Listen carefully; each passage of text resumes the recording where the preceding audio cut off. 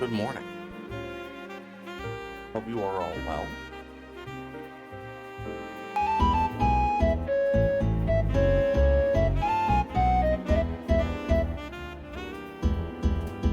The Eye of the Sam.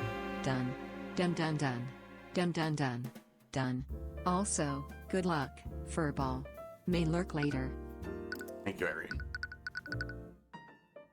Alright, we're off. Case 4. Severed Ties.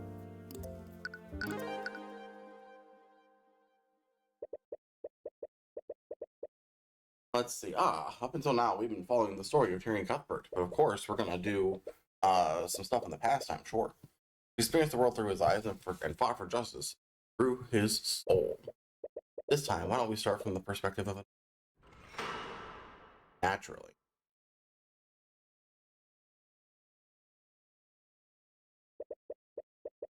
I can't believe Cuthbert read the client's mind without asking.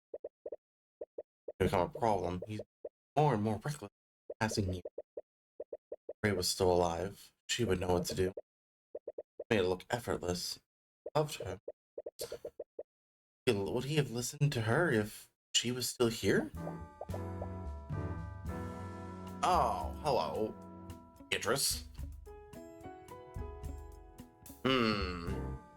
Beatrice Frega. Okay.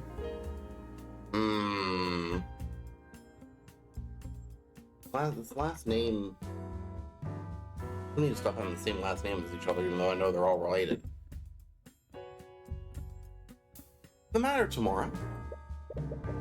No, I was just thinking about something.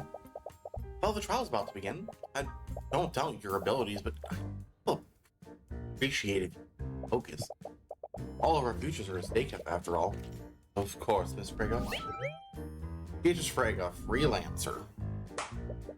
Beatrice takes in a deep breath before she claps her hands together. Wrong? Nothing. It's just the ritual that I use to calm myself. I'd almost forgotten about it. But more importantly, what are you doing here? Father sent guide Beatrice through the courthouse. It's a new environment for her, and we're both worried about her condition. I can't believe you were the boss's daughter in this entire time. Why didn't you say anything at the academy? Oh, knowing my true identity would have caused friction with my son, wouldn't it? He's not my... Anyway, I suppose I understand why you stayed quiet. I don't appreciate being kept in the dark about this. Oh, speak of the devil? But Cuthbert and McCoy walking through the courthouse with other members of the gallery. McCoy spots you and gives a friendly yet awkward smile. However, Cuthbert ignores you entirely and walks silently into the courtroom. Mental troubles. We had an argument earlier. It's nothing to worry about. If you say so. You are worried about what he saw in Beatrice's mind, though. He's always been a good kid, but this idealistic sense of justice clouds his judgment sometimes. You just hope he's not planning to do anything reckless. The trial's about to begin. Do you have time? Do you really have the time to be making small talk here? Prosecutor Steelman approaches. He appears to be accompanied by someone else. Nightgrave, is that you? What are you doing here? Well, he's accompanying me as my aide for this case. I assume you'll be prosecuting. Of course. Never pass up this opportunity to face the infamous Ruby Tamora. Really, if I recall correctly, you've been Tyrion once so far. Ms. Steelman, don't strain yourself. That look for. Almost look surprised to see you here. Considering the circumstances, you might recuse yourself. I am more than capable of being objective. Especially for a case of this much importance. Well, hope your mind is as strong as you think. Steelman, please calm down. Good reunion? God.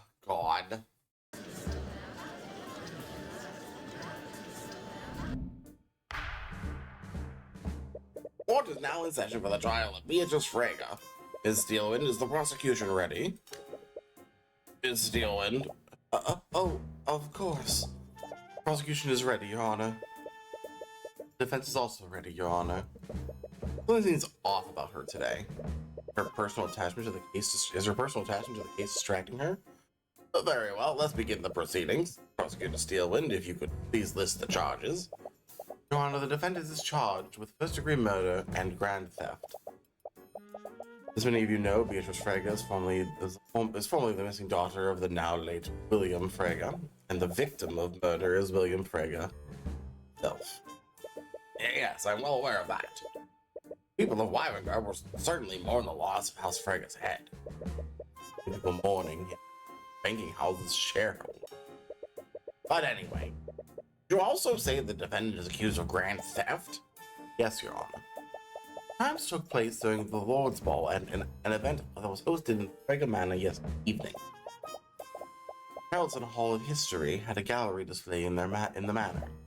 They were showcasing several magical artifacts donated to the Wyverngar Historical Society. One of these items was the Sword of Spell Eating, a magical artifact that allows its wielder to nullify magical effects. Okay. Nice reskin of another sword.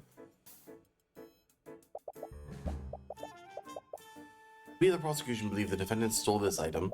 She then used it to nullify the magical lock on the victim's study. After breaking into the study, she attacked the victim, slashed his throat open using a letter opener.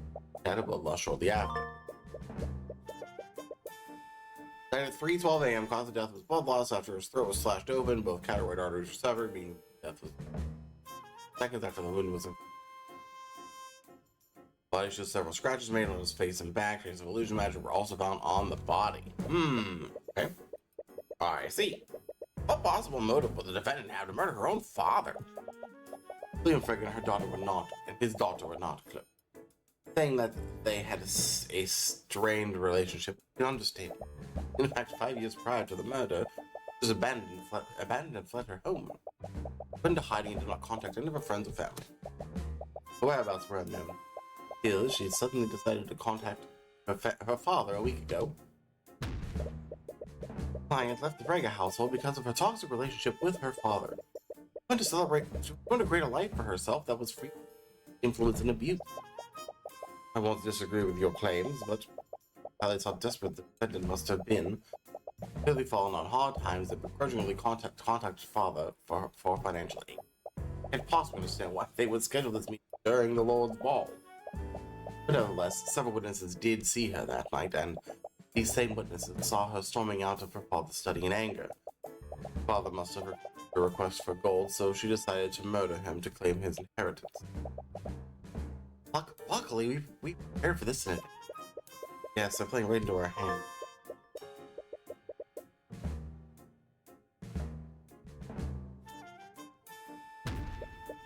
What you're saying is all conjecture, Steelwind.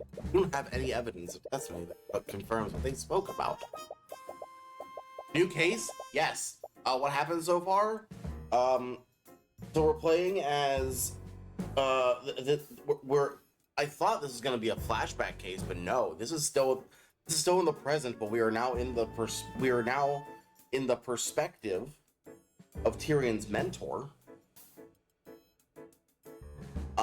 And so far, because we haven't gotten very far into this at all, it kind of just threw us into court. One of the heads of one of the noble houses, the Freya house, has been murdered, and his daughter is being charged with murder and theft. And that's all the further we are currently, because it threw us right into the case. We haven't had to do any any exploration or any investigation at all. Yes, I'm aware that you and your client have tell us what was discussed during that meeting. As long as you both stay silent, my claims are plausible. To be honest, Steelwind, do you really think that my client committed those crimes in spite of her condition? Condition? What do you mean by that, Miss Tamara? Why don't you tell him, Steelwind? Tell the court about my client's disability. Your Honor, Beatrice Frege is considerably legally disabled. However, legally disabled, that's a convenient way of putting it, Steelwind. My client isn't just legally disabled, completely blind. Yeah, that'll do it. Completely blind. It's true. There's several medical documents and testimony from several Churigans? Yep, several Churigans attesting to that fact. My client isn't able to see anything. Well, okay, having a blind defendant does make her doing murder a little bit harder. What is the meaning of this, Miss Steelwind? Do you expect me to believe that a blind woman performed any act you're accusing her of? But you also see how ridiculous these claims are, Your Honor. If the court would just let me elaborate. Steelwind, the prosecution's first charge is grand theft. My client would have needed to break into a magically secured display case. What would it actually be difficult task for anyone, much less my client? And the second charge is first-degree murder. My client would have needed to use the sort of spell eating on the lock, leading to the victim's study. Then she would have needed to grab the letter opener, overpower the victim, and deliver a precise fatal blow to the victim's neck. Any of that sounds like a reasonable theory, Your Honor? I'm compelled to agree with you, Mr. Pro. Well, sounds quite ludicrous, to be perfectly honest. This is just awful. Humans are clearly just attacking the Kragas now that they're headed to sea. Objection! Enough! Your Honor, the court has not seen the evidence that supports this case. Nor have you listened to the Inquisition's testimony regarding their investigation. If you have done so, you are in no position to pass judgment. Oh, very well, Miss Steelwind, I suppose you have a point. Did he have some flaws after all? But it doesn't matter, their case against Beatrice questionable at best. Frankly, it's surprising that Steelwind even went through this. It's only a matter of time before the judge sees things your way.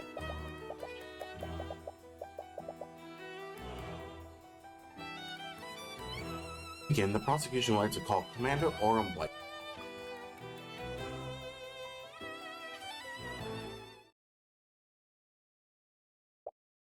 Commander White, please testify to the court about the Inquisition's findings. Alright.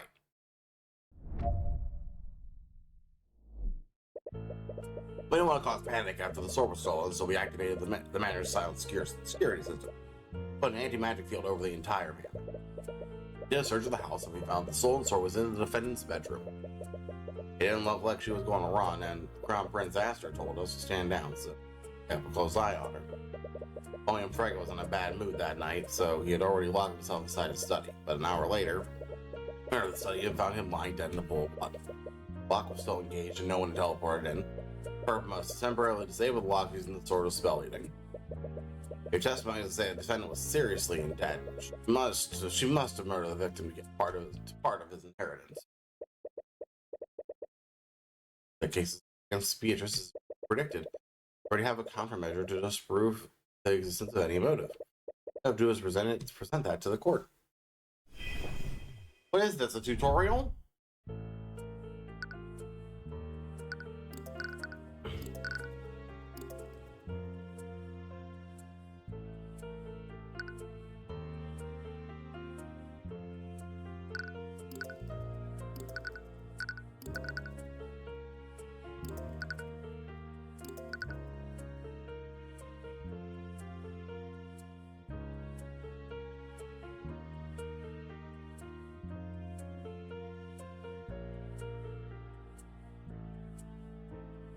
I don't think that's how the reading the sword of spell eating.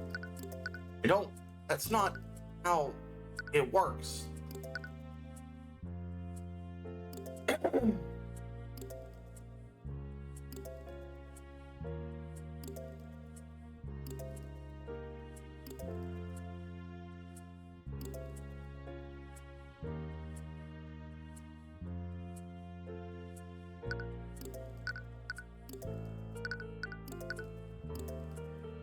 But I think it's about... Objection! Yeah, I think it's this. The prosecutor's case against my client is riddled with holes. The prosecutor's proposed motive is the largest among them. What do you mean, Mr. Morrow? Of all the elements in the case, the motive is the most believable. The client would have had much to gain through her father's inheritance. Maybe. So my client had anything to inherit at all. What?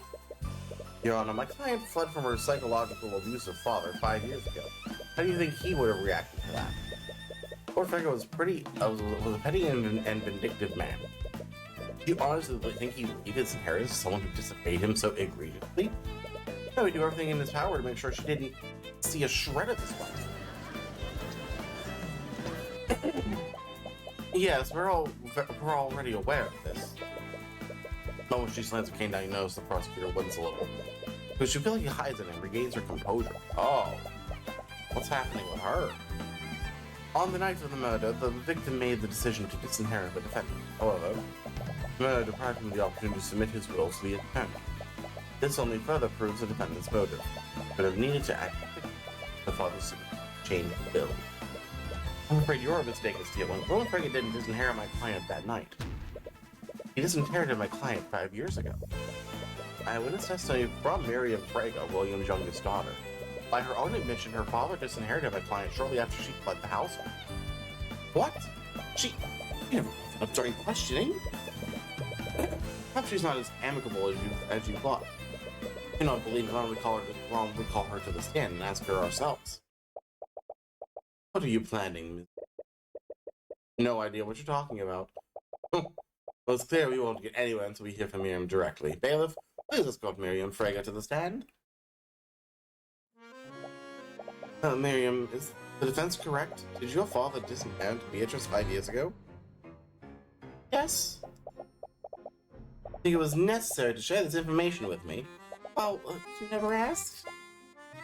If I recall correctly, you were also tight-lipped during questioning this morning. Staying quiet for your sister's sake? The witness just lost her father. You can hardly expect her to recall every detail that's relevant to the case. Here's the more concerning question. How exactly did you extract this information? Who knows? You better have a way with people. Godless, I suppose you have a point. I'll give the witness the benefit of the doubt. For now. In any case, Miriam, please testify to the court about how you found out about Beatrice's inheritance. Yes, of course. I don't remember what I used for Miriam's voice before.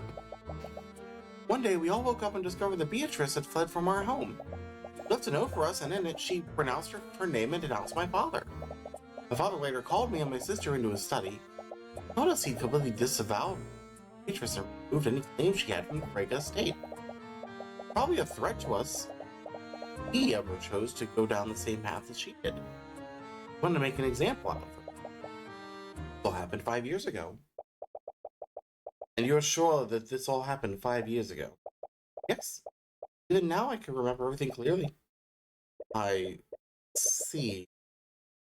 She's getting slower. She deep in thought. Angrave seems extremely concerned for some reason. And... I'm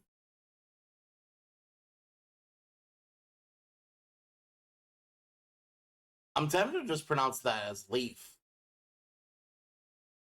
I think that's probably the way to do it. And Leaf was there with you at this meeting. Yes, she was. However, Leaf couldn't have possibly been there. Oh. Hers getting more slurred. You also know her balance is slightly swaying. Hey, are you okay? Of course oh. Uh-oh. By the scaled lord, is that blood?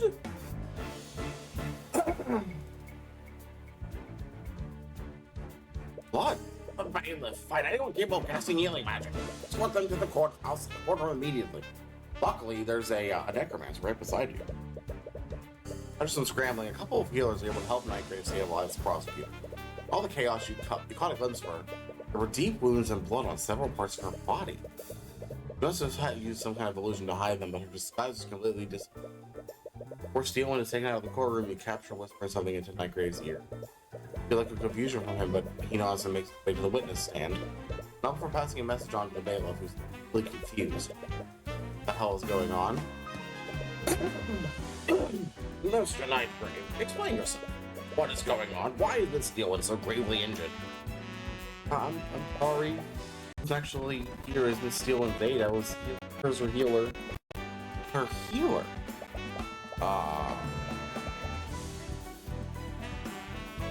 Yeah, like in fair. I guess, yeah, like in fair, it'd be late, yeah. That's fair. The truth is, Miss Steelman was violently attacked at noon today. She was in critical condition, but she insisted on prosecuting the case anyway. For a favor, and she asked me to channel my necromancy to keep those during the trial. Scale Lord, why didn't she just recuse herself? Must have known. And I'll try to prosecute Beatrice. You would have handily won this trial. Nevertheless, she showed to prosecute because no one else would. She did it all despite the risk of her life. It almost makes you respect her a little. Almost. Anyway, is there any need to prolong this trial, Your Honor? What? And you must acknowledge how weak the case against the client is. In addition to that, Miriam's testimony shows the client had nothing to gain from her father's death. Miss Tomorrow, Miss Steelman is gravely injured, and you're only concerned about... The only thing I'm concerned about is seeking justice for my client. Even so, we cannot move forward until we find another prosecutor. How long do you think that will take, Your Honor? It's almost been 12 hours since the murder took place. He gives us, what, 36 hours? After that, every magical trace of the crime scene will fully disappear. But there might be someone...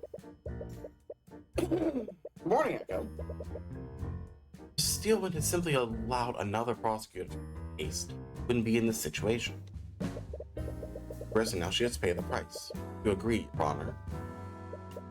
You're not exactly proud of winning this way. But this is what it takes to win. You won't let an opportunity like this die. Josh is clearly unhappy with this turn of events. I'm also unhappy with this turn of events. What is... I don't like this. Something fishy's happening. It's out of his hands now. Well, due to today's unprecedented, I suppose I have no choice. I don't have any prosecutors available to immediately take Miss Steelman's place. Take a brief recess. After that, I'll deliver my verdict.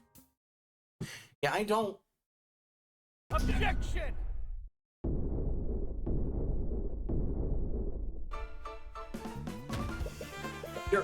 Your Honor, I'm afraid I can't let you pass a verdict just yet. Mr. Cuthbert. Cuthbert? What the hell are you doing? I don't know. What I do know is there was a massive contradiction in Miriam Frigga's testimony. Because things are going to be as simple as you expected. Oh god, alright. The night before. Feels so out of place here. But your clear hatred for nobility, you find yourself at a party filled with aristocrats. Yes, no matter what you do in court, always slam your hands on the table. Always.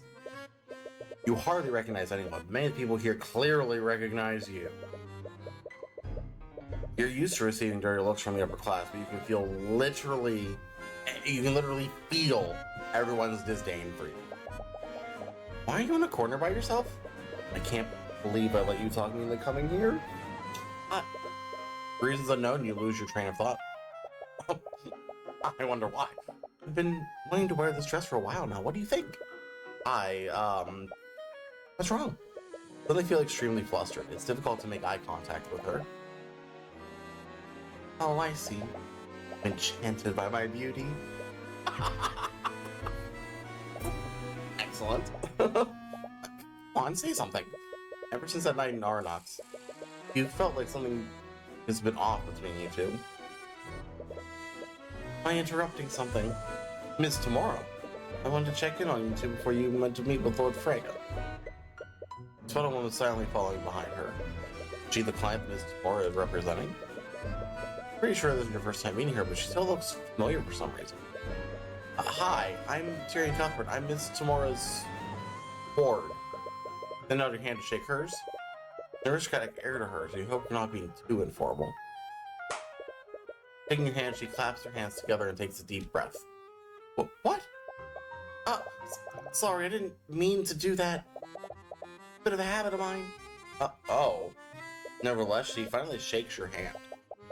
I've heard much about you, Mr. Cuthbert. My name is Beatrice.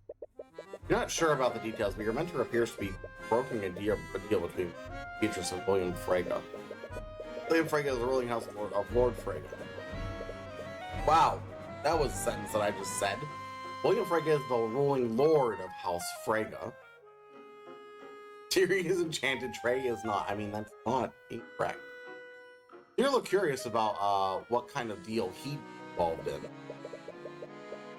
You got a lot, but you've learned not to pry into your mentor's business. Anyway, we'll probably be gone for a while. I trust you two not to cause trouble. In a manner filled with the highest members of nobility, you might meet some familiar yet unfriendly faces. We'll keep a low profile, Mr. Brock. Please do. Odd. So, why were you so insistent on accompanying Ms. Tamora to Lord's Ball? No, you can tell me anything, right? I guess everything happened to Hardox me about things. I don't really know anything about my past or where I came from. I didn't want to think about it because of my dad and my mom, but I'm going to find out who your biological parents are. I do. I don't know. I don't know now. Here's starting to make me feel weird. Still my mom, and looking for my birth parents feels wrong somehow. I don't think that's true. Really. Miss Tamora adopted me when I was a child, and she gave me a purpose in it. But I still keep my childhood memories of my mother close to me. Yes, so close that it drew you into a blind rage last case.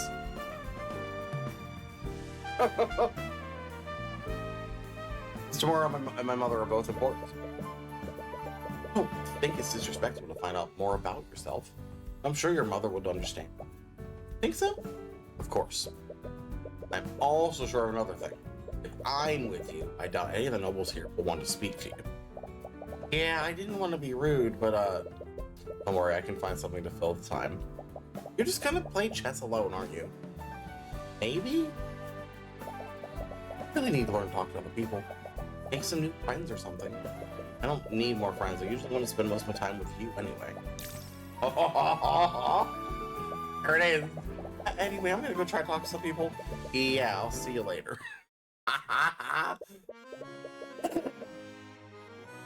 Excellent. You can feel the tension.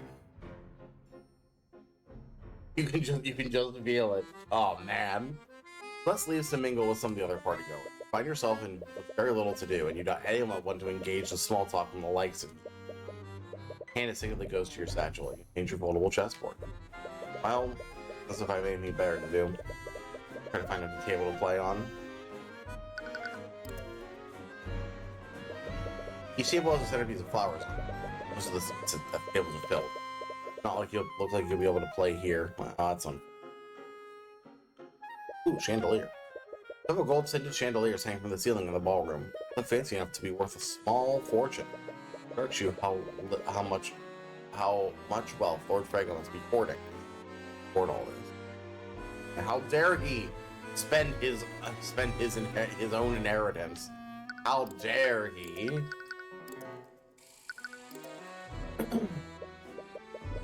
This place looks pretty quiet, but there aren't any tables around. Well, wood play on the floor. Pop out! Oh, what the? While walking through the hallway, you suddenly find yourself face to face with a large wolf. Immediately upon seeing you, the wolf quickly gallops away. Did someone leave a door open? I think I've been telling someone, you remember that the manor is full of nobles. I'm sure a servant will spot it eventually. Probably best find somewhere else to play. There are several jewels mounted on the wall, and they look equidistant from each other. I already knew about House Frege was wealthy, but embedding jewels onto the walls makes the place look pretty tacky.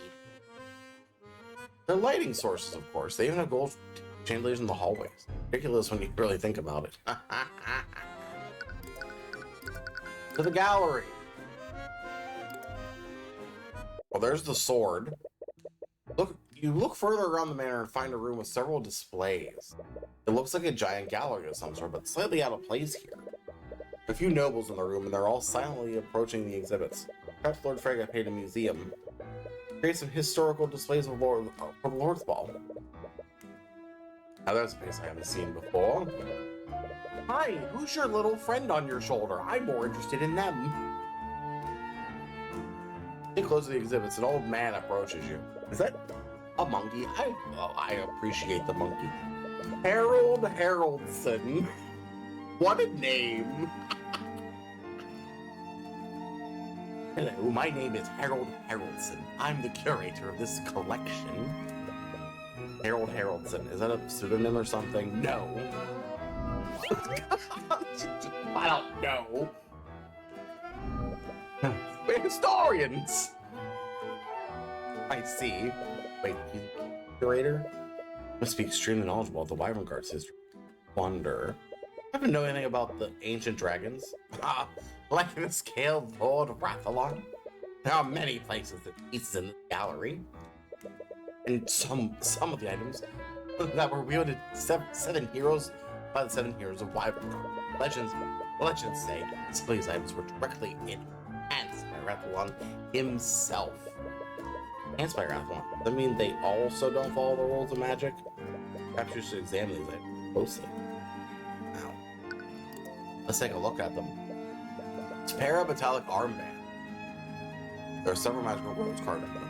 Those are the armbands of intellect. They were actually created by members of House Frege many centuries. That make these armbands one of the first creations of artificer. That's correct. Legends say that whoever wore these armbands would be granted unparalleled levels of intellect. Many believe the House Frege created these to aid them in their study of magic. Okay. But are they like +2, +4? What are we talking about for the statistical bonus? A pair of golden earrings are small jewels embedded into each of them. Those are the earrings of vitality. Said that the Scale Lord imbued a portion of his immortality into them. Legends say whoever wore them would have their lifespan increased tenfold. Scale Lord could do things like that. Of course, he is the Scale Lord. Those aren't earrings, that's a brooch. Are there any spells that can create a similar effect to these earrings? Not that I know of. A spell that could probably fall under the school of necromancy. I'm sure you know how much the kingdom scrutinizes that type of magic. Necromancy isn't inherently evil. God. Painting of a researcher. This is Professor Matt Ireland. He was a professor of some renown. He was a researcher of combinatorial magic theory. Ooh, actually, I might be interested in that. What's that?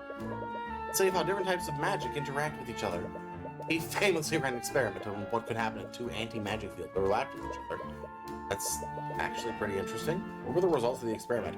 Well, they had maged into the space where the 2 fields overlapped. It turned out that those mages were able to use their magic in it. Wait, how would that be possible? They would have 2 anti-magic fields affecting them. It's 2 negatives. 2 negatives cancel each other out.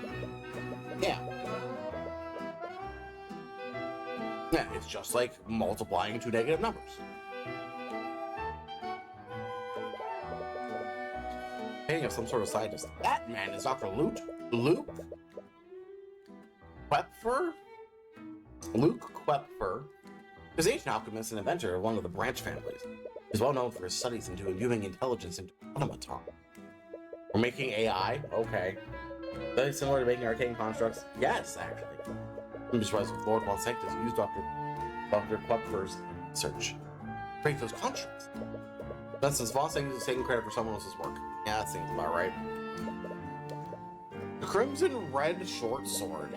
That is the Sword of Spell Eating. Legends say that it has the power to protect the wielder from any kind of magic. So it's kind of like an anti-magic field. In a way, yes, but it has less than heroic origins. It says the sword was created through a blood pact between a mage and a demon. Oh. Legends say that some demons have the power to absorb and nullify magic. You must imbue some of that power into this sword. At least that's what the legends say.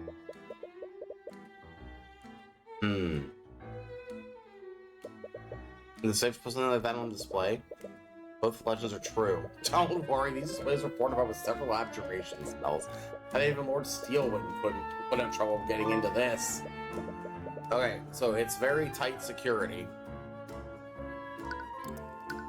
So how did she supposedly get the sword out then? That's the question.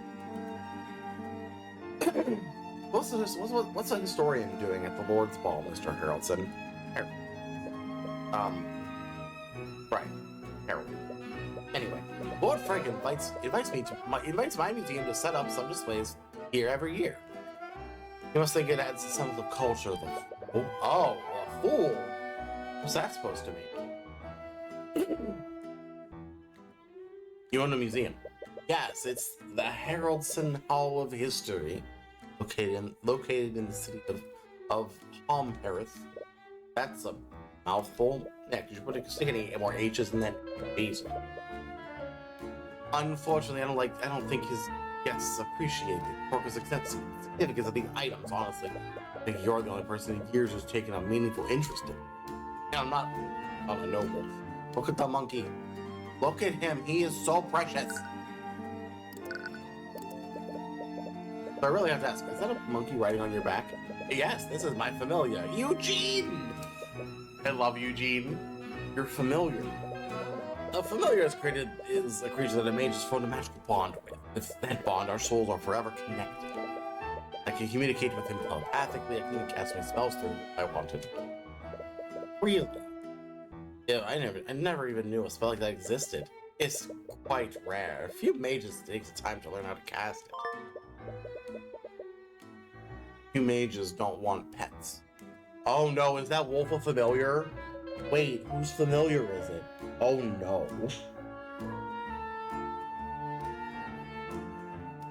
Oh no. Well, actually, let me actually read Familiar Wand.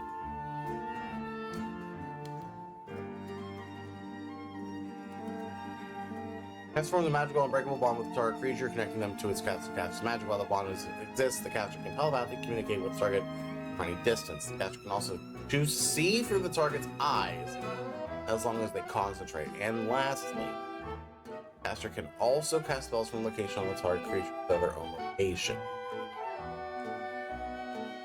Once this bond is formed, either the caster or the target can form possibly a creature. The bond can only be broken in death. Correct. Okay. The exception, so comparing this to D&D, the only exception here is that it can be any animal. It doesn't have to be a certain animal.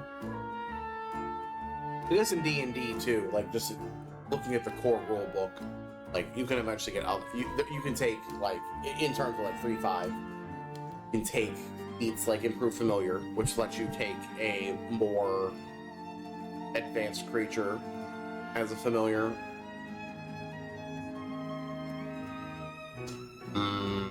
Okay. I'm suspicious of this wolf. I'm doing okay, Echo. Eugene helps me with my day-to-day. These old bones aren't as spry as they used to be. Eugene is precious, and I love him. Harold. As a historian, do you have a lot of knowledge about the ancient dragons? That's that question is somewhat complicated. What do you mean? Unfortunately, a lot of historical texts in my collection have been altered or even outright destroyed by the Church of Bahamut. Because of that, it's quite difficult to separate myths from actual historical accounts. Right, and I remember encountering a similar problem at the Imperial Academy. You must be quite dedicated to your studies. Someone in the Imperial Academy? Rude, but I suppose that can't be helped. I had to fight the church for a long time before I can even display dragon bones in my museum. Oof. In the history of the ancient dragons, was there any instance of them granting powers to humans? Oh, well, of course. The entire premise behind the 7 heroes of... That's the entire premise between 7 heroes of Wyverngard. How does this mean? Not even... Right, was there anything before that? Did they grant supernatural abilities that didn't follow the rules of arcane magic? Granted supernatural abilities. That's like something demonic. rather than rock. Oh, good. We're a demon. We're obviously a demon.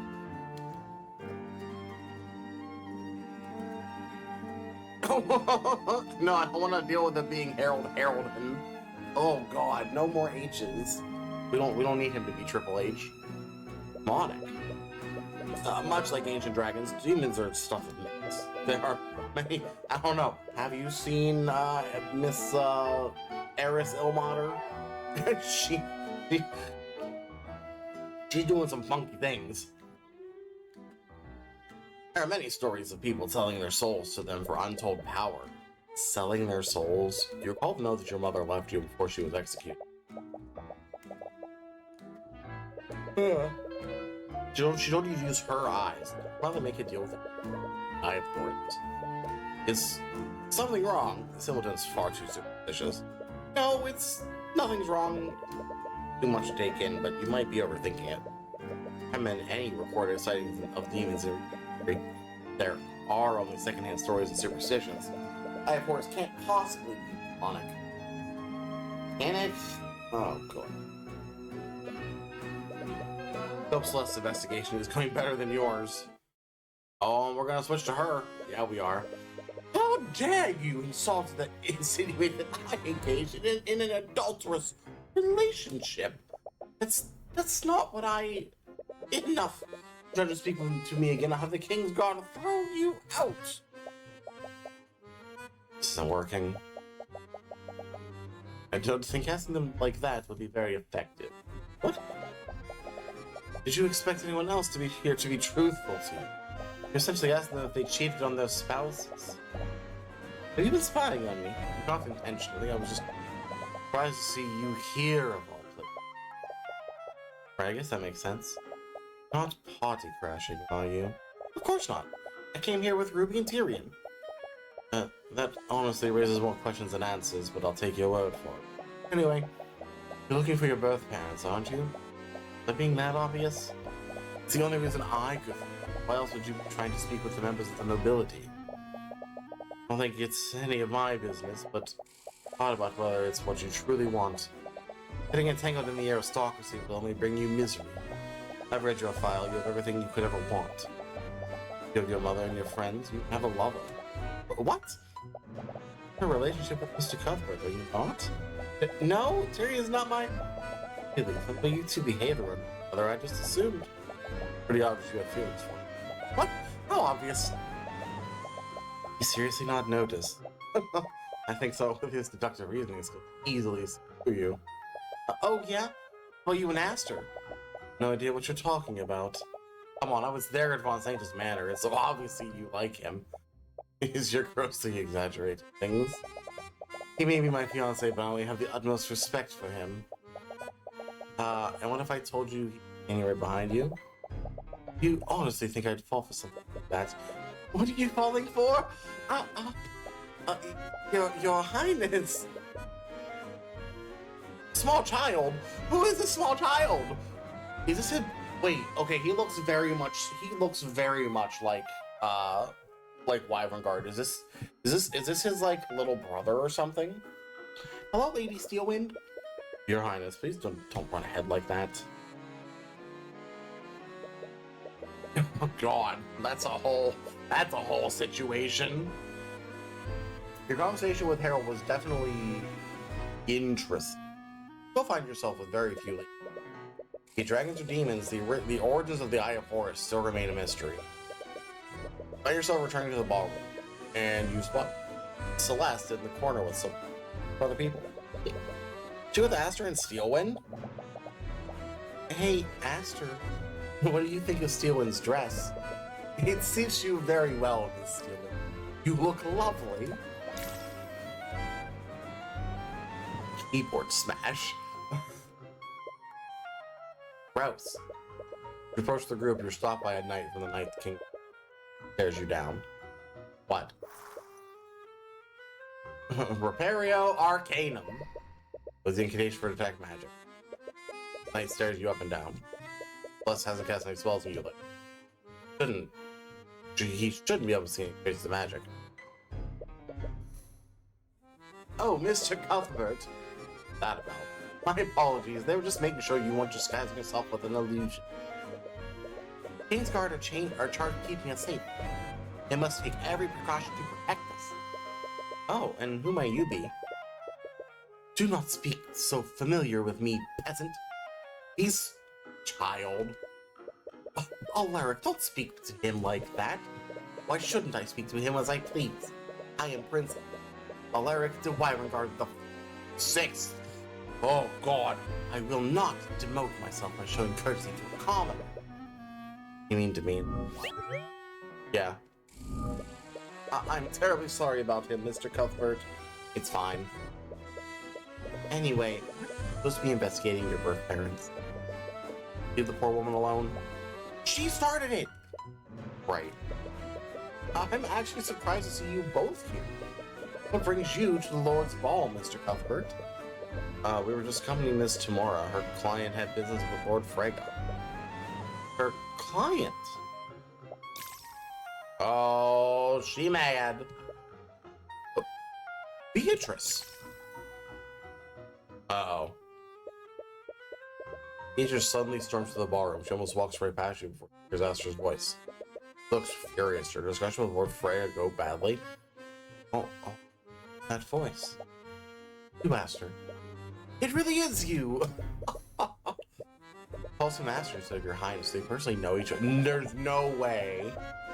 There's no way that, like, something happened that... Well, wait. I'm glad to see you again. It's been quite some time. They are of similar age. Really all you have to say. I wonder if at some point those two were engaged. And then when she ran off, that's when he got hooked up with Steelwind. That's why she's upset. Oh. Here's you two have much to talk about. I'll be taking my leave. Everyone's so panicked. There's only a bit of tension, Tyrion? Dude.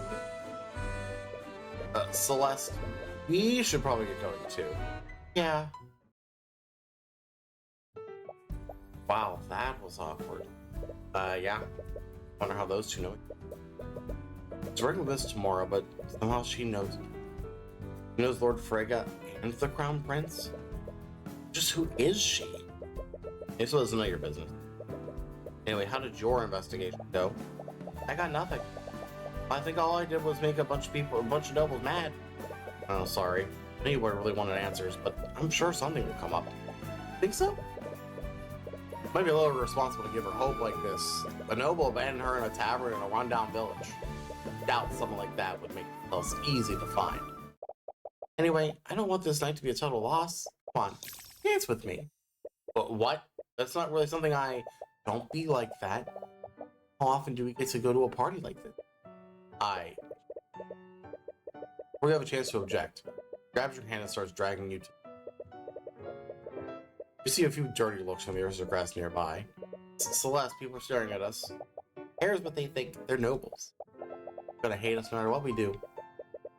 I mean, she's got a point.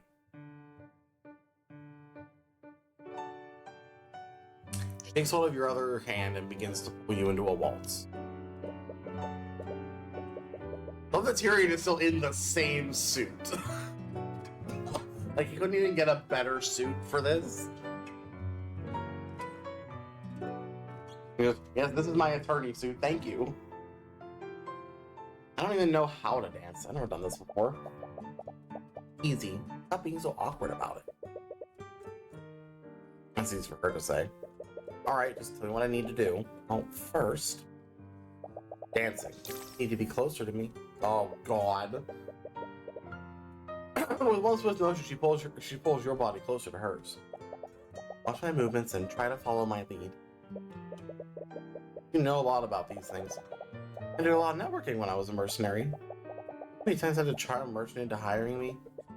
I see. You don't know much about her, do you? Carefully watch the position of her feet, trying to match her movement. Well, you find yourself able to match her rhythm. So I accidentally step on her foot every few. She doesn't seem fazed by it. Either she's being polite or she genuinely doesn't feel anything. You're getting it. Don't focus so much on where your feet are. Look at me. What? Come on, do it. You try to make eye contact with her. Every time you do, she slowly find yourself drop back into her arm. You feel so embarrassed that you're becoming lightheaded. You find yourself perspiring more than usual. God dang it, Tyrion. But at the same time, you don't have an urge to break away from her. There's a comforting warmth behind all the anxiety. Ah, there it is. The infamous Tyrion Cuthbert. Never turns away from challenging a noble, but can't dance a step to save his life. Her expression doesn't betray a hint of it, but you still detect feelings of nervousness from her. Just as flustered as you are. And he is so oblivious. Like, very much noticeably oblivious. But yourself relaxing a bit more. You're somehow able to continue matching her movements. There you go. Although, what is it? You know the man is supposed to lead, right? Maybe I don't subscribe to gender stereotypes. Bam! Or, suck at this. Oh, okay. Ban. It's so savage. It's been a while since you felt this calm. There's always been something you need to prepare for. A client needs saving, a culprit that needs catching, but you're quite content with this one brief moment you're able to spend with her. Let's find yourself getting lost in the mood. Until you spot a familiar face accompanied by a legion of knights.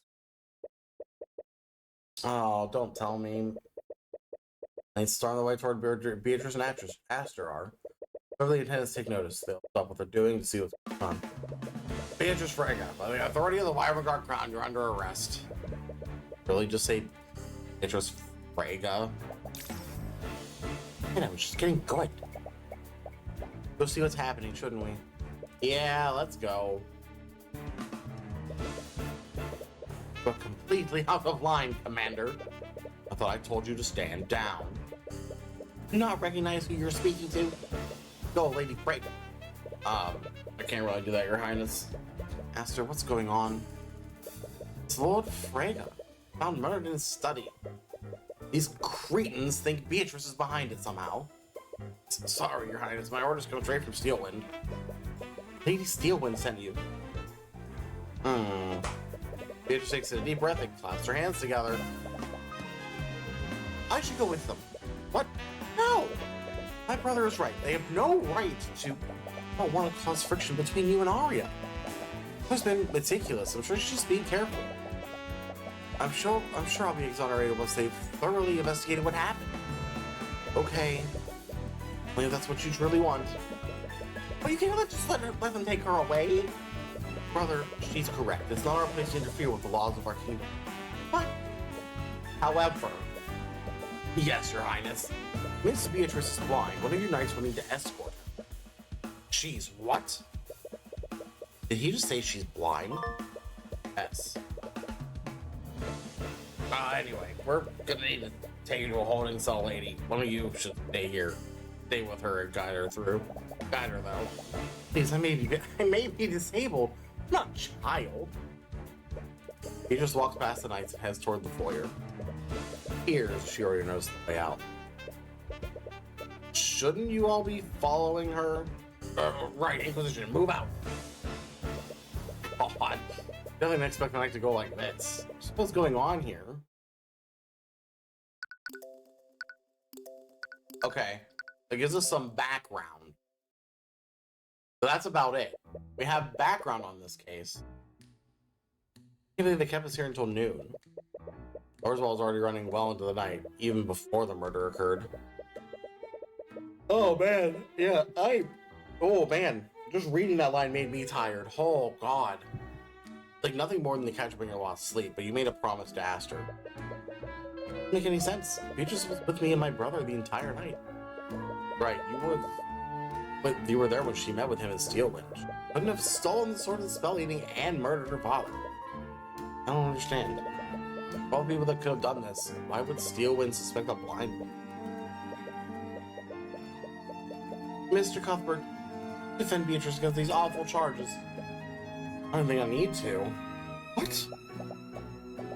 Beatrice is Ruby's client. I'm sure that she'll be the one defending her. Well, that certainly puts my mind. Does it? Wrong. Oh, I'm asking too much, but to investigate the crime scene for Mr. Cuthbert. What? But we just said Miss Tomorrow. Well, I know, but I don't doubt her abilities. Beatrice is a dear friend of mine. I like every chance for her to be found innocent. He said that she was a dear friend. They must have known each other since she's a Frega. Why Miss Tomorrow of all people represent a member of a noble? So a lot of things you don't know about her. Yeah, there are. Of course, I'll also accompany you for your services. Consider yourself blessed. A commoner like you only dreams of getting a job like this. Oh, this child. Oh. Alric. Tiny Prince is the point, though. Payment from the Crown Prince does sound tempting. I can't believe this. Let's return to the ballroom. She changed back in normal clothes. What's wrong? On the coat room said they couldn't find my sword. Told me that someone must have stolen it. Oh no. Oh, good. Why would someone want to steal Celeste's sword? Because they're trying to frame someone. I think group everyone the Ball's aristocrat. You do recall her saying that it was forged in the Eastern Kingdoms. But might have stolen because of its rarity. It will probably keep an eye out for it when we visit Manor. Might all just be kind of a mistake. I hope so. Anyway, where should we start first? Go to the crime scene. I remember hearing they found Lord Frega's body in his study. Over there. Finally caught up with some lost sleep. We're trying to get about a bed around 8. I'm actually getting up at 10. Yeah, that's kind of how I was last night too. Because like I rolled out of bed at 8 o'clock this morning. Basically went, the live button.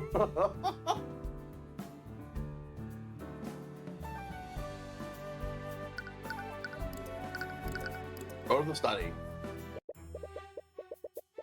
You arrive at the crime scene and see the usual swarm of ink.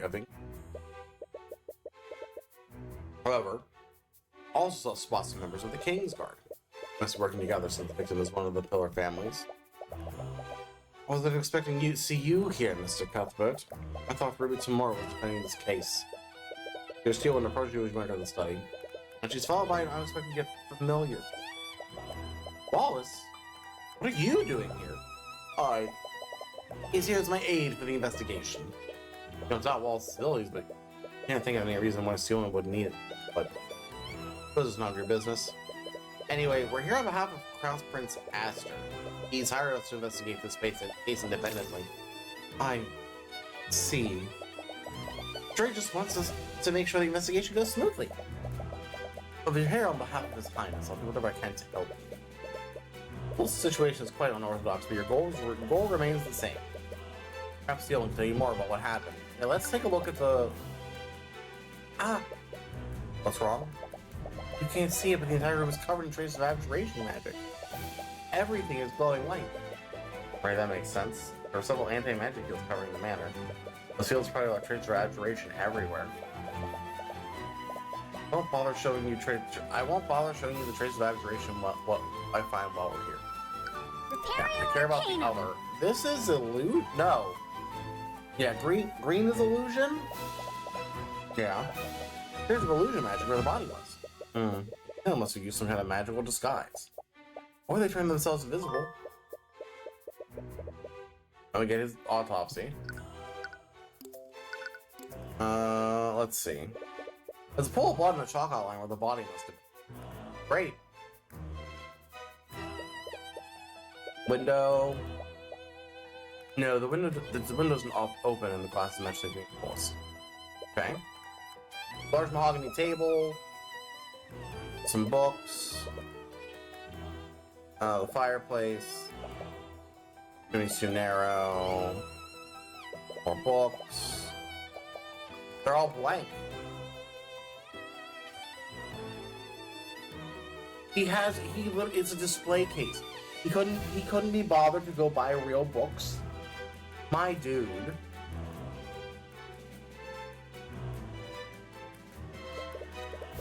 He has some sort of scholar. There's some text next to it.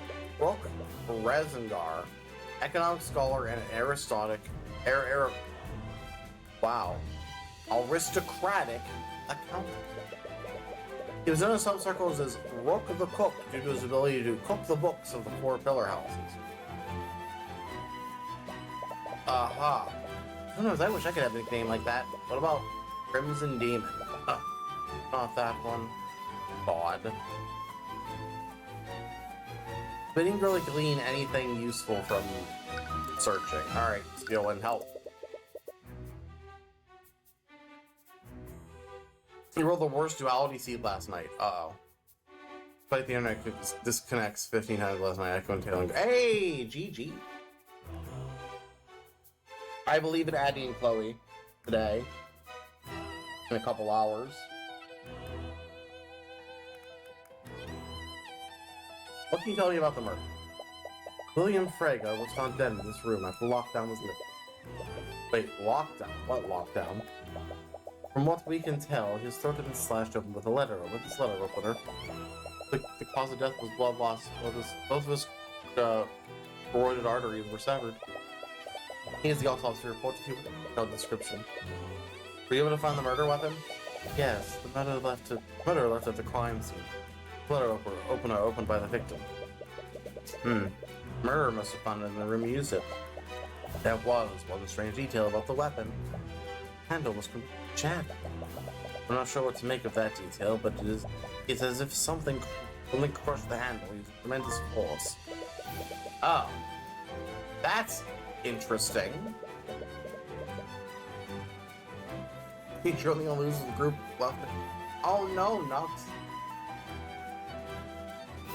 First finish time at 1:29? Yeah, that's pretty bad for duality, actually. That's really bad for duality. What are the Ping and Brave Serpent?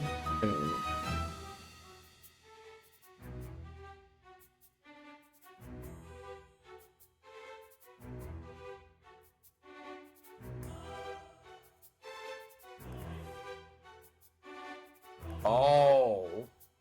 Well, Brave. Ooh, our Sundays might be changing.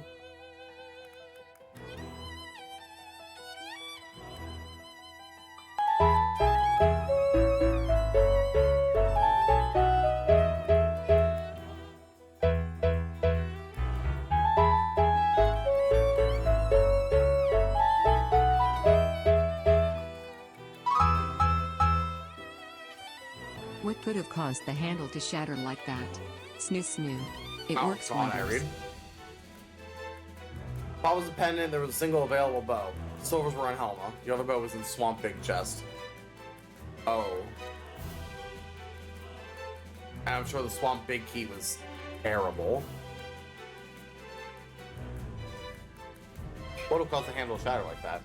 Yeah, what would have caused the handle to shatter like that? You mentioned that there was a lockdown. When did this happen? Didn't notice. The Inquisition did try to be discreet. Everyone noticed the commotion Beatrice and the princess made over it. Because you two must have been lost in your own little world, weren't you? Oh. Anyway, you said Lord Frege's body was found after lockdown? Means that something else must have happened prior. Swamp Big was in GT Compass room with a vanilla smart. Oh god, yeah, okay. I can see why it just kind of, yeah, that just gets worse and worse. That's pretty bad. Supposedly, someone had broken into one of the heralds and where the magical artifact was stolen. There was also a theft last night. The Manor's lockdown system behaved like the one in the Imperial Academy. Systems are somewhat different. Unlike the Imperial Academy, the lockdown only prevents people from leaving or entering. So not all of the rooms were locked. But what about this specific room? This room does have an abjuration ward that locks the door and prevents itself out. In addition to that, the system was placed an anti-magic field for the Manor. Anti-magic field? That. Anti-magic field is a spell that nullifies all magic within it. As it is. Here in Flippers.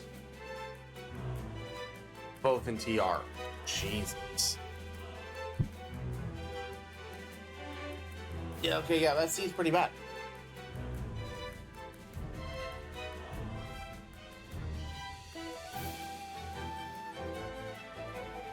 systems somehow cover the entire manor in this effect. If you notice, there are several purple crystals embedded in the walls of the manor. This purple crystal produces an anti-magic field during the lockdown. That makes sense. So no one could cast magic during the entirety of the lockdown. Oh, exactly. Someone could have used the storm artifact to circumvent it. There's just someone could use. Yeah.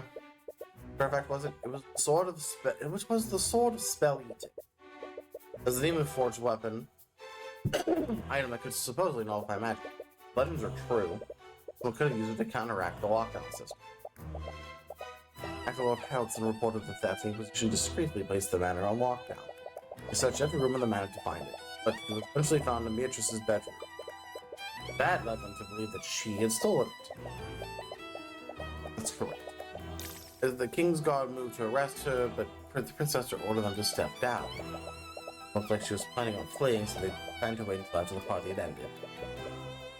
But then they found Lord Frega's body. Correct. Here she used the stolen sword to nullify the magical locks to break into Lord Frega's study. But if she had the sword, why wouldn't she use that to commit the murder? We're not entirely sure. We have a few working. We might have wanted to prevent the theft from tied to the murder. Or perhaps she had more confidence in wielding a knife over a sword.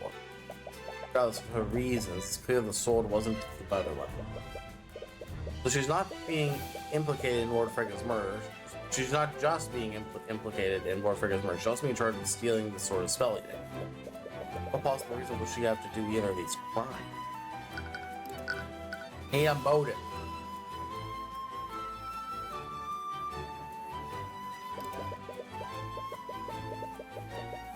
Cabbage is a groundwater type, so ice and electric aren't useful types. I mean, yeah, no, ether freezes things, so that checks out. That's a lightning bolt, so I would agree. The body was found here. Was Lord Frega locked in the room during the lockdown? Yes. Yes. Yes. William Frega knew that this room should have been secured. He was supposedly in a bad mood and locked himself in this room all night. He refused to let anyone into the room. The only person he spoke to after that was his daughter. His daughter? Talking about Miriam? No. Lord Frega had another daughter. Referring to Slave Frega. Lord Frega's middle child. Tried to tell her father about the theft. Family preoccupied with something else. So that he wanted to stay in the study for the rest of the night. When did this happen? It was shortly before the lockdown was active. Till after 1 a.m.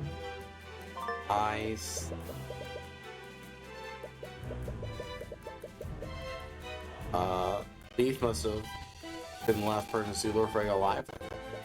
Speak with her and get more details about Lord Frega's actions. By the way, Steelwood, do you have a map of the manor? I do. Would you like a copy? Yes, thank you.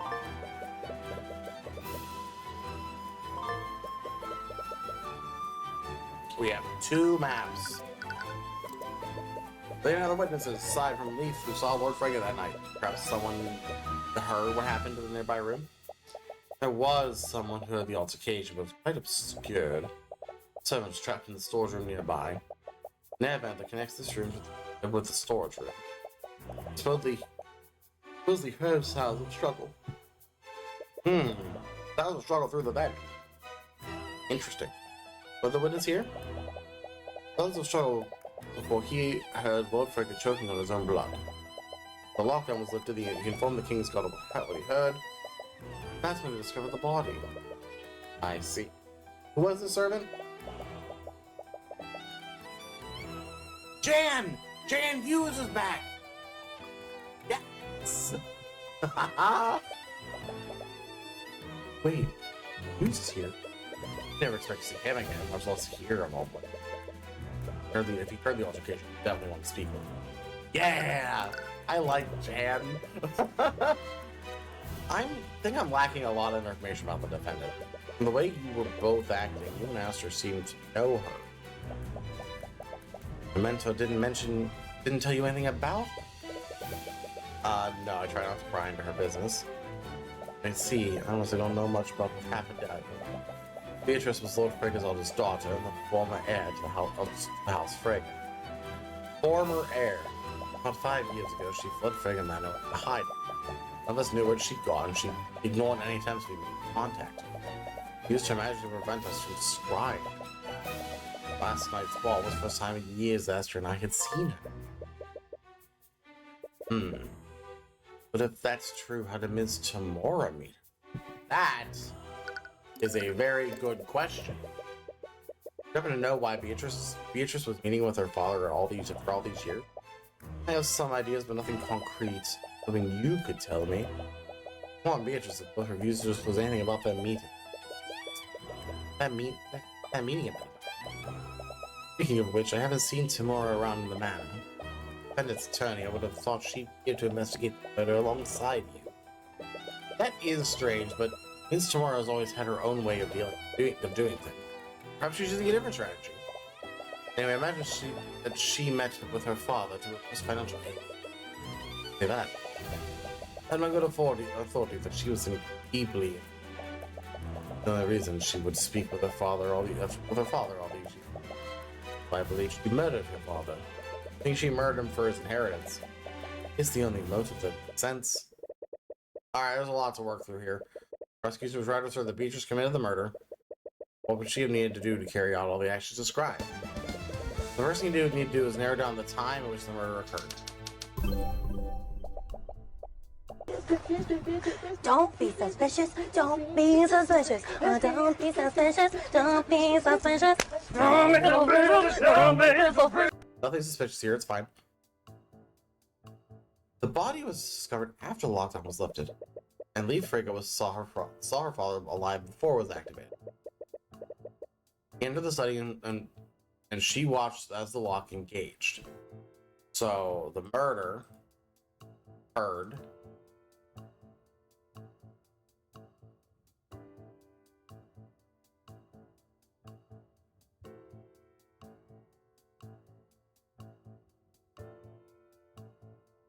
Was it before or after the lockdown? Must have been after. No. William was alive before the lockdown.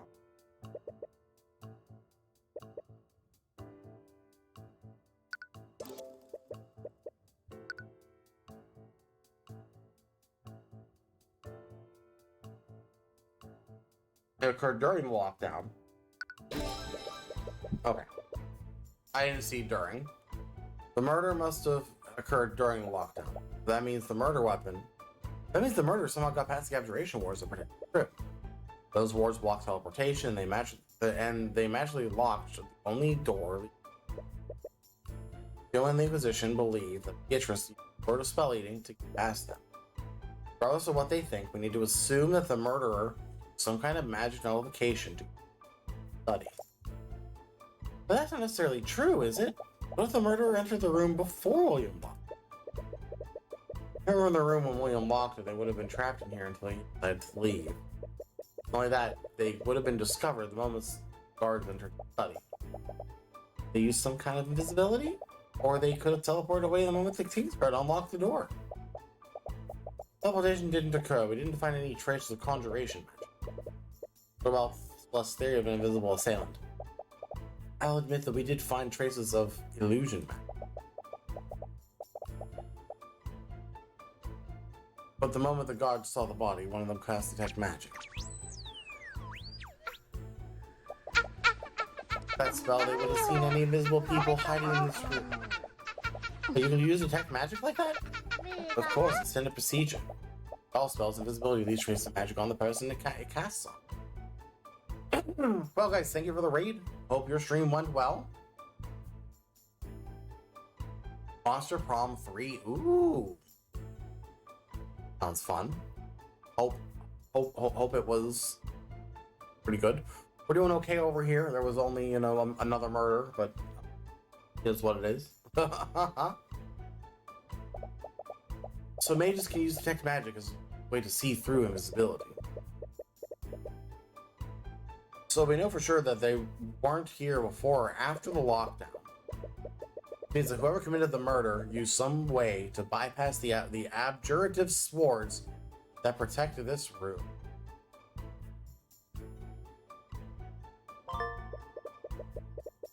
So what's the method of entry? Next thing to consider is the murder weapon. Where did the murder weapon come from? It just came from his desk.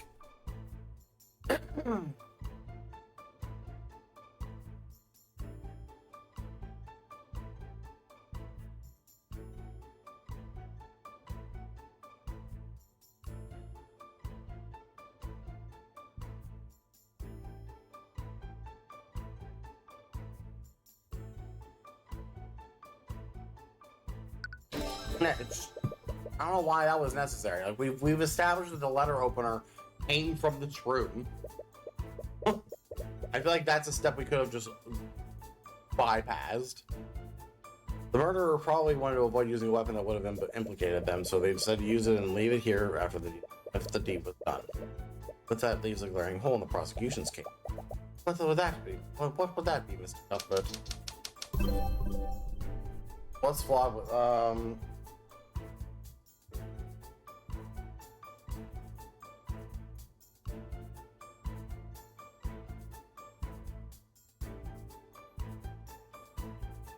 Beatrice is completely wrong.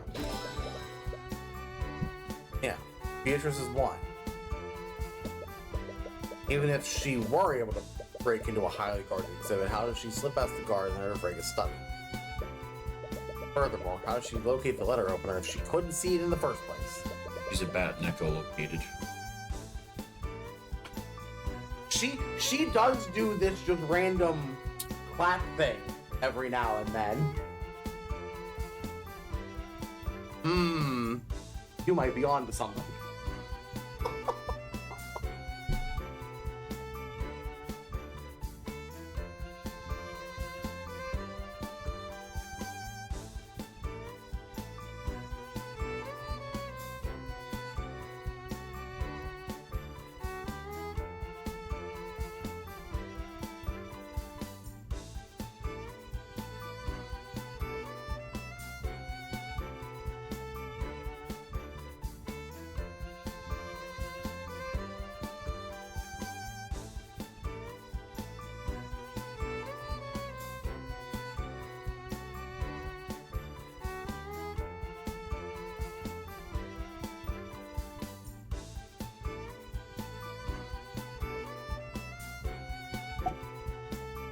None of it makes sense.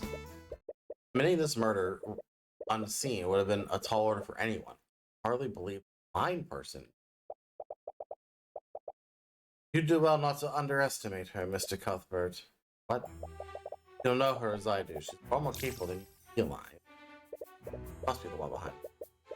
Suppose I wouldn't know, but the idea that Beatrice did any of this is still blue. Suppose I can't change your mind about that. I have to ask you questions, Mr. Cuthbert. What would you do if you discovered that one of your clients was guilty? What? I mean, I tend to have an insight into these things. Never happened.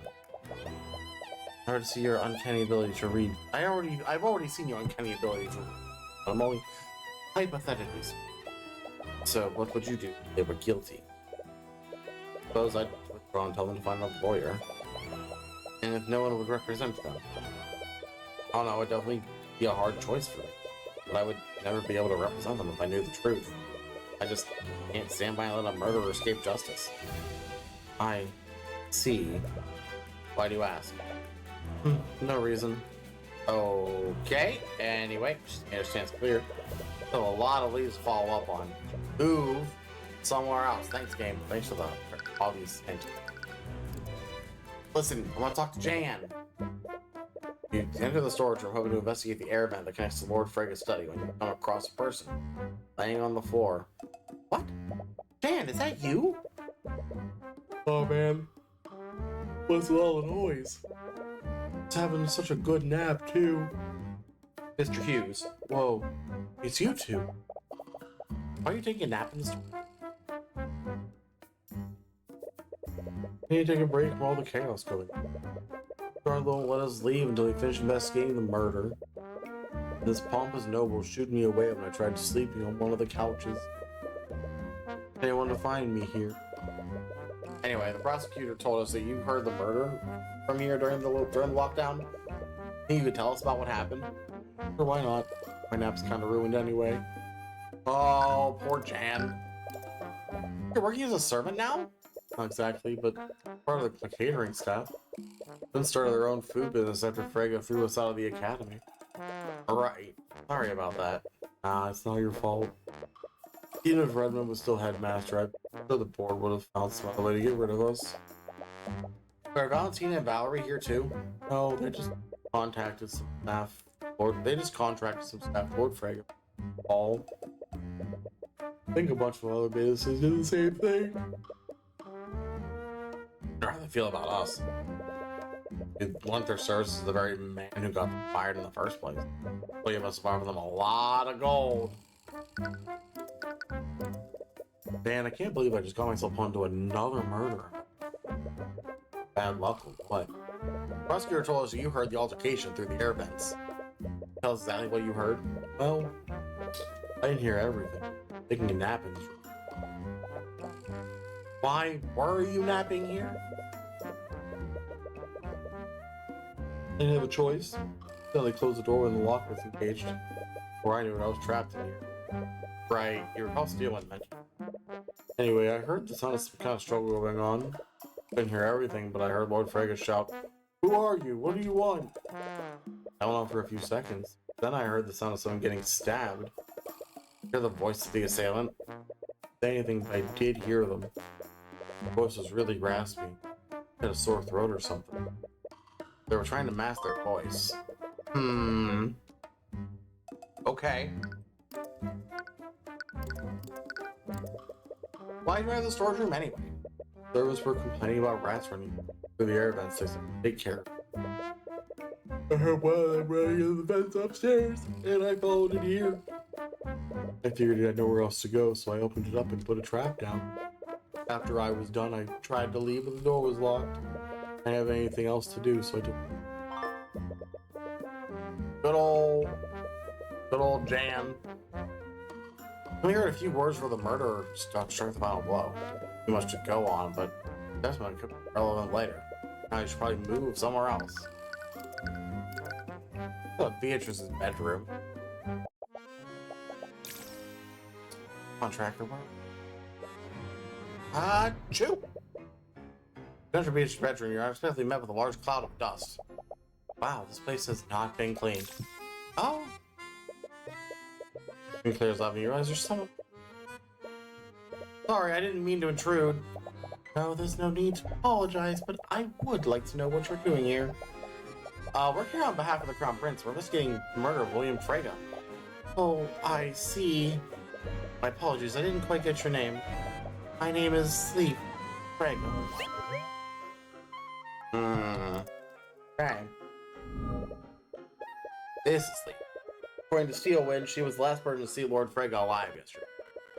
I have some information about how he was acting that night. Oh, good. We can build a psychological profile.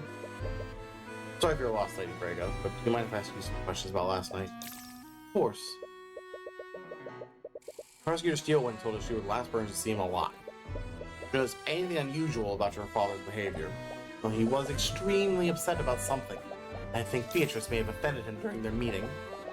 The servant said that he wanted to be left alone. Retreated to a study immediately after their meeting. I tried to speak with him when the theft was reported, but he didn't much care about the missing artifact. He told me to leave him alone with the Kingsguard and let the Kingsguard investigate the sword. Probably busy making changes to it still. Now that's an interesting thought. Oh. When did you see him last? Before they activated the lockdown. It was still after 1 a.m. that night. Was he adding Beatrice back into the will?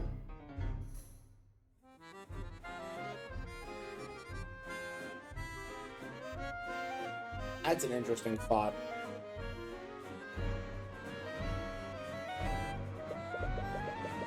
Do you have any idea what he was doing in his study? What? No? I have no idea. There's some fear in her. Lady Frega, is there something you're not telling us? It's important that we know about your father's actions before his death. I'm sorry, I don't know anything else. My father was a private man and didn't share much with anyone, even his own family.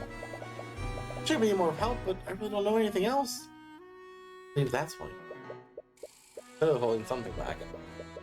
If you could reveal what she's hiding through an argument. Yeah.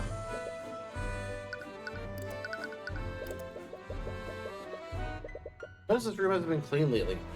You know why? Or this room has been clean recently. Or hasn't been. Yeah, I was right the first time. Because I forbidden starts cleaning this room. Why would you do that, Beatrice? He is very dear to me. I couldn't bear to have her room disturbed after she left. The only memory I had of her after she left. Doesn't make sense. She must have been holding on to the hope that her sister would return.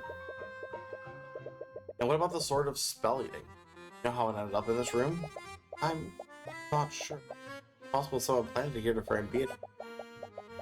Can't say why they would choose.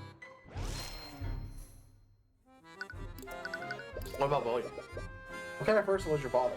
Oh, that's a lot of emotions. My father was a complicated. He was a brilliant scholar and businessman, but he was a cold and distant father. I see. Did he have any enemies? Was the head of House Frega? He controlled nearly every banking house in Wyvern. There were many people who resented his wealth and power. Remember anyone specific? Perhaps someone that he'd slighted recently? Oh, there was Lloyd von Sanctus, Holy Lord of Aradox. Yes, I heard he was recently involved in a court case. My father has been using controversy as an opportunity to slowly take control of Von Sanctus industry. What I've heard, he's extremely bitter about it. Von Sanctus' reputation was taking a hit after the Draken case. You doubt he let himself get involved in another murder. Never be too sure. Be with him and get more details about you. Even consider cooperating with you. Yeah, that's the question. Will Von Sanctus actually want to talk to us after we, basically convicted him of murder?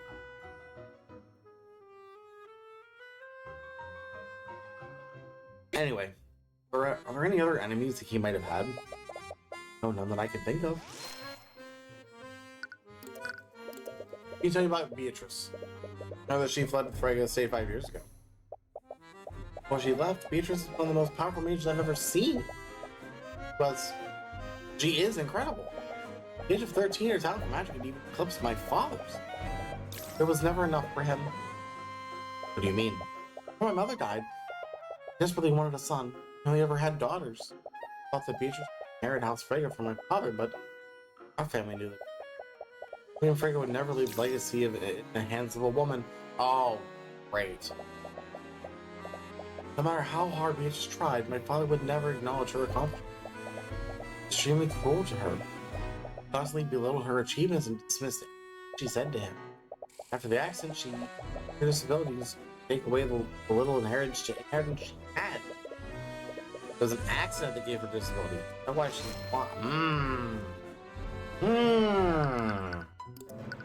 What happened? What about Beatrice's accident? Secret investigation? Any small detail can make a difference. I've learned everything I can. I'm not sure exactly what happened, but the magic experiment gone wrong. Beatrice was working on a project at the Imperial Academy, trying to create a new spell for me. Still not sure what happened, but there was an adverse magical reaction. The resulting explosion seriously injured her and left her. Can't imagine how she must have taken that. Actually, probably the most unfazed by what happened. But that didn't matter. Father saw his opportunity. Told me that he was relieving her of her duties so she could recover. I knew the truth, and take away her political power in such a standing. This is a mere decoration for our home. Ah, that must be why she left. Did she contact you during the time she was missing? No, no one had heard from her during that time. As much as I was worried for her, I was also a little happy. Unlike Miri and Maya, she finally broken free from my. I have no idea what would cause her to return here.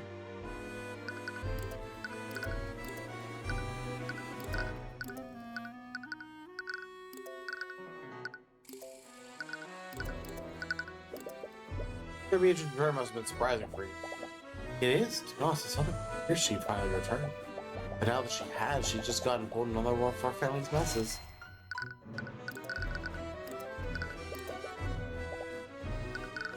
What about the sword? What about that man? He was my father, but I can't say I have fond memories of him. Must have been difficult to deal with.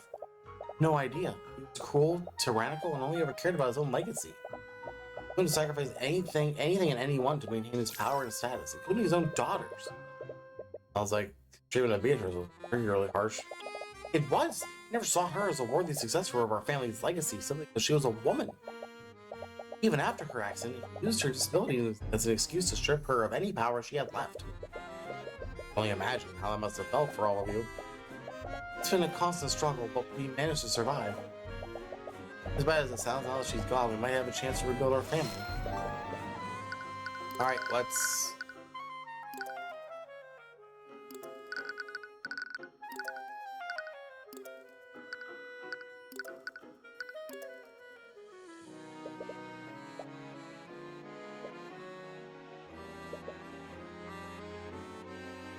Everything's dusty. So... Oh, that's where the sword is. Trace transmutation magic under the bed. I can't see it clearly. Let me take a closer look. It's Crimson Lotus. What? It's my sword. What? You never knew the sword had a name. So this is where it's been. Why would it be here? A room where they found the sword of spell eating. The two thefts related somehow. But why? What they say about them is that they're both swords. There's definitely more to this, but what? Why is Celeste's sword here? What happened to doing this argument? Okay, I guess we'll argue with her later.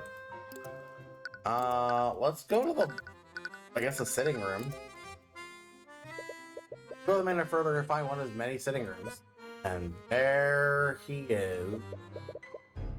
Sipping on a glass of wine, and thus he... Oh, wonderful, as if my day couldn't have gotten any worse. Los Angeles, what do you... The head of the noble house has been murdered. I can't very well return to Arnox with my affairs in such disarray.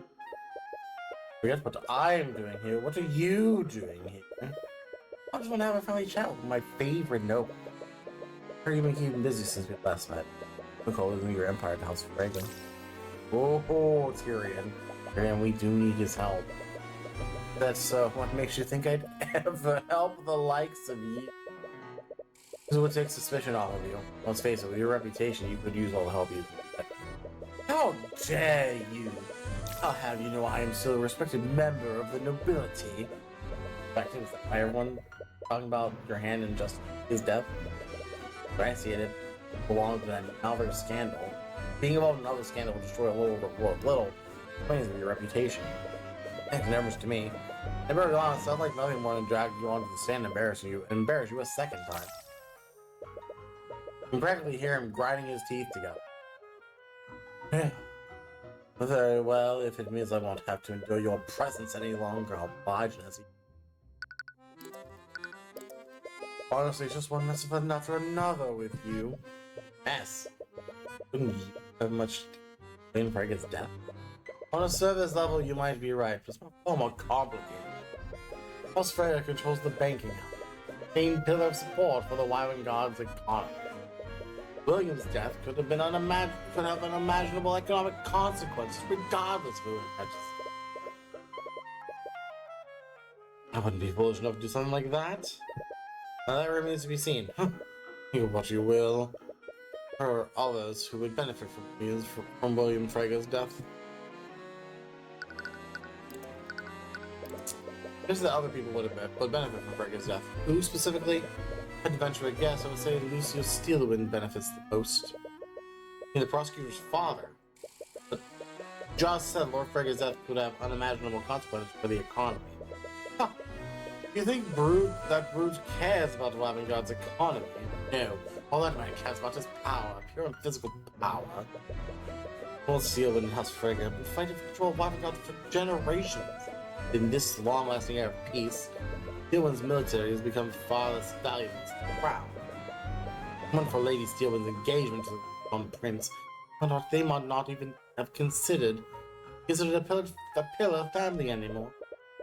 The death of William Frege is probably exactly what Steelman is waiting for. Our economy will to suffer will cause civil unrest.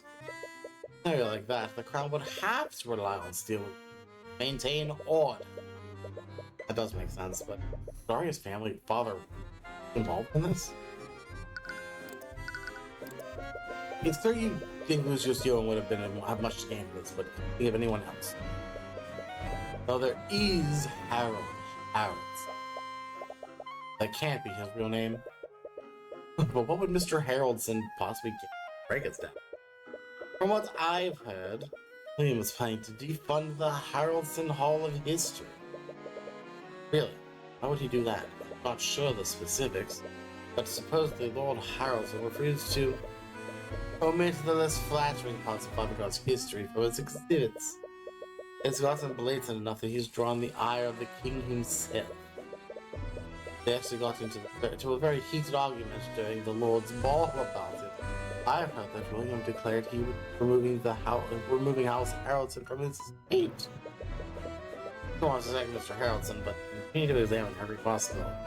As curator, he would have the easiest access to the sword of spell eating, and he could have staged a robbery to cover his tracks. At the very least, you should give Mr. Haroldson a chance to speak. Yeah, that sounds about right. What can you tell me about the defendant in this case? What? She is your client. Really, you would know better than I. Humor me. Oh, I'm sure you're aware that she fled the Frege estate 5 years ago. In doing so, she got a bloathouse vision and directly insulted the crown prince by breaking her engagement to him. Wait, Beatrice was engaged to Aster? Yes, it was quite the scandal at the time. Lucio was wasting no time pushing his daughter to taking Beatrice. Is that why we were so awkward last night? Yeah, definitely why we were so awkward last night. Honestly, the situation is just an absolute mess, and that will complicate. Complicate? What does he mean by complicate? You find Beatrice turned to be inconvenient for you. What are you on about? Please don't insult my intelligence while saying this. Mind if you must. My son was arranged to marry William's daughter. Leaf. Since Beatrice shows no signs of return, the leaf would be inherent house pregnancy. I know my days are numbered, so I took preemptive action. He wanted to marry her, and I had preserved my house, so we came to an accord.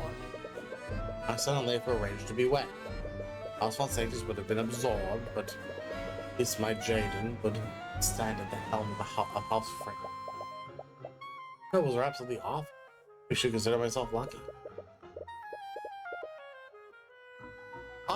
Think what you will, I wouldn't expect a commoner to understand. From your generation, you have no sense of duty or obligation. Leif has already expressed resistance to this marriage, even though she was well aware of the detail. However, she'll hide behind her sister and be engaged together. God, you never mention any of this. Much you hate to think it, William's death would get her out of his arranged marriage. Let's go talk to her. Thanks, Von Sanctus, as much as I think I don't like you. Back to the gallery. Here in the gallery, you can see a legion of knights inspecting the crime scene. However, you don't see Mr. Haroldson. The Inquisition must be questioning him. Yeah, somewhere else. Let's go back to the bedroom.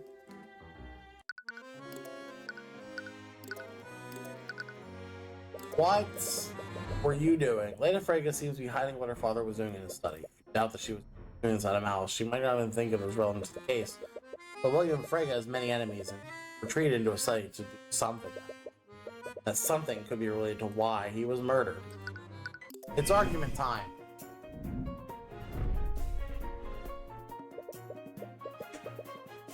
There's something you're not telling us. I have a feeling you know more than you're letting on. What? What's your father doing in the study? What he told you? I don't know. I have no idea what my father was doing. My father's a private man. He wouldn't share something like that. Let's see.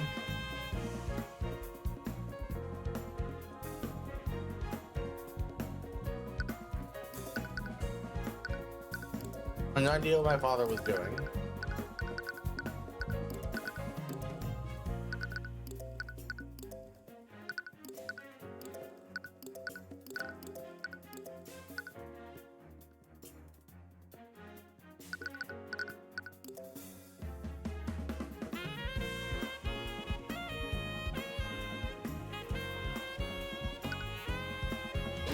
No, you think someone changed his will, wasn't it? What? Someone else tell him? Why did you find the need to hide this from us? I didn't. The thought you saw earlier seems to agree with that. We just met today. If you don't trust us. Physician thinks that Beatrice murdered your father. They claim that she did so for his inheritance. That's absolutely absurd. Regardless, your father's inheritance is a likely motive behind his murder. Many people would have a lot to gain from his, including you. Excuse me, I was not involved in this. How could you even think I was capable of something like this?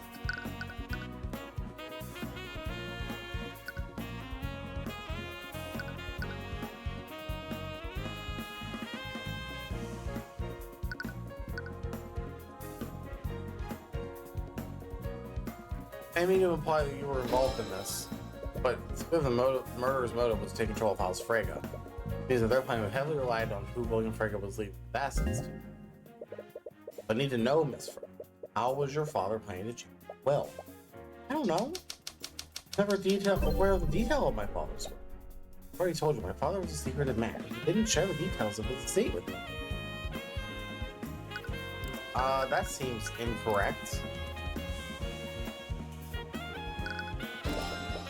Is that really true, though? What? What do you know about your arranged marriage to Jaden von Sanctus? I know this is part of the deal. Jaden would inherit House Frege instead of you. Definitely knew about this. Definitely resisted it. Attempt to stall it. Had some idea how your father's will was arranged. So what aren't you telling me, Frege? I can't trust you. I'm here on behalf of Crown Prince Aster. Four pillar families and the crown have much to gain from my father's death.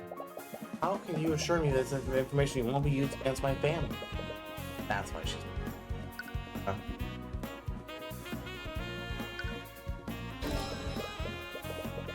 There's nothing I could possibly say to make you trust me. To understand, I'm not trying to find out who murdered your father. And to do that, I need to know everything. Right? It's an impromptu run outside. Ooh! I have no reason to trust you. But somehow I can tell you're being sincere. Really protect Beatrice? I'm about to reassure her that you will, but something in the back of your mind stops you. I'll get to the truth of what really. Okay. What I need to do, I'll let you know. I'll tell you what I know. About time. I wasn't trying to be uncooperative, I just don't know who I can trust. During the circumstances, that's pretty understandable. For why my father was extremely upset that night. According to him, Beatrice had returned and was even more impudent than before. He must have been angry about something. He must have been angry about something, she said during the meeting. Tell you what the meeting was about? And I honestly didn't care. I was just so happy that my sister had finally returned. My father clearly felt the opposite. Before he entered the study, he told me he would be pruning the family tree to disinherit my sister and several other members of our family. He already started drafting a new will to reflect that. So wait.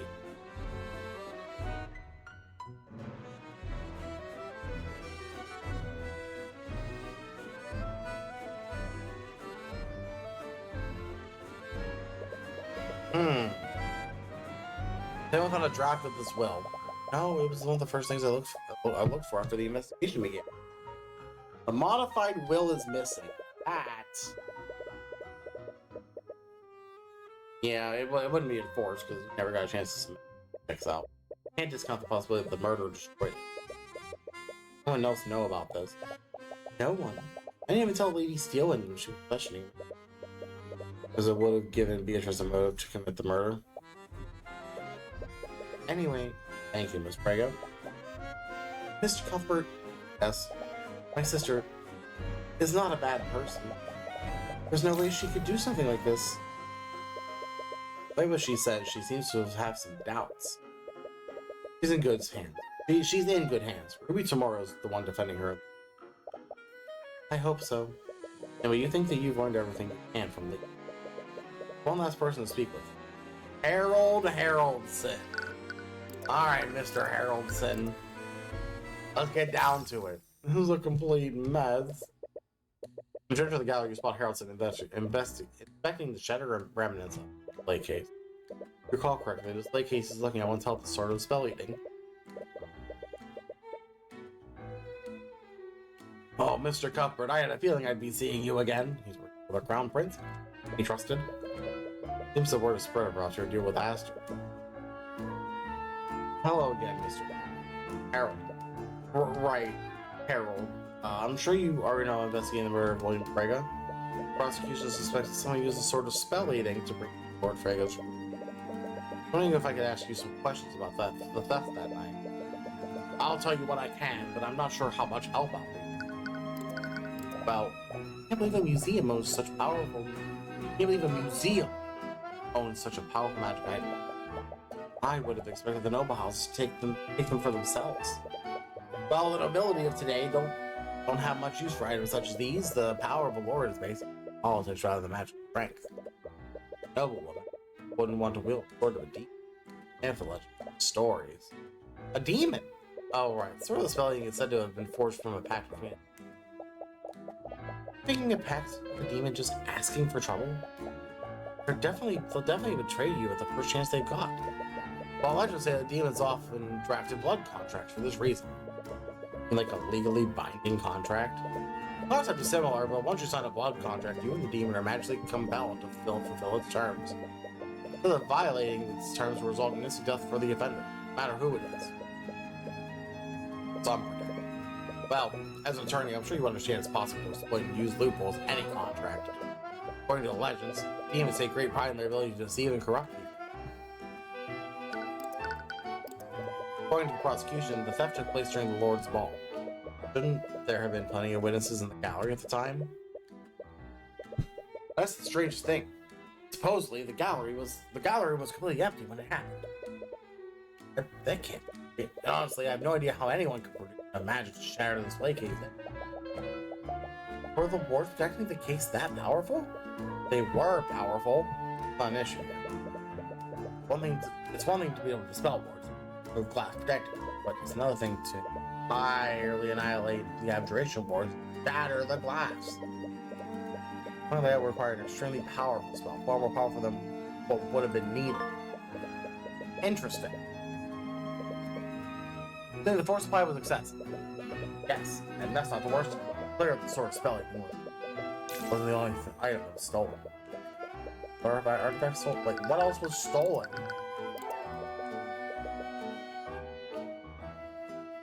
You mentioned another item was stolen? Yes, it's extremely concerning. Sword of Spell Eating was reported missing. I checked the other exhibits. So discovered the Arm Maze of Intellect had been stolen as well. Ah. I'll think spell Sword of Spell Eating. Someone found the Arm Maze. In case the Arm Maze used to be, they'd been removed, but the glass is completely intact. Thief didn't shatter the glass. Why? Moreover, the armbands were actually replaced with a very well-made replica. Oh. What?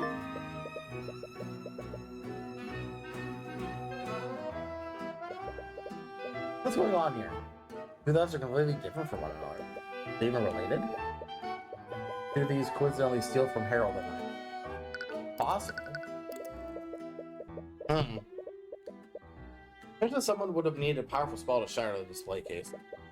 Wouldn't that narrow down the list of suspects for the theft?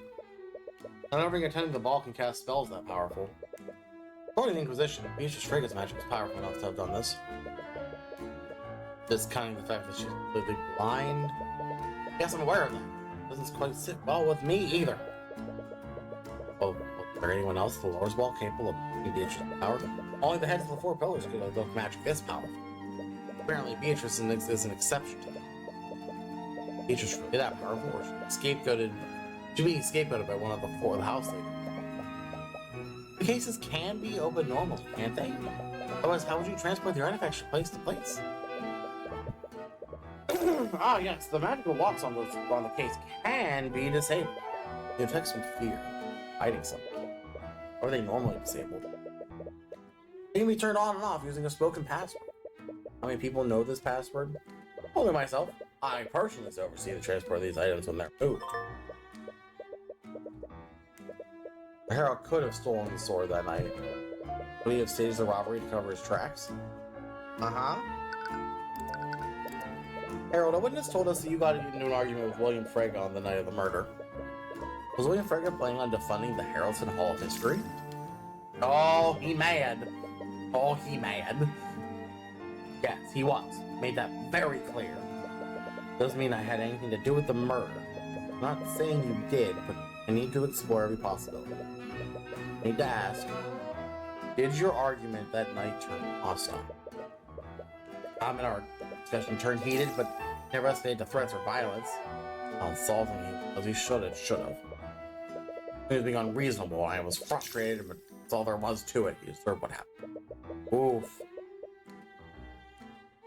He's mad. Do you have any conflicts with him prior to that night? We have had disagreements in the past, which receiving pressure from the royal family about what I was displaying in my museum. I can't believe that some of my exhibits were too controversial for public eye.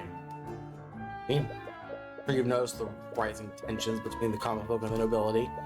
Everyone wanted to shy away from the bloodier parts of the Wyvern Guard's history. Citizens must know about these parts of history, otherwise we're liable to repeat them. However, the king believed that my historical exhibits were nothing. They definitely would dig up old wounds. Why? The only things they can smooth public relations by censoring history is that they couldn't. Anyways, because Harold is passionate about his work. Will that passion drive him far enough to commit murder, though? Thank you for your time, Harold. Harold, I think we'll be on our way. We have a lot of info, but none of it really leads anywhere. Many people have motives to murder William Frege, but who actually did it? Perhaps you should take some time to review everything you've learned. Photos aside, let's go over the events that happened. It all started when the Sword of Spell Eating was stolen. What do we know about the thief with the Sword of Spell Eating? We don't have a specific subject. Something about the thief mage. Down and dirty. They're powerful mages. That's the only way they'd be able to shatter the cloud. Quite literally, the thing I just said. What about Harold? Did he have just unlocked it using his password? He could have stolen the sword to stage a robbery, but couldn't have shattered the glass. Only a powerful mage could have done that. I doubt Harold will lie about that when we confirm it with Steelwind. Right, but then what happened next?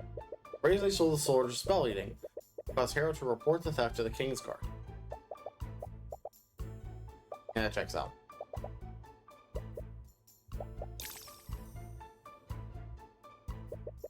And then there's Leaf's statement.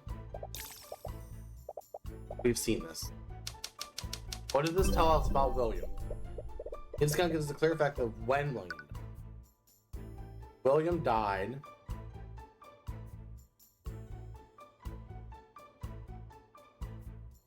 at the moment the lockdown activated?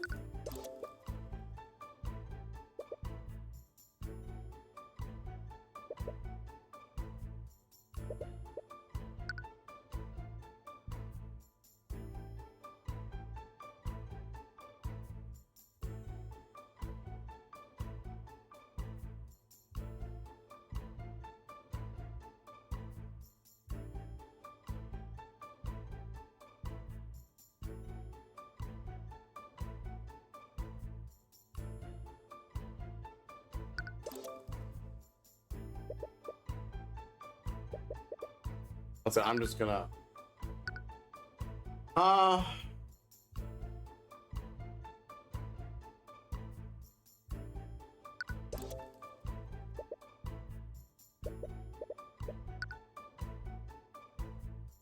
We've had the moment and before and after.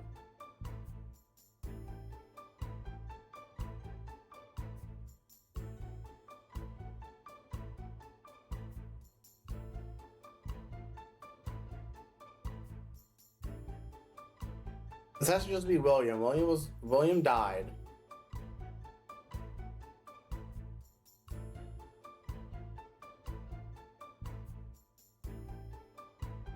After the theft was reported?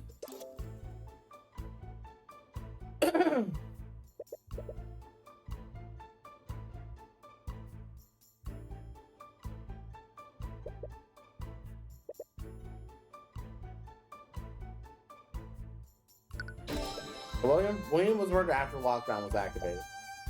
Whoever killed him bypassed the lockdown and broke into the magically locked room. They had to use a sword, right? That's likely, but not necessarily true. Magic field would have also had the same effect.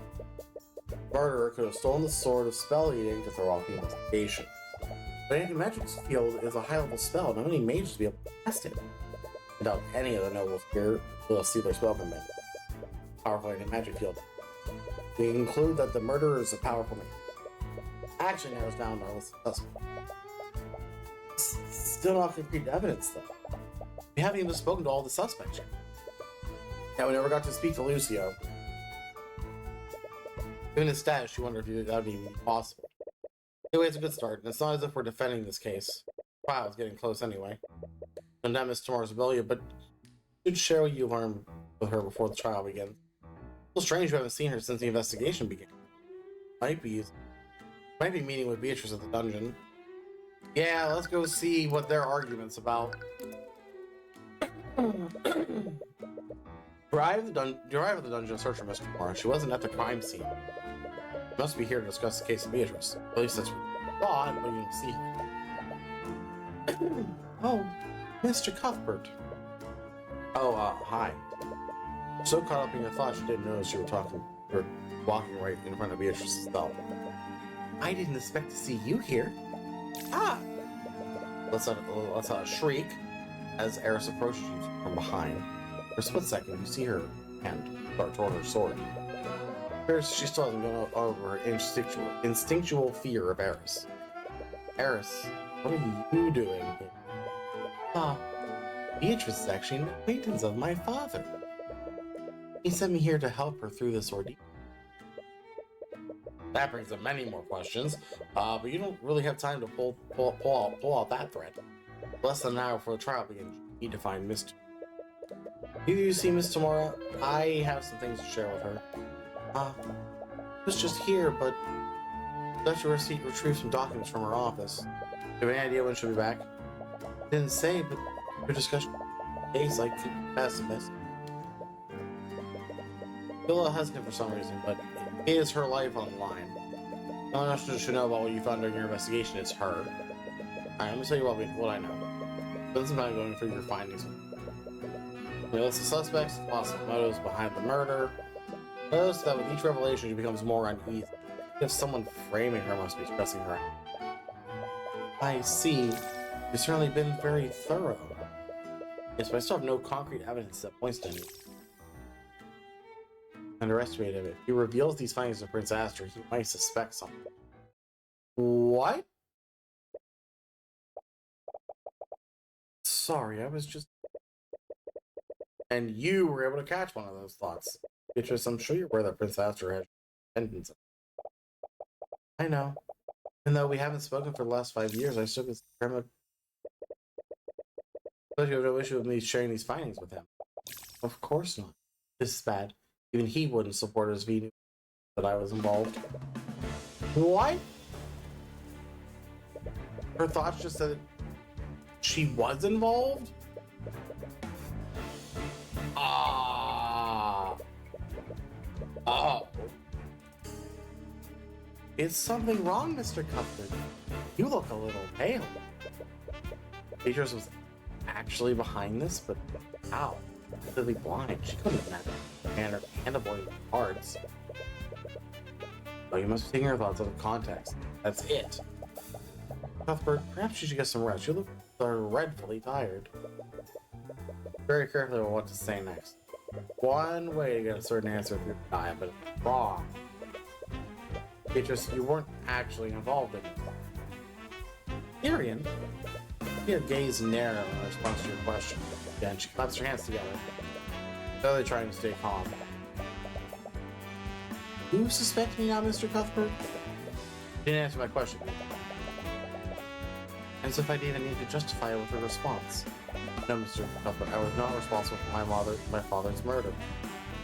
Ah! Oh. Truth comes out. Accomplished. Work together with someone? Oh. It's tomorrow. The mentor seems to have sensed the mood in the air. Here's an eyebrow. Tomorrow, can I speak with you alone for a second? Hey? What's wrong? It's okay. Tomorrow, Beatrice, she did murder Lord Freya. Miss Tamora's gaze narrowed. Eyes dart around the room. Hers didn't. What are you talking about? Possibly know that. I have horror something. Inspire with someone else to orchestrate. With anyone else about it? No. The only other person who knows about my ability. Okay. Stay quiet about this for the time being. I need to get ready. The trial starts in half an hour. What? Not seriously going to defend her, are you? Of course I am. Her attorney. She's guilty. I saw it. At this point, I don't know what you saw. I can just abandon a client minutes before a trial? No, but it's not for either of us to decide who's guilty and who's. Everyone has the right to an attorney. Ah, the American system. Our court system needs a defense attorney and a prosecutor. There. More importantly, you have no right to use horse on my client without my permission. What? But have time to argue about it. We'll talk about this later. We have a chance to respond. Miss Tomorrow walks away. Thus sees both of you and awkwardly approaches. Tyrion, is everything okay? Celeste, I think? Was actually. What? Don't blame her for not believing you. It's not as if you can tell her about the Eye of Horus, although haven't you told her? Can I believe you? What? I wouldn't say something like that if you weren't sure, right? But what you're saying is true. What do we do now? Thought hard for a moment. I don't think we need to do anything. What? You want to say on the prosecution? Definitely no pushover. Truly guilty. I'll have to trust her to get the job done. Either way, I don't think we're in any position to get involved. Alright, if you say so. It really isn't none of your business. No stake in this. Not obligated to do anything. Done everything you can. It's in their hands now. Until she collapses because she's going to die. None of your business. This isn't your fight. William Frege was a tyrant and a bigot anyway. His noble did nothing but steal wealth from the common folk. I was better off without him, but it's not as if you didn't try. What we have to do now is wait for the trial to run its course. Objection! Except that's not what we're doing. We're gonna play prosecutor. Your Honor, I'm afraid you can't pass a verdict just yet. Mr. Cuthbert. What the hell are you doing? I don't know, but what I do know is that there was a massive contradiction in Miriam Frege's testimony. Kidding. As if you were ever the type of person to stand by and do nothing. Alright, so wait, are we actually going to play the prosecutor? Hold on. Hold on. Your Honor, the defense, prosecution, I would like the right to cross-examine the witness. Bailiff, please arrest Mr. Cuthbert. I'm holding him in contempt of court. Wait. You didn't think this through, did you? Instead of following his orders, the bailiff walks over to the judge's podium and whispers something to it. What? I see. Very well, then. They're saying, it appears that Miss Steele has somehow predicted this would happen. In accordance with her wishes, Mr. Cuthbert may act as the prosecutor in her stead. What? Okay. What the heck? You can't be serious. I honestly was surprised you are, Miss Tamora.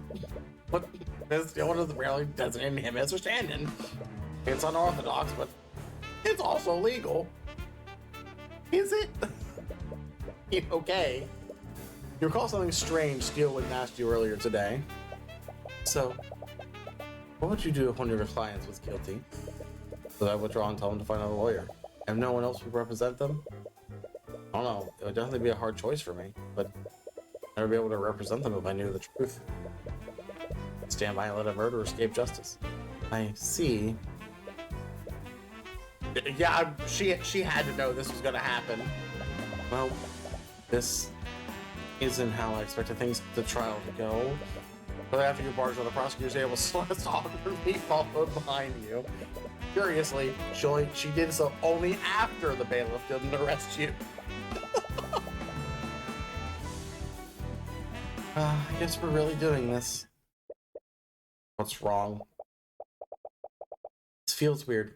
We're on the other side of the courtroom. It does feel kind of weird, doesn't it? Everything's mirrored. I don't like this. I mean, this is where the prosecutor's supposed to stand. This feels way too jarring. Ruby, can we switch tables? What? Oh, please ignore her. No, this is way too weird. Tyrion, get her to switch with us. Celeste. For the love of, I genuinely do not care. Cuthbert can have this side if he wants it so badly. God. Well, with that out of the way, let's resume proceedings. Assuming we're all at our preferred spots. We are, Your Honor. Hate to admit it, are more comfortable. If you want to encourage her. What a good bit. Jesus. All these interruptions, I think it's best to review proceedings up so far. Prosecution proposed that Beatrice Frigga's murder was to claim the victim's lover. Defense brought forth a witness who testified that Beatrice was disinherited by her father 5 years ago. Am I correct, Mr. Earl? Who are you? Very well. During the circumstances, I think it's best to have Lady Frigga repeat her testimony. Bailiff, please escort Lady Frigga to the stand once more. Miss Frigga, please give your testimony to the court once more.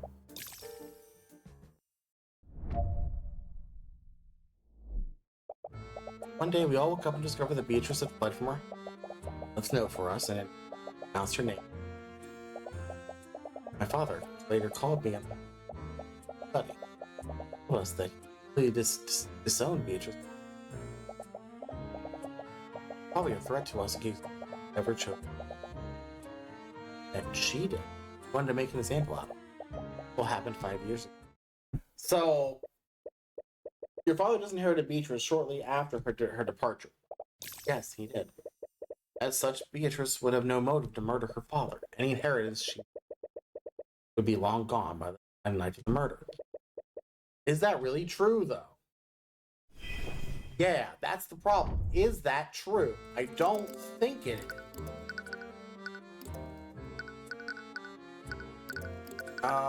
Where is it?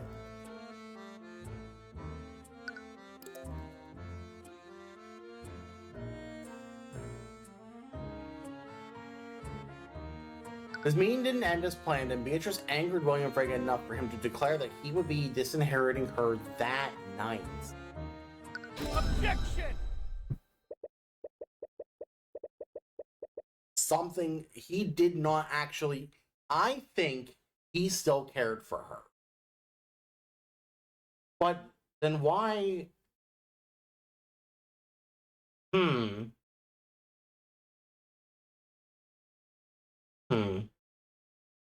The butler did it. No, there is no butler. Well, maybe there is a butler. I don't know. Meredith, it's complicated. You just got here. Oh yeah, this is very complicated. We're currently prosecuting, actually. Don't worry about it. Miss Frigga, it's clear you're regretful for how your eldest sister was treated. That guilt must have eaten you for all these years. Cuthbert, I don't know. I know you don't have a good history. You shouldn't rub salt in her wounds. was merely pointing out the witness's personal connection to the defendant, Miss Tamora. She clearly regrets not standing up for her sister all these years ago. Perhaps she's trying to make up for that by lying to protect her. Excuse me, I did nothing of the sort. Miss Frege, you testified that your father disinherited Beatrice 5 years ago. However, I have testimony from another witness who spoke with the victim on the night of the murder. In Beatrice's meeting with William Frege, he openly declared that he would be removing her from his will. He even entered the study to draft a new will to reflect that decision. That raises the following question. Why would the victim need to declare that he was disinheriting the defendant? It makes sense if he had already disinherited her 5 years ago. Is that so? Who did you hear this from? It's clear they have no understanding of my father's estate. And no understanding? Miriam, this testimony came directly from your sister, Leif Frege. What? And she should also have been present during this alleged meeting 5 years ago. Oh, well, she must be mistaken. Objection! Oh, we get a Ruby objection. Oh, I mean, we probably hit it a little bit earlier, but oh, man. Your Honor, how can we trust secondhand testimony from a witness who isn't here? Would it make more sense to have Leif give her testimony directly? I must agree with you, Miss Tamora. Leif Frege should be allowed to clear up this misunderstanding. Looks way too confident. Keep planning. We're not sure if this was intentional, but Miriam's testimony was false. Should we be lying to protect Beatrice? And if so, is Tamora expecting Leif to do the same? Bailiff, please escort Leif Frege to the stand. Miss Frege, when we spoke earlier, you mentioned that your father decided to disinherit Beatrice. He decided this after their meeting the night of the murder. Is that correct? Yes, I did say that. You see, Leif? Cuthbert doubts the testimony given by your younger sister. He thinks she's committed perjury. What? I wouldn't go so far as to say, witness lying under oath is a serious crime. It would have harsh consequences for someone of your sister's status. No, she couldn't have.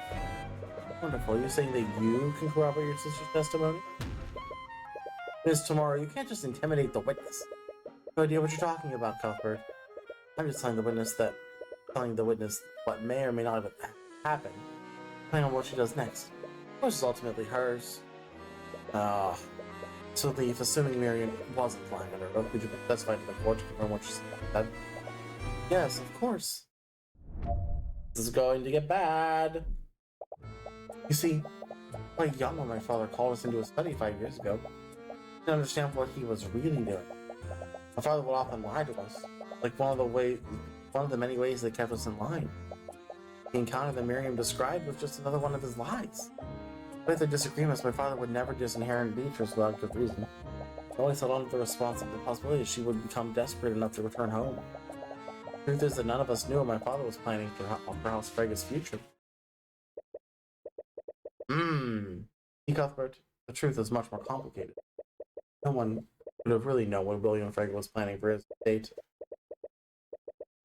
Leif is definitely trying to cover for Miriam, and Miss Tamora is playing her like a fiddle. Looking for you. Not the only person that.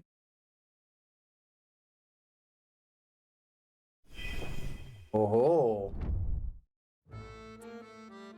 Oh, let's see, because I think we need.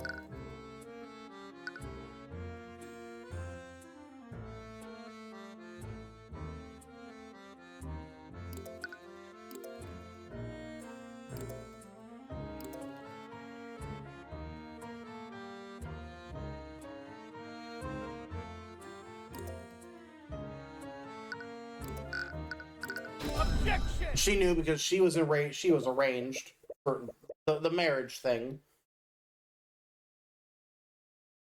Miss Frege, do you really have no idea about House Frege's future? I didn't. My father made sure of that. I told you, he kept many secrets above lying to manipulate us. Well, if Beatrice was gone, you would have been the one to inherit your father's estate. Will he be ignorant of your father's plans for House Frege? Unfortunately for you, I don't think this. In fact, I have on good authority that you knew exactly how William's inheritance would have been divided then. Well, what? According to Lord Von Sanctus, you were arranged into a diplomatic marriage with his son, who expressed resistance to this arrangement. Am I correct? I have no reason to comment on that matter. Cuthbert, the witness's personal matters are hardly any of our business. Yeah, so I should keep this discussion relevant to the case. Your Honor, Lee's resistance to this marriage is exactly how I know that her testimony is false. She was extremely adverse to this marriage. Because of that, she made sure to know every detail about how it would affect her and her house. That includes how House Frege would be inherited by her future husband. So that raises the question. You already knew the intricate details of this marriage. Why would your father tell you that he was disinheriting your sister? That statement would only make sense if Beatrice was already at his will beforehand. That would render Miriam's testimony false and constitute a motive for the defendant. Objection! Present a decent argument, Cuthbert, but your claims rely on one assumption. Assumption of that being, Miss Tamora, and if he was lying, the victim declared that he was revoking Beatrice's inheritance. She must have already been named in the will previously, otherwise there would have been no need for him to say that. Doesn't make any sense otherwise. That's where your assumption is. You're assuming that William Frege was acting logically. Talking about? It's clear that William Frege was extremely controlling of his daughters, but by your own admission, Beef Frege was resistant to the marriage arranged by her father. In addition to that, Miriam Frege found herself wrapped in a controversy regarding the ninth grade trial a few months ago. Finally, to make matters worse, Beef Frege, prodigal child, finally returned and made a public appearance during the Lord's Ball. Trying to insinuate. In his eyes, William Frege's daughters in line was clearly weakening. Must have gotten desperate and made a grand declaration in a feeble attempt to scare you. Even if the declaration was clearly incomplete. But he wouldn't. Your ability to remember must be muddled by the shock of your father's death. His statement couldn't have possibly been true. If by some chance it were true, it would make you guilty. Or perhaps it was Miriam who was lying. If all the statement were true, the court might be inclined to investigate her for lying. Ms. Tamora, are you threatening her? As I said before, I'm stating the facts. Ms. free to act as she sees fit. I consider the consequences. What's next? And she's pressuring Lee to side to her. You're clearly conflicted, though. Everything you can. Listen to clarity when you look at her. Today, of course, reacting to her press. Wonder. I'm sorry, I need time to think. Please don't stare at me like that, Mr. Cuthbert.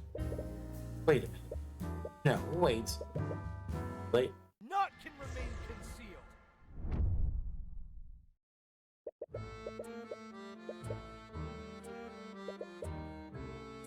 Your father's inheritance is the backbone of your case. Anything in her mind that can be definitely proved.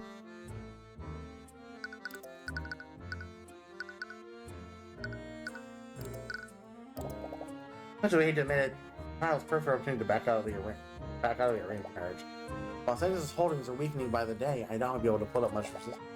As Beatrice's inheritance of the estate might be able to rebuild our family. She's assuming Beatrice will inherit House Frege.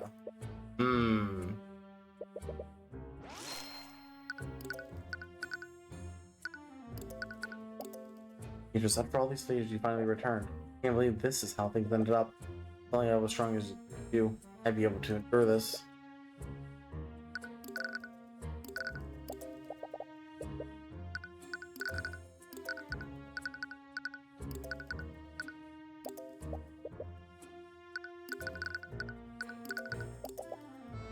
How did both swords end up find their way into Beatrice's room?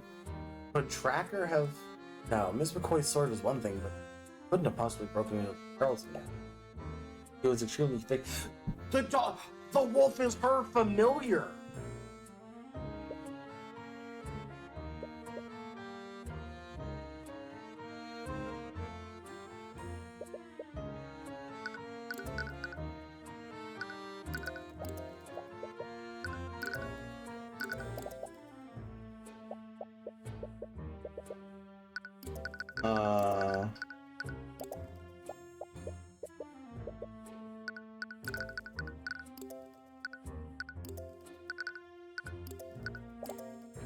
He made sure I'm telling the truth without harming Miriam or Beatrice.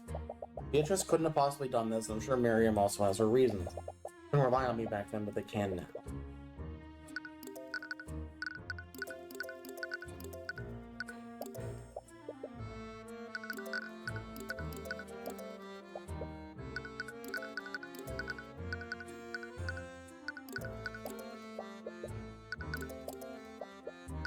I'm kind of just clicking things at this point. I'm trying to figure out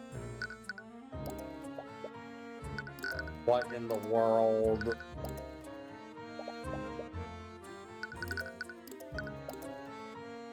Well, I know we had differences, but I did love you. Never wanted you to die.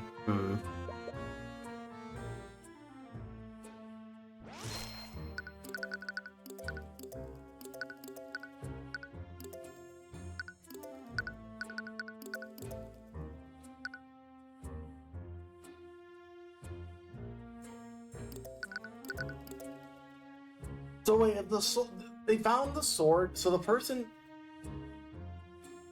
you'd have to take the sword from the study, go over here, go up the stairwell, and then from the stairwell, go over to Beatrice's bedroom. Good lord, how complicated to get that sword in that room. Okay, that's sword's not okay.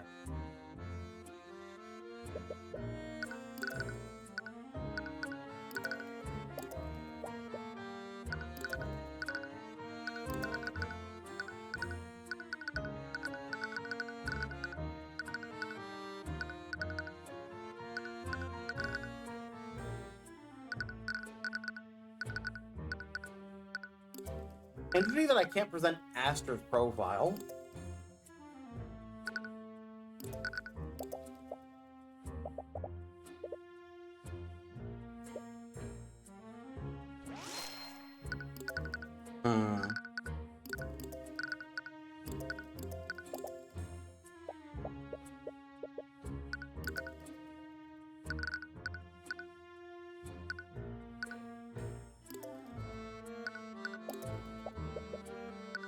What in the world? What else do we have to present?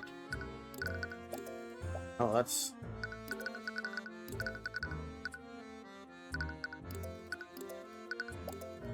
Oh, not Harold. I'm just presenting things to try to find things.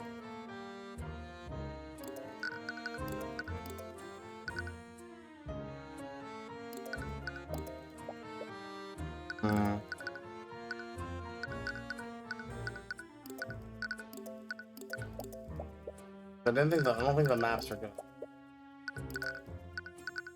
It helps that I can kind of just present things.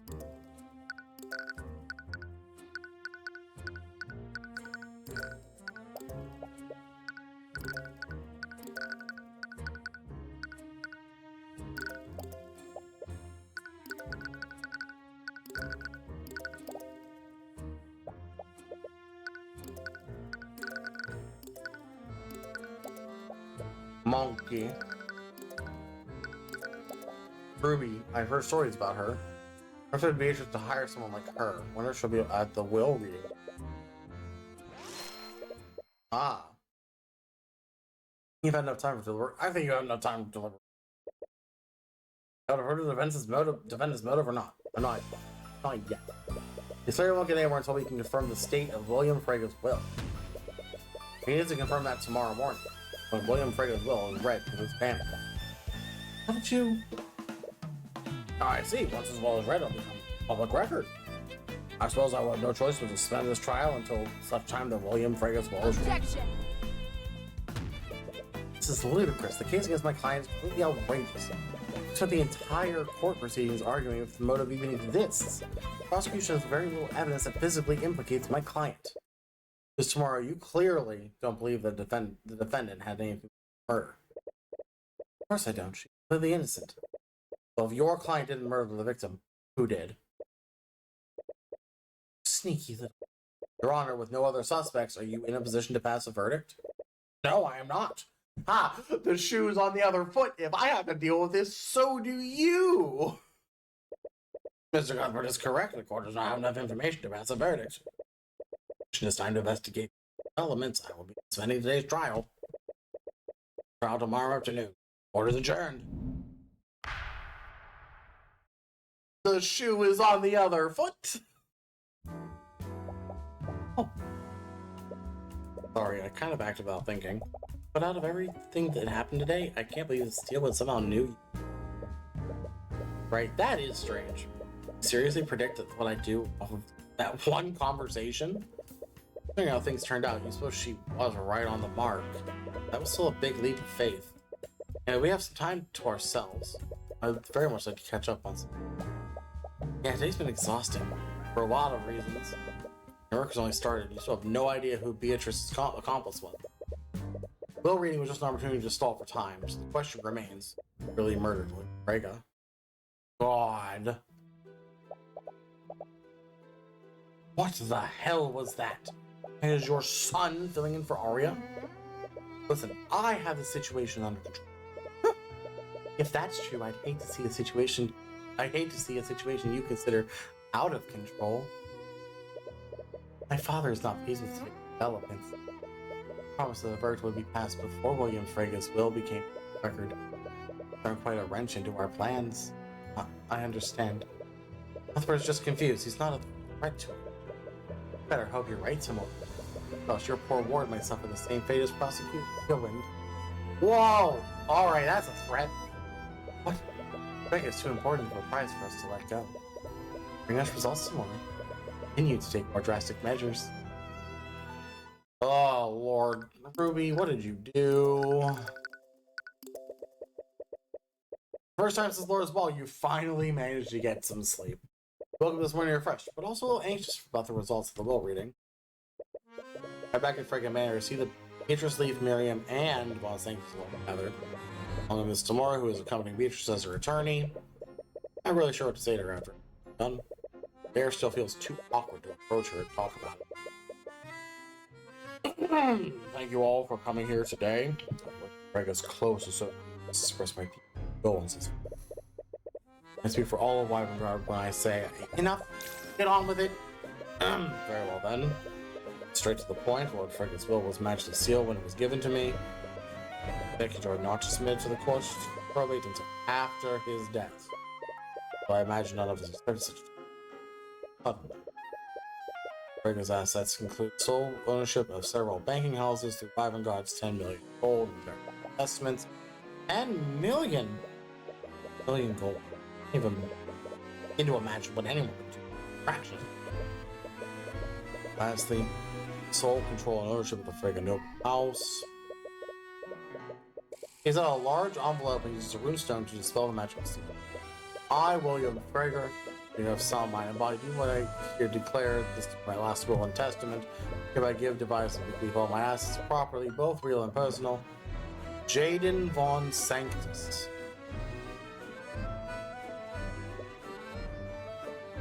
Provided that he enters into a legal and binding engagement with my daughter, Frega, in 6 months of the date of death. What? That's... William must have added that addendum to prevent Von Sanctus from trying to steal his empire. Legal and binding engagement is predicated on Leaf accepting it. Clearly does not want to go through with it. Waited 6 months, Von Sanctus wouldn't have paid. The event that Jaden Von Sanctus not in such engagement with this specified time frame, my assets and property shall be distributed. As such, all thoughts to it, Frega will be divided equally among my children as per the laws of the kingdom. Right, Frega never disinherited Beatrice. Miriam's testimony false. Beatrice would receive a portion of the inheritance. She had a motive to murder. To Miriam, it's hard to read the expression. Something appears to be on. Without a word, she walks out of the room, ignoring both Beatrice. Leaf, on the other hand, seems to be spirits. Isn't that great, Beatrice? You lead House Frega now, just as it should have been. Actually, about that, in light of recent events, I believe I should clarify one thing. For the Slayer rule, Beatrice is found guilty in the court case. Her inheritance will be revoked and divided. I see. I shouldn't feel so happy for myself. That can't be all, can it? Surely William had an to Leaf's obligation to marry my son. Not sure what you're trying to imply. Lady Frigga is an adult with legal autonomy. Now, if you'll excuse me. Wait, we're not finished yet. Come back here. I'll have to catch up with you, Leaf, but I got out of my cell to his... There's the Inquisition Knight outside the door. He seems to wait, watching Beatrice intently. Don't worry, I'm sure once this misunderstanding is resolved, we'll talk all we want about our family's future. Of course. Cuthbert Knight leads Beatrice out of the manor, and Leaf follows them after. You and Celeste alone with Mr. Moore. Awkward silence. Not what I did. Look, I'm not angry, Cuthbert. Oh. It was an extremely unseen situation. It almost clearly put you on the spot. I felt pressure to do something and you made a rash decision. The court will understand if you withdraw. Wait, what? Cuthbert, you're not a prosecutor. You know that, right? I'm an attorney to defend persecuted mages. But Beatrice is guilty. I saw it. I'm not going to argue about it. Are going wrong. This is not up for discussion. Where's your regard and respectedness to suppose that's always made you deeply scared of disappointing her. Perhaps she's right. She knows more about what's going on than you do, and she's still your mentor. You want to believe that. Down, you know that this is wrong.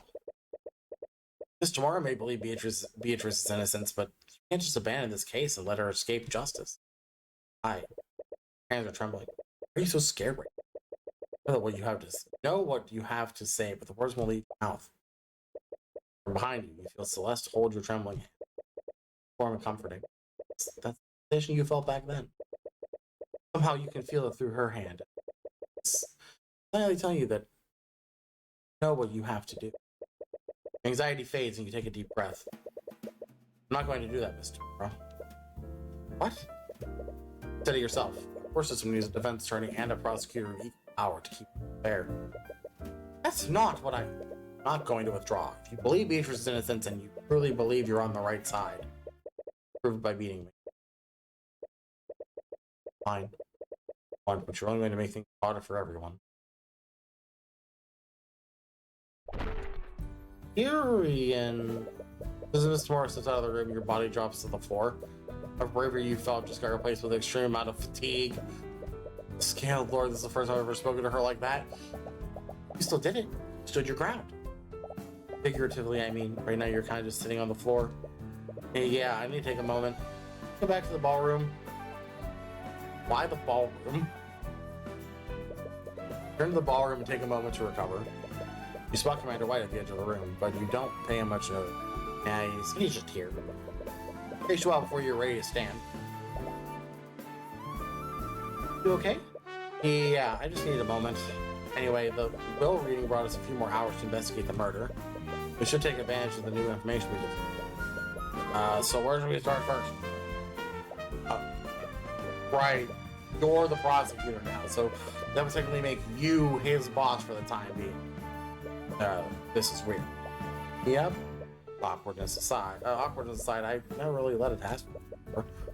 What's the only one normally do in this situation? Well, she normally have us investigate areas of interest. Right, the context of the investigation has changed after each round of the court procedure. Well, we're lacking a lot of physical evidence. Did you and the Inquisition search the gallery in Beatrice's room? Perhaps you can find evidence of how the Sword of Spell Eating was stolen. Whatever you say, boss. There's the Inquisition, but what are we going to do? It's clear that Lord Frigga's inheritance plays a large role in this case. Even if it's not valid, we should take a look at the modified will that he was drafting. Might give us some insight about what he really planning to do with his inheritance. We need to find the will, basically. Let's start the study. Come on. Where is it? Gunnar William Frigga's study. It's what I figure, right? Isn't it here? Where else would he put it? Miriam? What? As soon as she knows you, Miriam quickly goes to the drawers and walks toward you. You already saw what she was doing. Definitely looking for something. This is a crime scene. What are you doing here, Miriam? As if it's any of your business. Saying that I'm the prosecutor, it's very much my business. So I glance at the night station outside the room. Could have stopped her from entering, but perhaps she best to intimidate them, letting her through. However, this could be a blessing in disguise. She was clearly looking for something in this room. Feeling you know what it is. What were you looking for? It would be so important you would disturb an active crime scene. None of your concern. I'm merely trying to find something that belongs to me. Really, because I have a feeling we might be looking for the same thing. Looking for the will that your father was drafting, aren't you? That's... You trying to destroy it before we could get to it?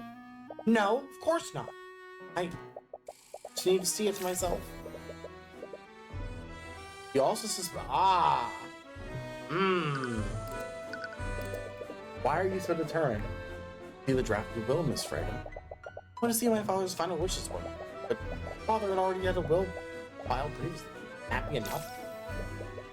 You all suspect something, don't you? Of course not. Beatrice would never do something like this. Miss Freda, I never mentioned you. I know how things may look, but please understand. I'm just trying to get to the truth. I don't think your sister did this. But she may have been involved. She may have worked with someone else to orchestrate her father's death. Unlike Leaf, she didn't immediately deny it. This means that she already had her own suspicion. Yeah, where's the will? I don't know. I haven't been able to find it. Recall she was frantically searching William's desk for it. Probably is telling the truth. It should have been here, but I can't find it. He locked the door when he began drafting it. That the ignition closed the area off after the body was discovered. That means that someone took it during the lockdown.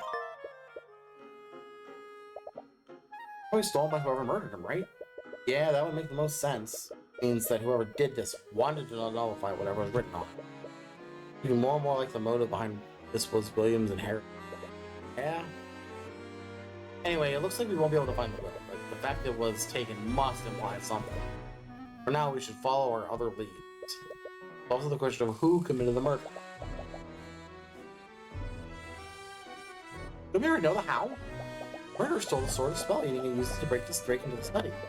That's true, but think of how they would have needed to move around the manor. Yeah, like I was saying, murder took place on the first floor, and then you have to come upstairs and put it... No. So, I think...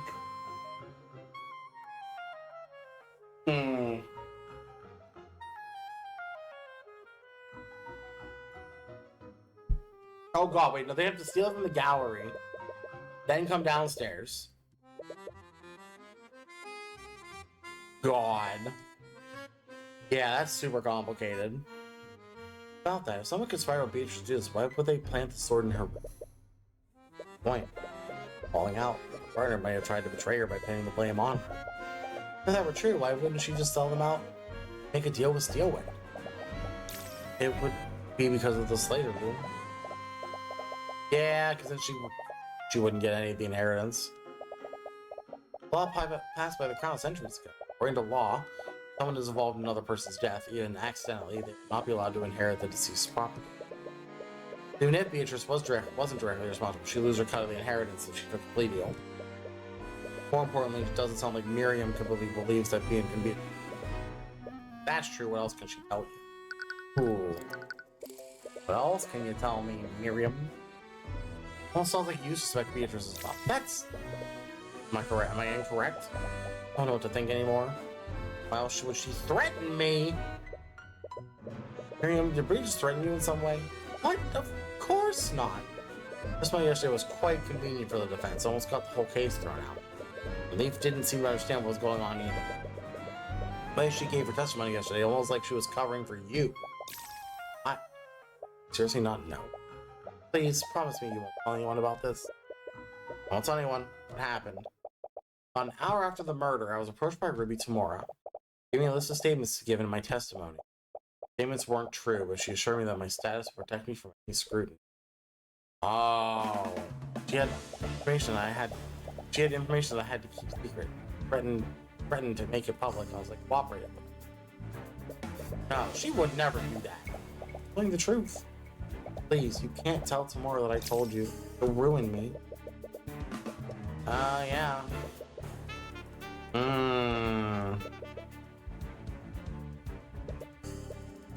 Rumors that can't be true. Choose to believe it. Hey, Are you okay? Now is not the time to doubt yourself. There's too much at stake right now, and you have a job to do. You should check on Commander White. He may have found something. Okay. Push yourself, okay? Yeah. We'll have plenty of time to think about this later. Alright, we sent him to Beatrice's. Inquisition's coming through it. Looks like your search is focused on under the bed. Oh, hey kid. Commander. We're still doing a deep search of the room, but we're not done yet. We should probably come back later. Alright. Let's go to the sitting room again. Move around, you peek in the sitting room and see a Bonta saying it's still. You hi.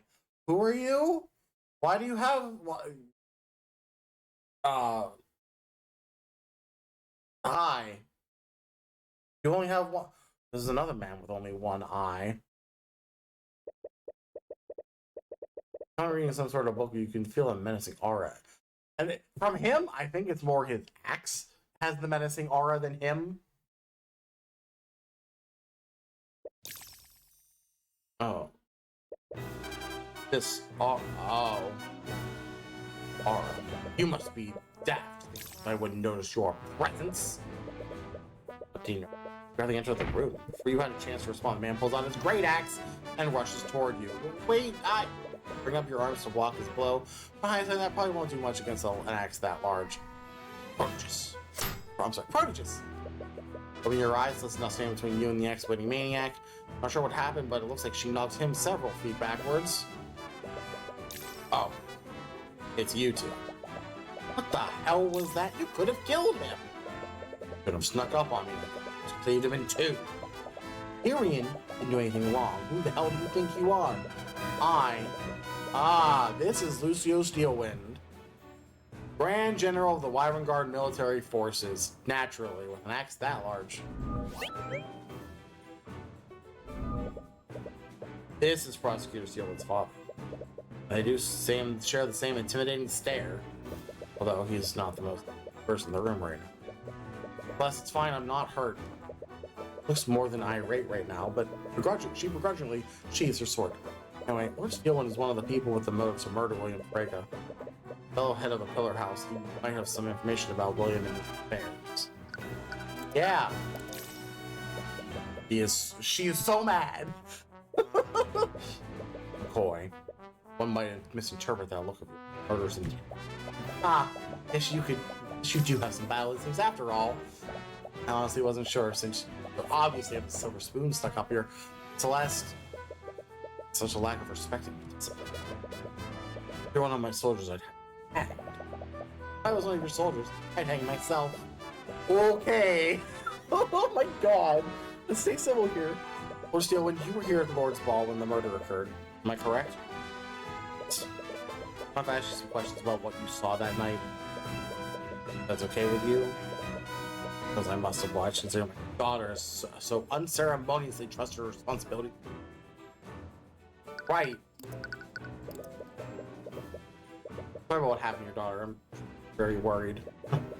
Her own fault for asserting herself despite her injury. Now there's some worry. And the bravest warrior knows when to stay off the battlefield.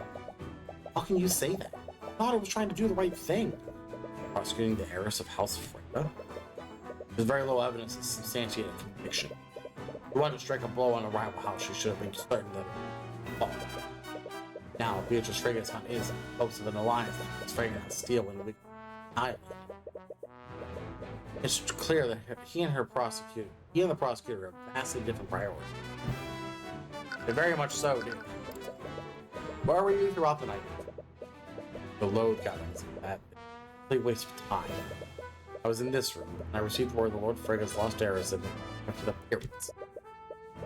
Supposedly speaking with the crown prince, made my way to the ball. Speak with them at any point? Kept my distance. Stayed near the king's guard. Sure she wouldn't try. It's because you were wary of Beatrice. Yes, I was. The crown prince has always been a bleeding heart, and the Freges are trained to sharpen their tongue from birth. Need to make sure that she wouldn't try to engage me. You were worried that she was going to try and take Aster back. But it was clear that it wasn't her intention. You did overhear their conversation. They talked. The conversation was completely inane. All small talk. Lady Frigate spent most of her time playing with Prince Oliver. Right after his younger brother was there. I don't want to talk to him. You know that Beatrice had some role in the murder, even if it wasn't directly responsible. You have some unknown goal by speaking with the bastard brother. Went to the ballroom when you heard that Beatrice had returned. Before or after the lockdown. It was before the lockdown. Alright? She was accounted for before the Dutch. And you see her leave at any point. Oh. Two princes for quite a while. Didn't leave their side until she was arrested by word afraid of the murder. What? That means she was accounted for the entire night? That's a problem. Her thoughts said she was an accomplice in Williams. Was she there to distract the King's Guard? Thank you for answering our questions, Go in. Matter of paying my daughter's debt. He was surprisingly pretty cooperative. It doesn't fit any suspicion of him. Just yet. Find more evidence if you want to know for sure. Wait, we should probably move somewhere else. Boy. What? Spellcasting is undisciplined. But your battle stance, reflexes are commendable. Felt my respect as a warrior. Does that mean anything coming from you? Ooh! Disciplined a defiant brat. Oof.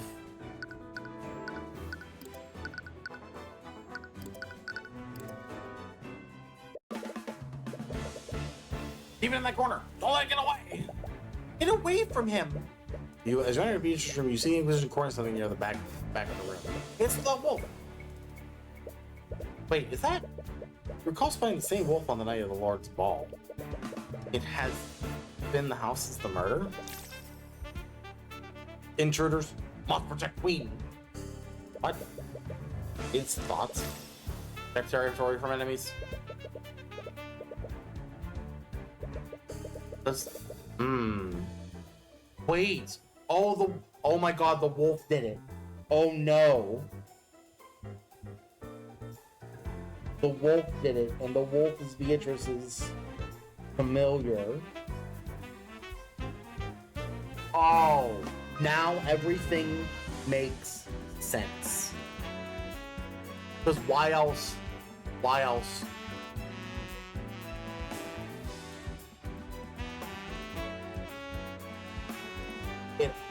It all makes... If this is his territory...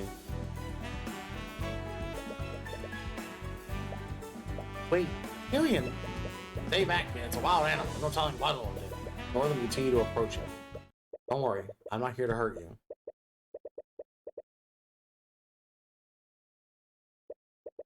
Wait. Understand me? What? Talking to it? You're speaking plain dog. Oh, of course. Tracker understand.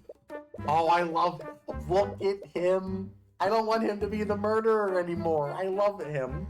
Can I, of course, allow you to speak with him?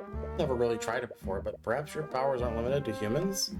I mean, this could be a good opportunity. I wonder what else he knows. Look at him!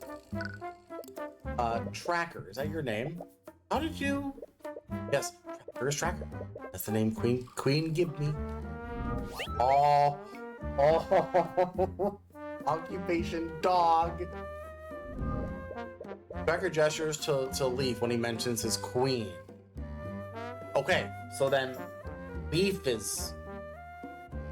So, he's Leaf's familiar. Called you his queen. And Leaf? Yes, but how? How are you talking to it? That's, so caught up in speaking to Tracker, you didn't realize how strange this scene just looked to everyone else. I'm a dog whisperer. Mentioned that before. You honestly expect us to believe something like that? But Tracker says he can understand him. He told me himself. Wait, how do you know that? So, Leaf, how are you able to communicate with Tracker? Because there's no sense of hiding anymore. Tracker's my familiar. So it's the same magical bond Harold has with his monkey. We recall the familial bond spell that allows Cash to telepathically speak. Must be how she's speaking to him. You never mentioned it during questioning. Wasn't relevant to the investigation. I've been keeping him a secret from my family. Suppose that makes sense. I doubt William Frager would have allowed you to keep an animal in his home. Well, I don't appreciate you keeping this info from us. Doesn't look like anyone hurt.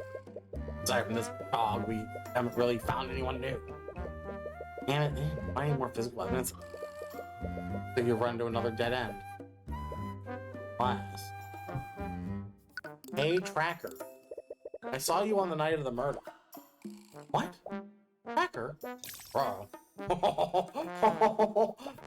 It's supposed to stay in this room. Wait, is that why you won't allow servants to enter it? I didn't want to keep him in Beatrice's room, but he was very insistent that he stay here. Tracker likes the ambience. Thank God. He's a dog with taste. I love him. Wait, you live in this room. Did you see who brought the sword of spell eating here? I asked him about that, but he didn't see anyone. He must have been taking a nap. Either that or he was roaming outside even though I told him to stay in here. Damn it. Trackers see a lot of things. Right, he was roaming the manor during the Lord's Ball. Must have seen a lot of new people. Wait, if he was walking around, he might have seen something. Oh, about. What did you see? The night of the marriage murder. What did you see? Rats. That's not what we meant. Maybe more difficult than you thought. I need you to be more specific. You go in order. Tell me about everyone you saw that night. Okay.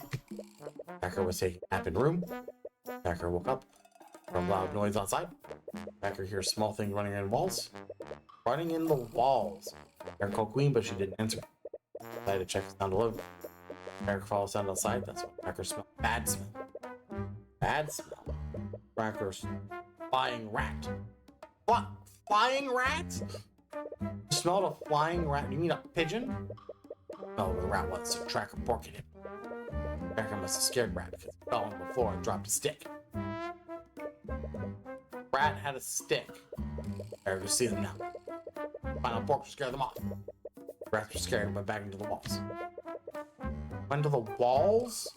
That's when Tracker picked up the stick and Rat dropped. Finally answered the Tracker. Told him to go back into his room and hide. That's the Tracker brings Stick back to the room for inspection. Do you remember what time this encounter happened? What is time? Right, animal wouldn't really have a concept of that. What do you say, Tyrion? You see anything? Well, he definitely saw something. Let's try to take a moment to work through this. Tracker's an animal, and despite being able to speak with him, the words is very primitive. Carefully examine each of his statements. The thing he heard was small things running in the walls. So what? You recall that someone else observed something similar that night. Let's see. Tracker heard rats running the hallway. Events. Because Jan also heard rats running in the. So you must have heard the rats that Jan mentioned. Yeah, that checks out. They weren't actually running the walls or running in the vent. Next thing was he called Queen, but why didn't she answer? Why didn't Leaf answer Tracker's message? Because she... Leaf was nullified by the anti-magic field. No.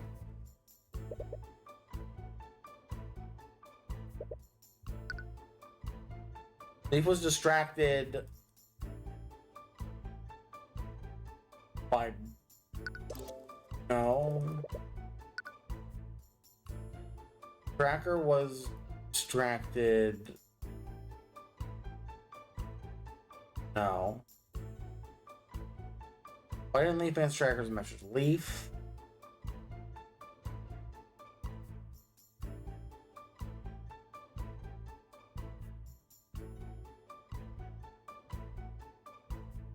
No, Tracker was ignored by Leaf.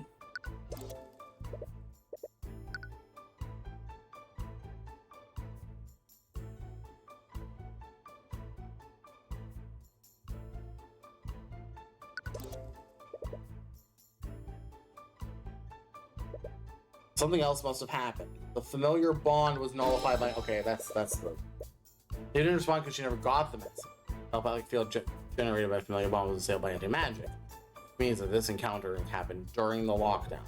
Covers his statements. Tracker, what did you refer to as the rat? Why did you refer to the rat as fly? Because rats don't normally jump and fly. Yeah, I got that. But it's possible you saw what you saw wasn't really a rat. Rats are rats. Small things that run and hide. The rat is a general term for him. Small animals that are actually. Oh. Why did Tracker finally hear leave?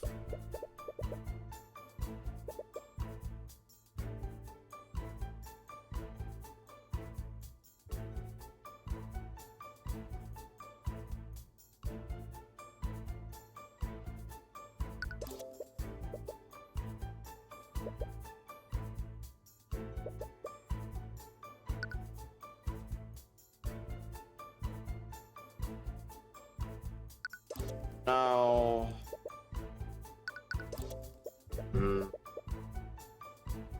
Dick was actually.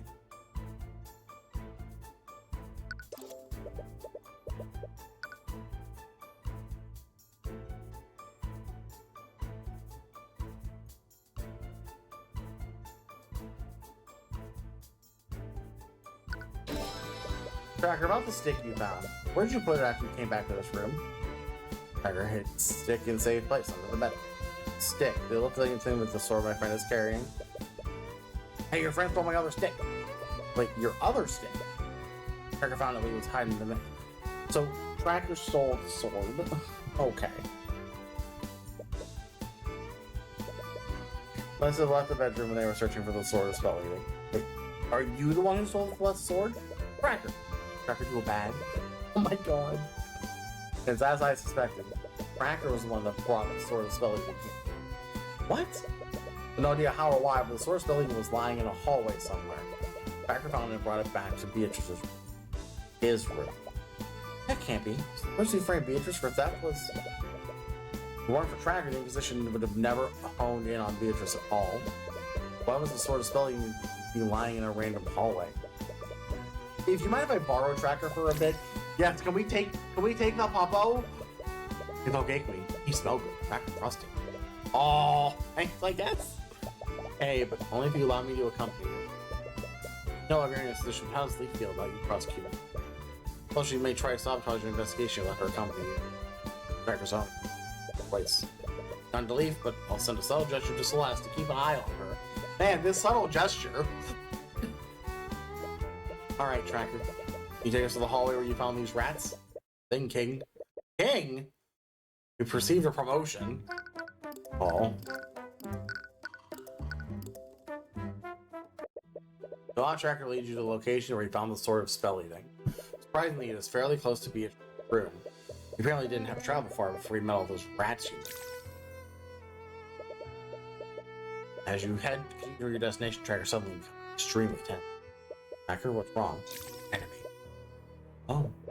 You even have a chance to react. Tracker steps between you. Really barking at her. Oh dear. Tracker, stop that.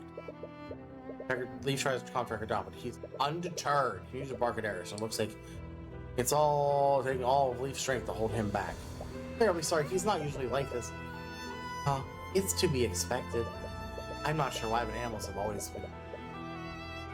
disliked me. What is Eris doing here? You recall seeing her at the barracks too. So she said that her father is friends with Beatrice. She's involved in this case somehow? Anyway, you came here for a purpose. Examine this hallway out. Examine the Imperial Arcanum. What? The vents have traces of illusion magic inside them. What? Let's also go deep inside these vents. Same for the vents on the other side too.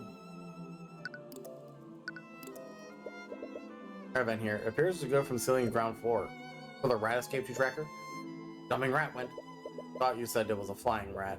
Tracker see that too. Okay. Anyway, where did this rat come from? Rats come out of the other wall. Maybe the opposite. Tracker saw flying rat escape that way. Rat doing in the first place.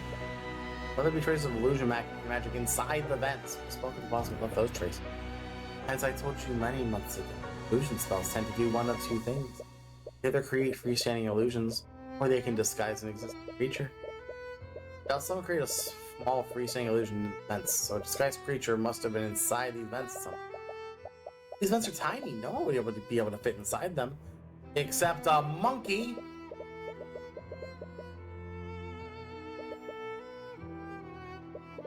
But a rat would be able to fit inside. I guess that'd be true, but that would mean a rat had an illusion spell on it at the time. Not only that, the queen finally answered him after and this happened after pick up a stick. That shouldn't have been possible to make a magic field. Because it was rat during the lockdown. They would have been inside the anti-magic field created by the lockdown. Only one way this rat would have an illusion spell active. Wait, can't mean the rat was holding the sword of the sword of spell. Yeah, but how is that possible?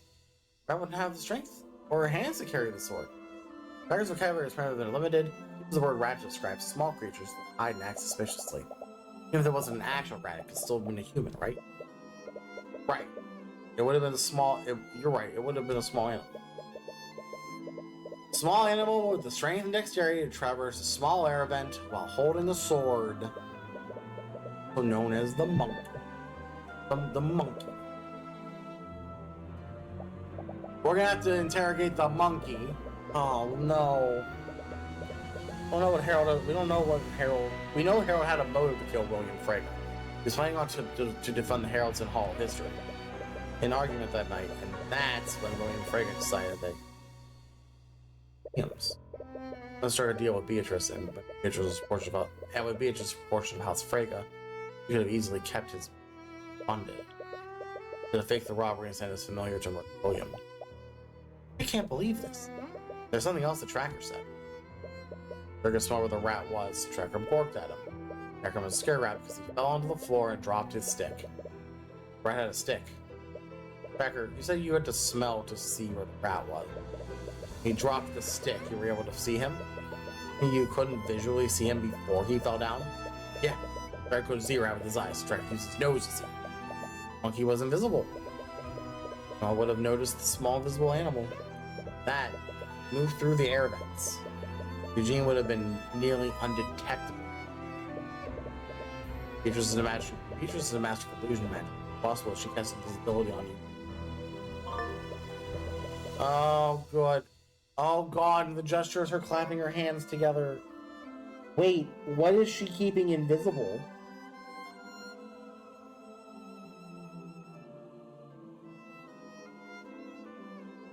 What is she keeping invisible? There's the position of this air vent. During the hallway north of Beatrice room, air vent connects the ground floor to who lines two masts together. This vent must lead to the storage room. How'd you miss me? I don't know, Ari. Oh no.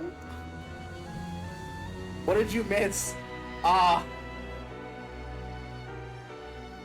Well, you missed that we're currently a prosecutor, not a defense attorney.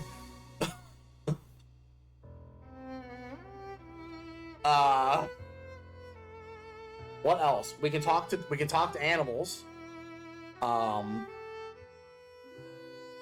The defendant in this case is an accomplice to the murder, and we're trying to prove that. What else? What a case this has been, to say the least. Right, the air vent curved upwards. This must be where it leads. According to Jan, the air vent led directly to William's study. It would have been the perfect route to enter William's study and leave undetected. But he wouldn't have needed to nullify the lock to enter that room. Why would he need to use the sword of spelling at all? Because of familiar bond. Familial bond. They can telepathically communicate with each other. So we're probably needing Eugene to hold the sword so he can tell him exactly where to go. Oh yeah, there's familiars. There's the sword that cancels anti-magic. The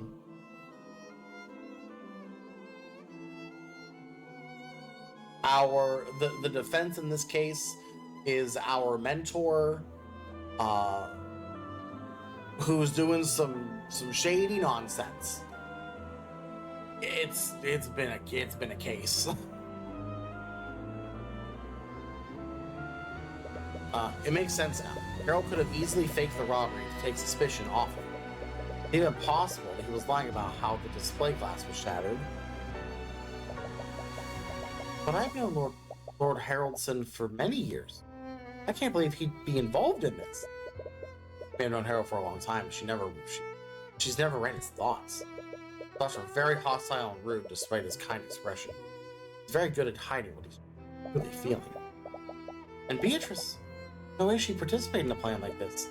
Look, Lee, I know you don't want to suspect your sister, but it's not that. Beatrice would never trust anyone enough to work together like that. But she's completely blind. She wouldn't have much of a choice. Even so, she's not the type of person to trust her accomplice to stay quiet. She'd find a way to carry out a plan herself, and she'd only employ someone else's help if she had full control of them. She has a familiar, but she keeps casting invisibility on him. She's gotta. Working alone would it be possible? Doubt that working alone would be possible. Yeah. Oh yeah, the defendant is also blind. Can't think of any other way she'd be involved in this. Anyway, we're finished here, aren't we? Yes. Thank you for lending Tracker to us. I only want to help you find out what really happened. You regret trusting you, Mr. Cuthbert. Truly on the side of justice, then you won't. Good. Now feel scared. So that's it, right? We finally know who really committed the murder then.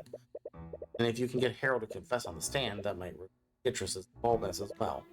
Because that, you might be able to convince her and Miss Tamora to plea deal. Although knowing Miss Tamora, that will be easier said than done.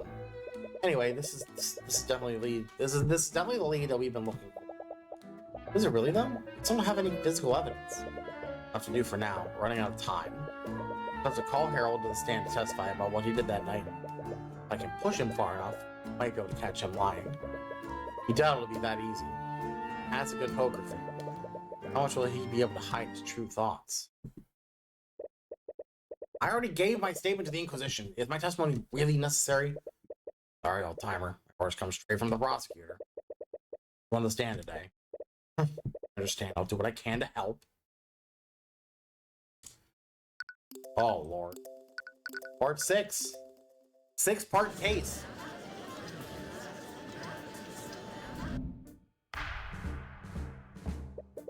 Oh. Court is now resumed with the trial of Beatrice Frege. Let us review yesterday's proceedings. There was much debate over William Frege's inheritance. More specifically, unknown whether the defendant had any claim to her father's inheritance. This detail was crucial in determining whether the defendant had even had a motive to commit the murder. Luckily, the victim's will was supposedly read earlier. That is now part of the public record. What were the results of the will reading, Mr. Cuthbert? William Frege was planning to leave all of his assets to Jaden von Sanctus, his hopeful son-in-law. However, this was predicated on the condition that Jaden marry his victim's daughter, Leaf. And it is clear that Miss Leaf never followed through on this engagement. If the engagement is not made within 6 months, William Frege's assets would then be divided among daughters. I see. There's no mention of the defendant's disinheritance. Correct, Your Honor. This means the defendant did have something to gain from the victim's death. Your Honor, despite the fact we found the victim's inheritance, there's a little physical evidence that implicates my client. May I remind you that Miriam Frege was not telling the truth in yesterday's proceedings? That itself is extremely suspect. And William Frege was clearly not above manipulation and lying. Can't prove that she knowingly gave false testimony. I'll admit that I can't prove it. I'll also admit there's a lack of apparent physical evidence to substantiate our case, which is why the prosecution called Harold Haraldson to the stand. Lord Haraldson? Sort of spell eating clearly plays a large role in the murder, and its theft is one of the few pieces of physical evidence in the case. As the gallery's curator, I believe he can further elaborate on how the sword was stolen that night. More specifically, if you can find out about what he did on the night of the murder. Oh, I see. Well, the court will definitely benefit from this insight. Bailiff, please escort Lord Haraldson to the stand.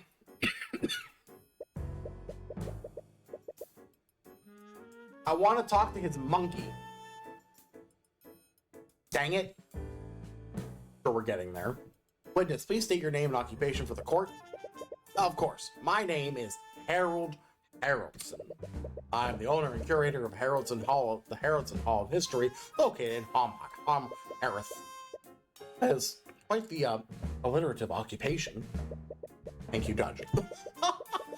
Harold, could you please testify to the court about how you discovered that the sword of spell eating was stolen? If it will help.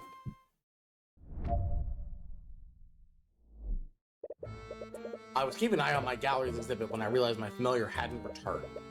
I called him, talked to him telepathically, but he didn't respond. I became worried, so I went around the manor to search for him. An hour later, I returned to the gallery and discovered that the exhibit had been held the sword of spell eating was completely destroyed. The artifact was missing, so I reported the crime to the knights of the ball and they actually discreet lockdown. Luckily, we found the sword and my familiar later that night. You went to search for your monkey, and that's why you didn't witness the theft? Yes.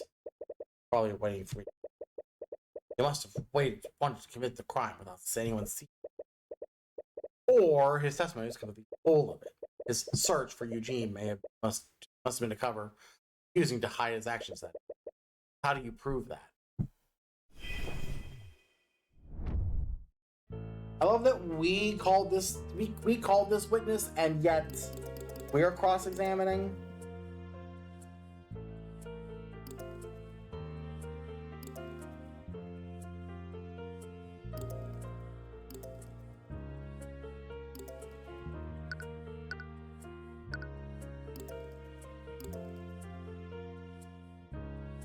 Let's see.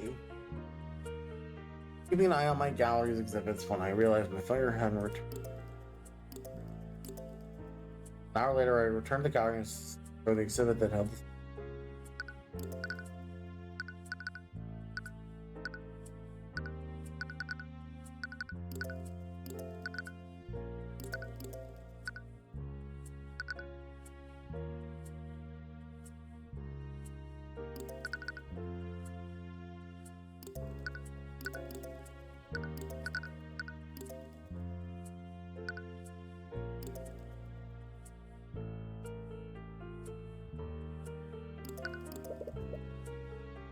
The glass was completely shattered. This is despite the presence of several abjuration spells that protected it. Yeah, so it taken an extremely powerful spell to break it like that, and you saw the glass display was shattered into shards. Unless Harold had a way to dispel that magic. A powerful mage must have avoided it. Perhaps Harold had Beatrice shatter the glass before. It's possible. Our guy was missing. First, spell eating makes his witter immune to magical effects. But what use for the lockdown a bit? Honestly, not much. Builder would have been immune to the anti-magic skills and the spells that prevented people from leaving. At that point, the King's Court just wanted to activate it for good.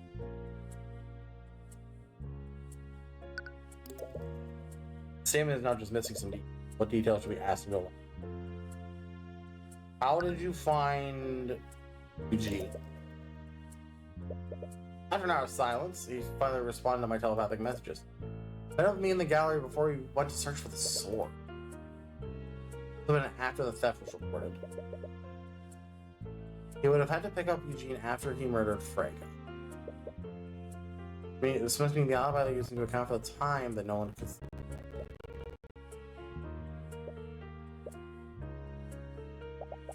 Everyone around the manor to look for Eugene. I think he's telling the truth. Search Eugene gave him an excuse not to be seen by anyone.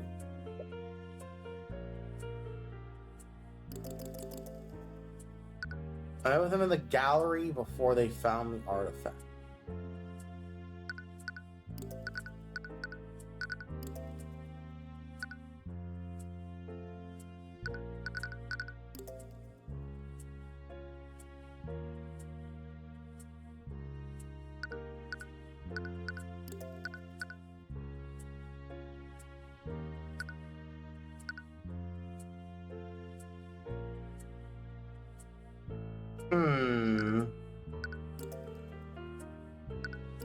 What about the...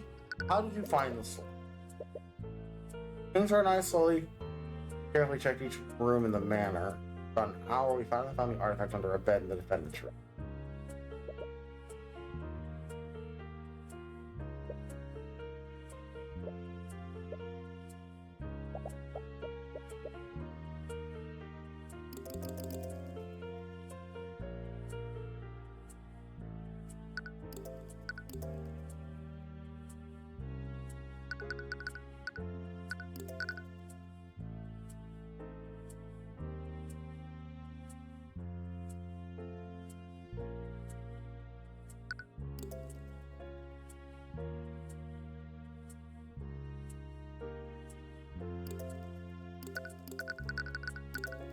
Objection!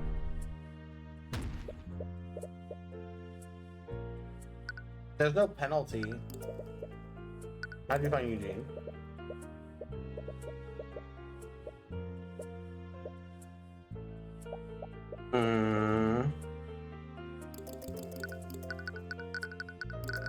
Objection! No. There's gotta be something with this statement. But what?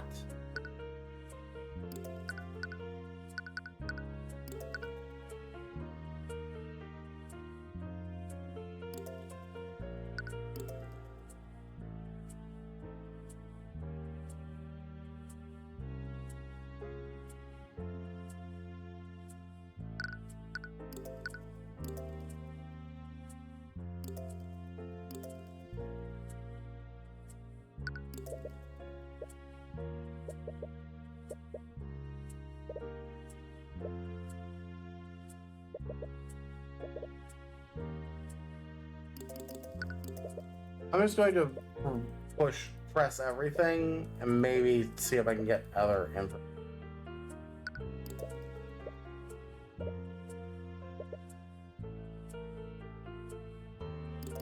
No, so this is the only statement that I have an option for. You might respond to my telepathic messages. I met up with him in the gallery before they finally found the artifact.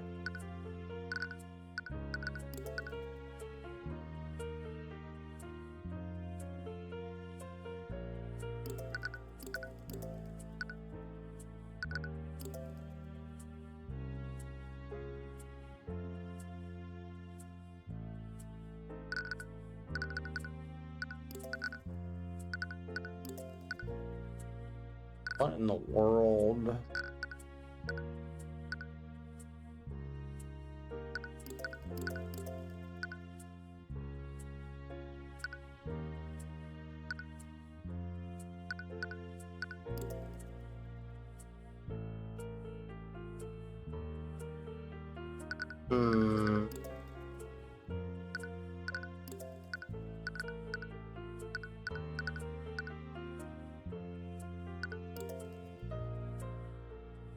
I've been in the gallery before on the artifact.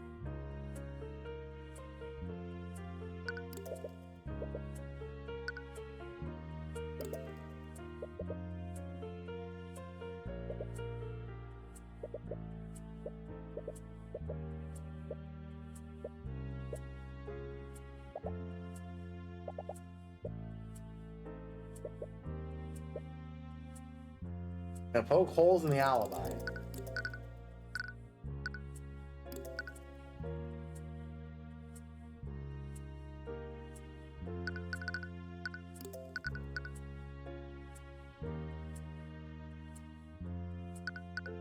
Objection! Oh, that's it? Okay. Have you found Eugene before you went to search for the Sword of Spell Eating? This would mean that happened while lockdown was still active. Yes, as much as I'm worried about the artifact, Eugene's age was far more important. That's the thing, Harold. You said that after an hour of silence, you finally received a telepathic message back from you. What? That leaves one question. How did you communicate with Eugene telepathically if you were both within the anti-magic field? What? Harold, in response to the theft, the Kings activated a lockdown system to prevent anyone from leaving. That same lockdown system would have placed an anti-magic field over every inch of the manor. That field should have suppressed the telepathic abilities given to you by familial bond. Wouldn't have been able to speak with Eugene at all. I mean, this is fair. Mr. Cuthbert, are you accusing the witness of lying in this testimony? Please, Cuthbert is blowing this entire thing out of proportion. Anti-magic field is a resource-intensive spell. You can assume they managed to cover every inch of the manor, especially the areas that would only be accessible to a small animal. Miss Tamora, let's assume that Eugene managed to reach some sort of blind spot in the lockdown system. Magical telepathy granted by familiar bond connects two people. Even if Eugene wasn't affected by an anti-magic, Harold would be. That's very true. So how did I hear him that night? Only one answer that makes sense, Harold. I did hear Eugene telepathically, because Eugene was wielding the Sword of Spell Eating. What? I'm sorry, Mr. Cuthbert, but are you saying the Sword of Spell Eating was stolen by the witness's pet monkey? I am your honor. It's the only way the witness's testimony makes sense. Doesn't have a rebuttal. Push this while you still have a chance. Harold Haraldson, you were the one who stole the sword of spell eating, weren't you? And what reason would I have to steal something that already belongs to me? Take suspicion off of you. You were the one who had William Frege killed. You staged a robbery and used the sword of spell eating to make Eugene invisible. Then you send him through the manor's ventilation system. Also, you could have him murder William Frege in his study. Well done, Cuthbert. I suppose you can't stop yourself from pursuing a lying witness. But I do best, Mr. Of course, witness, do you have anything to say in your defense? That's quite obvious, but I completely refute the prosecution's allegations. He's misguided, but he's just... You're expecting his thoughts to be hostile. Like, yeah, what? Then do you also refute the statement about Eugene telepathically speaking with you? I never had a lie to the stand to save myself. Can't explain how it happened, but stand behind my testimony. Eugene did telepathically contact me during the lockdown. How did he do it? Wait, doesn't know how the telepathic communication happened? Perhaps he overlooked it when he planning the murder with Beatrice. And that's your position, Cuthbert. The witness sent a monkey to murder William Frege. It may sound ridiculous, but it's the only thing that makes sense. Do you have any evidence to refute that, Mr. No, I fully and wholeheartedly agree with you, Cuthbert. Wait. Tyrion? Mr. Cuthbert, did you forget you were prosecuting Beatrice Frege? Your Honor, even as a prosecutor, it's clear that Cuthbert just can't stop himself from finding the true culprit. Wait, I also meant the defendant conspired with the witness to commit the crime. Oh, really? Do you have any proof of this conspiracy to commit? Oh, of course you don't. But even so, let's just assume you did evidence for your statement. So it's really a plot formed by my client and witness? What will my client even contribute to this plan? What you said, this plot was completely carried out by Lord Haraldson and his failure. Oh, well, the glass. He would have needed a powerful mage like the defendant to break the sword's display case and stage the robbery. Their contribution to the murder was breaking some glass. You prove that my client shattered the display case? Can you prove that she did so knowing that it would somehow lead to her father's death? You might have gotten a little too eager to prove Harold's guilt. Physical evidence against my client is almost non-existent in the first place. Meanwhile, it seems the prosecution has just brought forward physical evidence that implicates Lord Haraldson. Physical evidence that is supposed to be supported by his own testimony. Ask me some explain this. Cuthbert, didn't you ask me something yesterday? If my client didn't kill the victim, then who did? I suppose I should thank you for finding the answer. Damn it, all you did was make it more difficult to prove your case. Harold has to be involved in this. We're wrong about it. Only Eugene will be small enough to travel with the airbats. Is there anything else you can use? The indictment Harold must be stressed. Gotten you out of tight spots before, maybe you can find the evidence in his mind? And you can use every trick you have, Cuthbert. It won't help you. Or calm your mind and focus the eye of Horus on it. Find something. Anything that might tie the murder to be Naught can remain concealed. Alright. Eugene and Beatrice was driven to flee from her own family. If only I'd introduced myself to her, perhaps we could find a solution. He doesn't know Beatrice.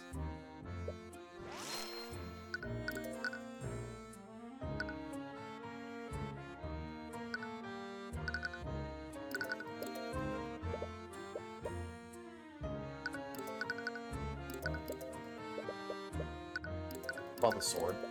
One of my artifacts was used to commit a murder. Really disrespectful to the culture and history behind it.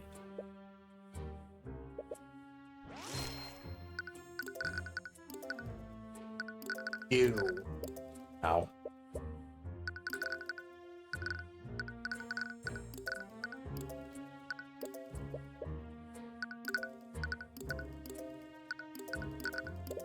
There's vitality were left untouched. It's one of the few artifacts and left imbued with this power. Yeah, what about the armbands?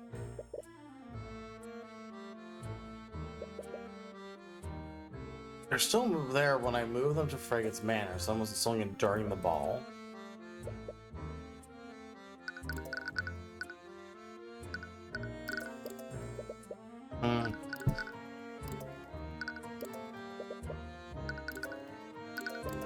Vision of Beatrice was, yeah. That was right. Well, he was ashamed of things ended this way. I hope sure Cuthbert I can show you the value of Wyvern's history. Well, so he's a little sad that.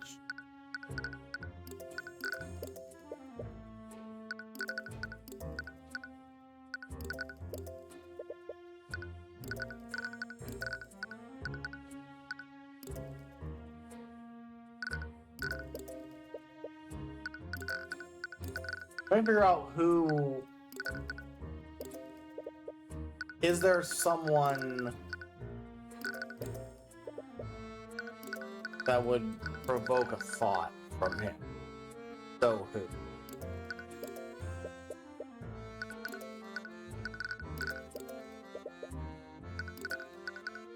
This one I'm just trying things. My theory's already makes sense. I couldn't have heard you doing a lockdown was acting on here.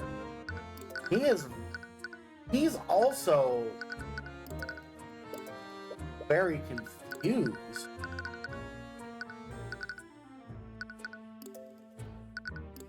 I think we're trying to frame the wrong person.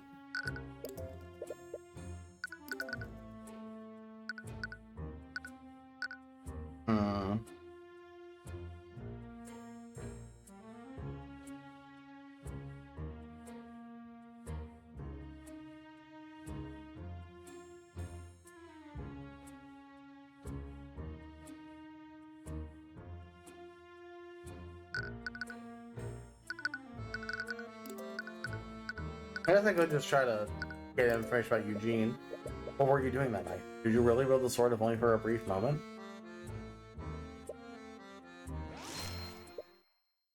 You really had... Huh. You heard something I forced you can't lie to him. That's true. Wrong about Harold's involvement?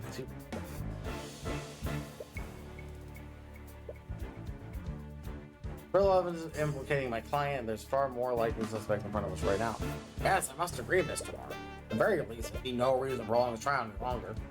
But wait, Beatrice couldn't have personally done it. And the fact that she's completely blind, she was with two princes for most of the night. So who actually killed William Frege in his study? Think about this. The reason why you suspected Harold in the first place because of what Tracker said. Her vocabulary is primitive. He used rat to describe small creatures. Was an actual rat. He still could have been human. No. Oh no, some kind of animal. Food tracker seen in the air vent. It was another familiar.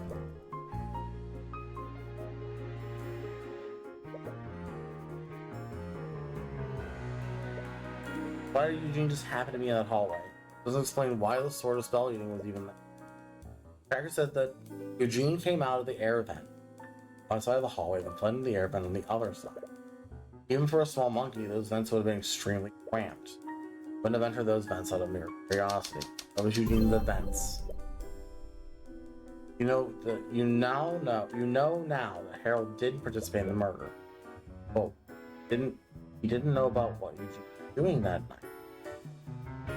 Because Eugene was not acting of their own will.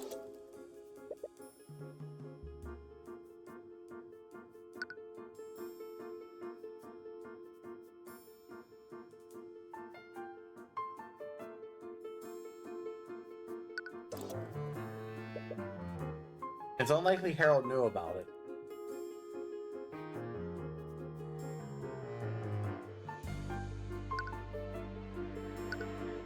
He was acting of his own free will. That's the explanation that makes the most sense, but why? Harold's the only person that's magically connected to Eugene, and even Beatrice somehow got Eugene to follow orders.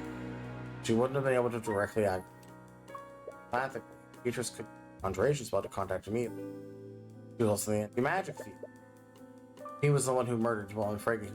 He was acting independently? That can't be possible. How could he have done it?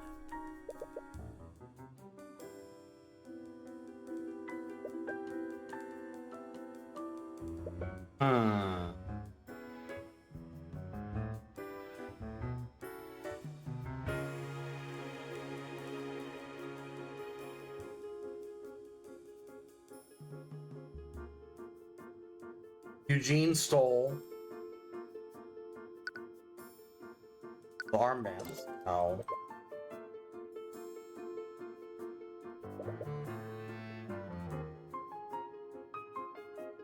Oh. Eugene wore the yeah. Couldn't be. The monkeys wearing the armbands of intellect.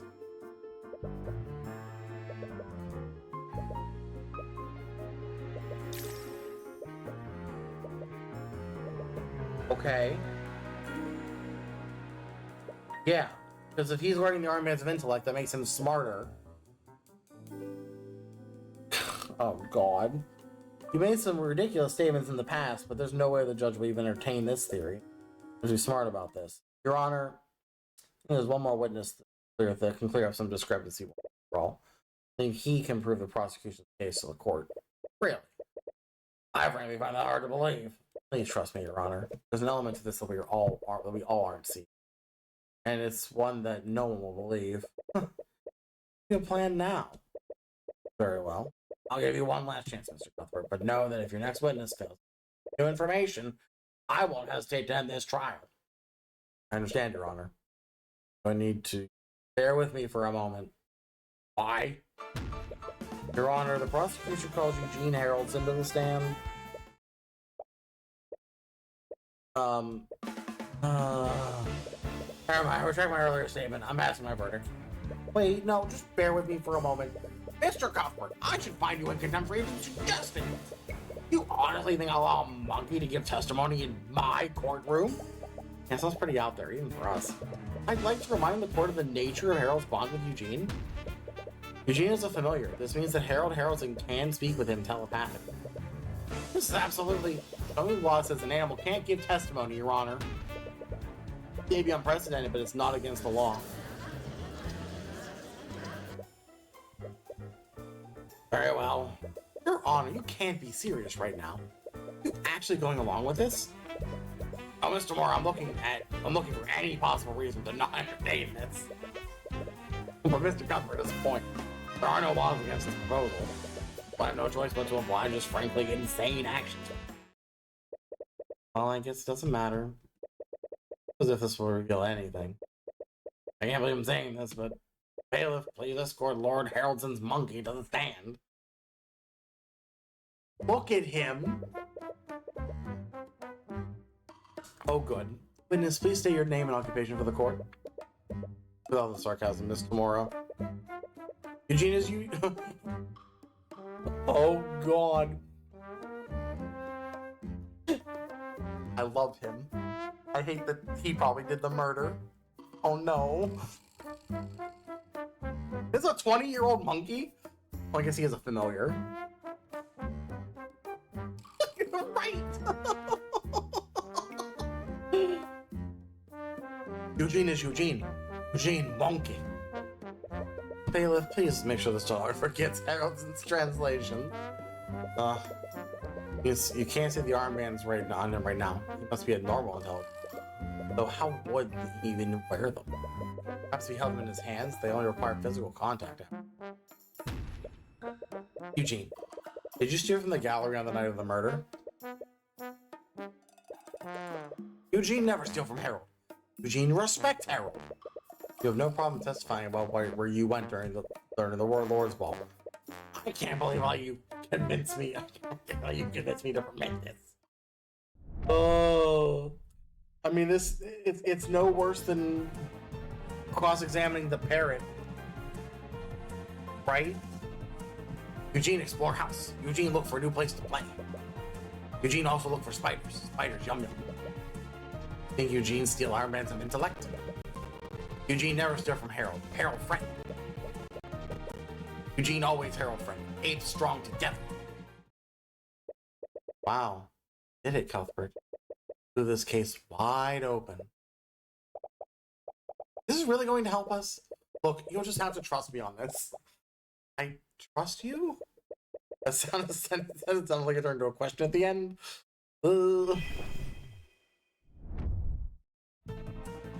Eugene, explore house. Look for a place to play. Look for spiders. Eugene never steal from... Interpret. Objection!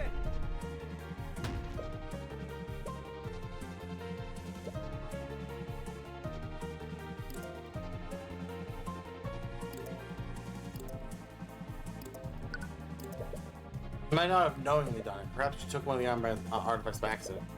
He never do that.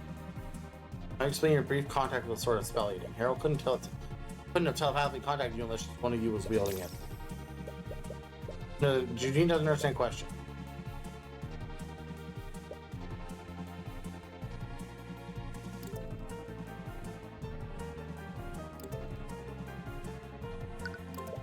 Wasn't accusing you of anything, Eugene. Perhaps you accidentally unlocked the case and then took them thinking they were some sort of toy. Could all be an honest mistake. Eugene, not dum-dum. Right. You know how important artifacts are to Harold. Harold, he never takes. Okay. Harold's associate of House Frega Manor before that night. Manor constantly changes. William always doing renovation. Ah.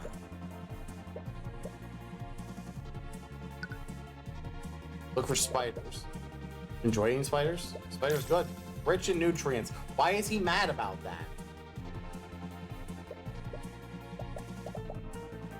Some cultures in the Eastern Kingdoms eat roasted crickets. Thanks, Celeste. You're not helping. Objection!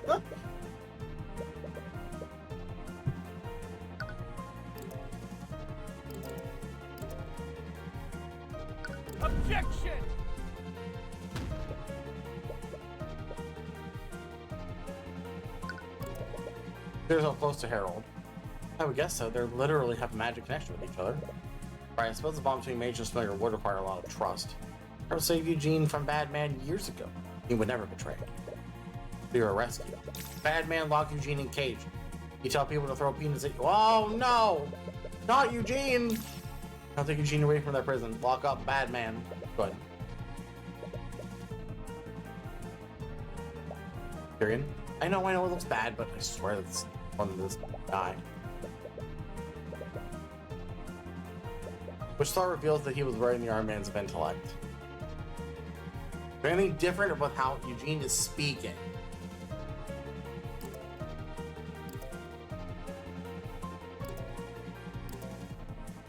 Objection!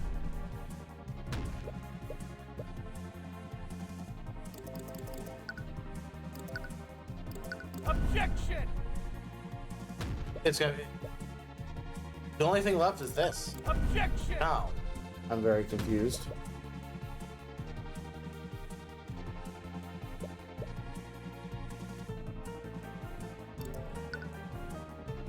Objection! I thought I did this. Wait a minute. Did I ask you before you stole anything from Harold's gallery? Eugene, no. Eugene would never steal from Harold. Cuthbert, don't waste our time by having him repeat the statement. That's the thing, Miss Tamora. That's not the statement he made in his testimony. I asked the witness if he stole an artifact from the guy. Never mentioned the Iron Man's of intellect. Who? What are you talking about now? Witness lacks the understanding to differentiate between the artifacts. It was clearly just a simple mistake. It's not just the fact that he named the wrong artifact, Miss Tamora. The fact that he used the actual name. I'm afraid I don't understand what you mean, Cuthbert. Your Honor, animals can't speak the same way humans do. Even when a telepathic link is established, the vocabulary is extremely limited. Right. Tracker called the sword of spell eating a stick before. It's hard to understand what he really meant. Exactly. So that raises the question: how did Eugene know what they were called? That they were called the Iron Man's of intellect? Wait, how did he know? Iron Mans were stolen during Lord's Ball and replaced with a well-made replica. Where are the Iron Man's of intellect right now? If we had the Iron Man's, if he had one of the Iron Man's when he was king of the walls, he would have never had the opportunity to put them back. The Iron Mans are still missing. So, Dean is wearing the Iron Mans at this moment. Obviously, he is one smart monkey. It can't be. Really, the armbands were designed to be worn by humans, so Eugene couldn't wear them on his arms. But where would he? Oh, I initially thought he carried them in his hands, but there's a far simpler explanation. Eugene, do you still maintain you didn't steal the armbands of intellect? They're on his head, wearing them like a crown. Eugene told you already. Eugene never stole from Harold. I suppose you wouldn't mind off your hat. Ah, there's the pushing up of glasses, intelligence, notification of drat, I've been caught. Are you serious right now? I don't think he's wearing them right now, dude. I don't think that makes sense. The armbands were taken the night of the murder, and they are still missing. Eugene did steal the armbands that night. Would have never had the opportunity to return them. He has no choice but to continue wearing them until the investigation is over. This is absolutely ridiculous. You're spinning a fairy tale. You honestly expect us to believe that a monkey increases intelligence beyond human limits? If I'm wrong, the witness can refute my theory by removing his helmet or removing his hat. Well, it's gonna be Eugene. He's a fully break character, and he slowly but silently lifts his hat. No, you can't be serious. I see it plainly. He's wearing the armbands like a crown on his tiny head. And now he's smoking a pipe. Oh, god damn. From out of his hat, you see him pull out something else. Oh god, Mr. Cuthbert, I shouldn't have underestimated you. Are you serious? This is probably a blessing in disguise. I don't think anyone I can bear depicting myself any longer. Objection. Objection, Your Honor. On what grounds, Miss Tamora? On what grounds? Everything about the situation is objectable. It's downright absurd. Is he? Oh. She knows. She knows.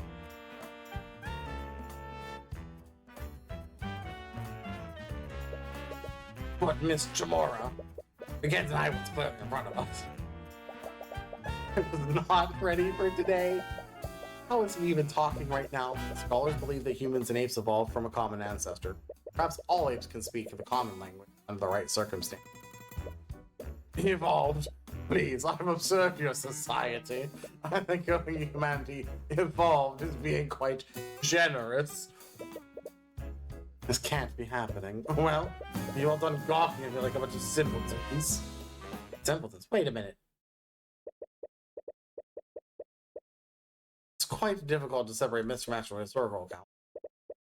I remember encountering so similar from the Imperial Academy. Must be quite dedicated to your studies. Oh my god, those thoughts are from Eugene. All of the thoughts we thought were heralds are actually the monkey. Oh no. Every insulting thought you've seen from Harold, they weren't heralds. Eugene. Wearing the armbands since you met. Oh no. I still don't understand. Why would you even take the armbands in the first place? I'll admit it was the Lord's ball that was one of many occasions. The first time I touched them. By accident. My unawakened self was enamored by its glistening sheen. I merely wanted to touch them, but when I held them in my hands, I experienced a sense of clarity I'd never felt before. Afraid of what I experienced, so I left them alone. And my primitive lifestyle, I couldn't stop thinking about what I felt that day. I wouldn't quite phrase it like that, but I suppose you're wrong. I knew the past were Harold's fault, so I mean, from time to time and indulge in the power, but the more time I spent with them, I awakened into it, the more I craved its power when I was away. That's when you made the replica. When no one was watching, I devised a plan to discreetly take it. I would have. He would have concluded that a noble from the Lord's ball took them. Because the treachery had proceeded from the ground. I'm not proud of what I've done, but to this point, someone to steal the sword spell eating. I certainly didn't expect a murder to happen that night. Don't maintain that you're innocent. Of course I do. I stole the armband, but I did not murder William Frager, nor did I take the sword of spell eating. Allow me to elaborate. On. I thought I took the armband's intellect and replaced them with a replica, but I was not the corpse. Spelling. The thieves. Completely different. The thefts were completely different from one another. The display case for the sword was completely shattered. I spotted the sword when I was exploring the manor, lying in the middle of a hallway. Wonder why such an important artifact would be lying. I asked closer look to inspect it. When I heard Harold call out to me telepathically, the sword must protect me. And how did the anti-magic feel? I wanted to take the sword to return it, but a wild dog chased me over the scene. He has a point. You didn't need to shatter this lake's sword. Yeah, right? he kind of is. He already knew the passwords. Rex said Eugene was the one who dropped the sword. Furthermore, he gave me the air vent that led into William's study. The actions that I were definitely not as innocent as when he lies. Must have lied somewhere.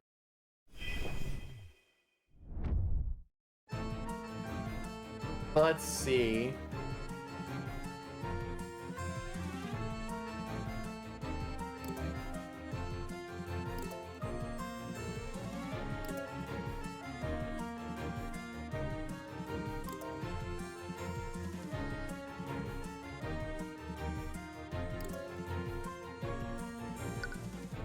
Dog chased me away from the scene. I mean, that's all of this is accurate.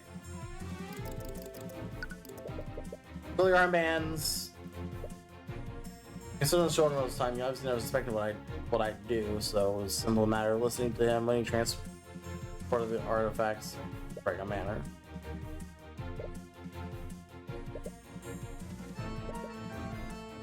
Yeah, so he knows all the passwords, so that's not an issue. And he lies in the physical evidence. Harold's password may have disengaged luckily wouldn't be able to the magic that protects the glass. So it would have to be only Harold can cast magic for me, and I can't cast spells myself. And even if I could, Harold's spell command doesn't have a spell that's powerful enough for that. So who shattered the glass?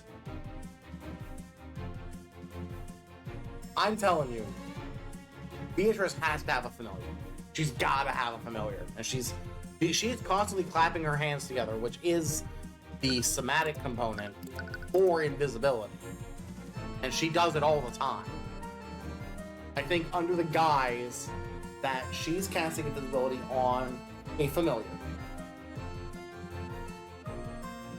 And how did no one cast detect magic around her to see the thing?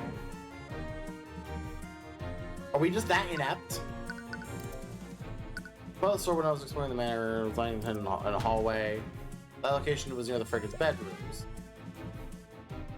I mean, people are fairly inept. That is very true. What do you take me for? I know what a bedroom looks like, and I'd never enter one uninvited. Oh, good. No, at least the monkey is a gentleman, I guess. Let's go back from the rooftop garden, but suddenly felt something interfering with the armband's magic. Where something had happened, so I made my way back up to the gallery to meet up with Harold. Ah! Okay.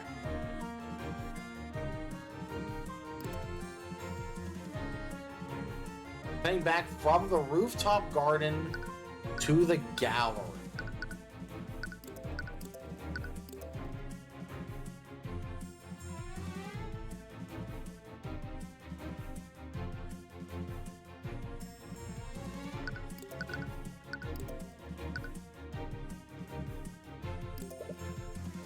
So you're heading directly from the rooftop garden to the gallery. Someone just left the sort of or left it there if they were done using it. Kingsguard found it there. That would have no idea who stole it. So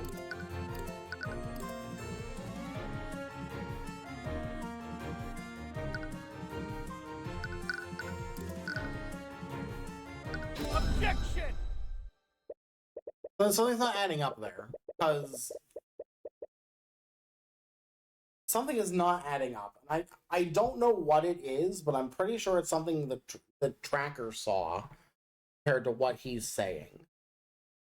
I just can't tell what it... I mean, obviously it's correct because the music stopped and we're moving on. Eugene, I'm sure you're well aware of this, but the best way to lie is to hide a false detail within many truths. What are you trying to insinuate, Mr. Cuthbert? That you were heading from the terrace to the gallery. Take any detours. Of course not. John Bass nullified, my intelligence was slowly fading. want to return to Harold as soon as possible. It's like, let you take a look at this floor map of Fraga Manor. Oh, okay. I also misread this map because this doesn't show where the doors are. So I assumed that the hallway between Miriam and Beatrice's bedrooms is where that happened. So I'm assuming that the encounter with the swords was here.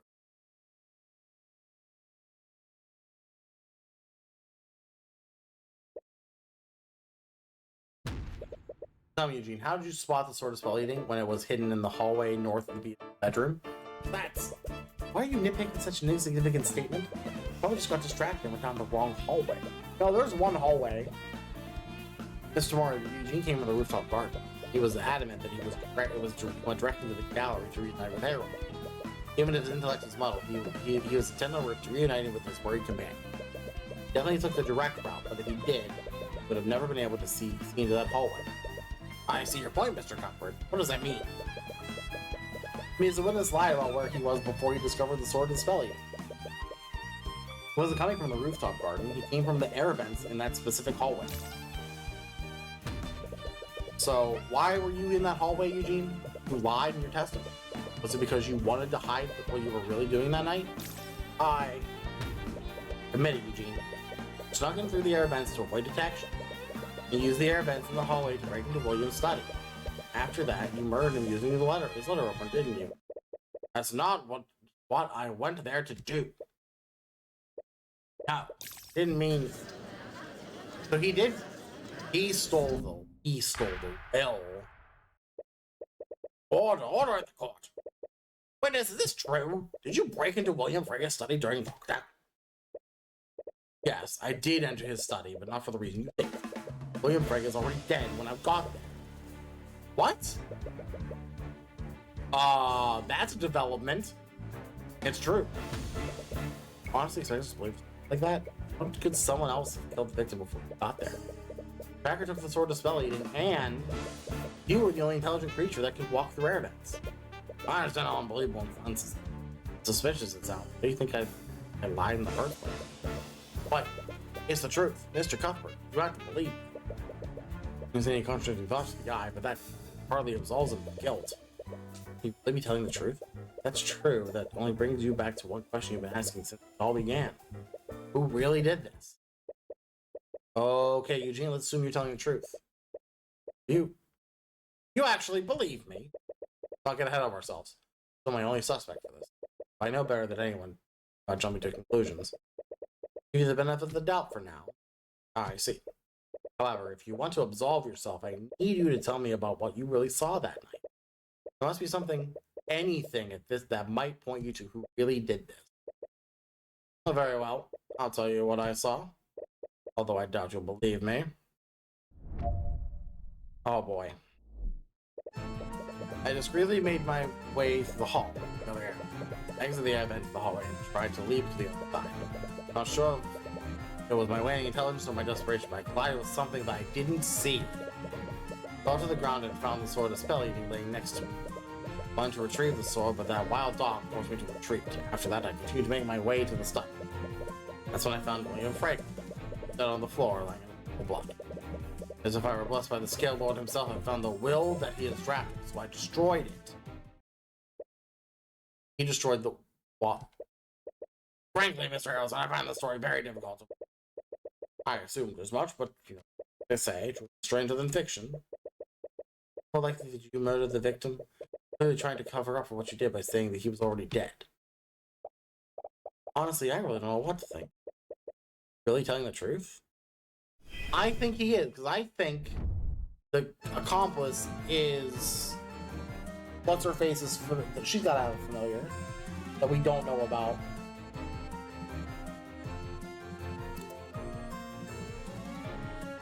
I collided with something I didn't see. He just called me. I have impeccable dexterity. Wow. Yeah, he got real offended. Must have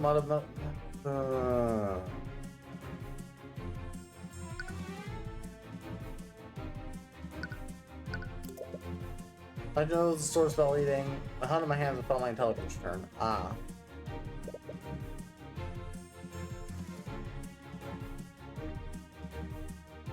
The dog forced you to retreat.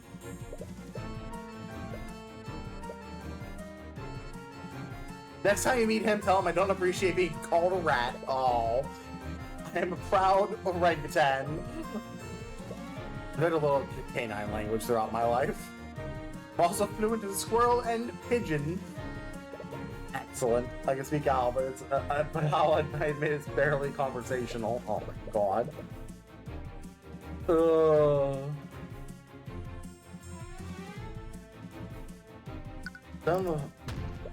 Seems awfully convenient that you started before you arrived. I know what it may seem, but I'm telling the truth.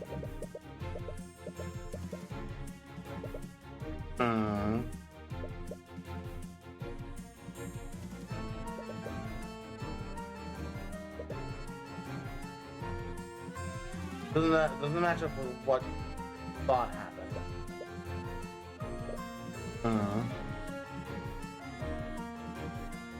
So why did he destroy? You were the one who took the will. I've been trying to find it. What did it say? First time, so I didn't read the entire document. I found his order for his executor to defund the Harrison Hall is. But I was going to specify that on the current copy, included that his former will didn't have this addendum. You could save Harold's museum, making sure it never got submitted to probate. Crumbled up into a ball and ate it. Oh. Well, he's telling the truth. Press each of his statements. I did that. Good night.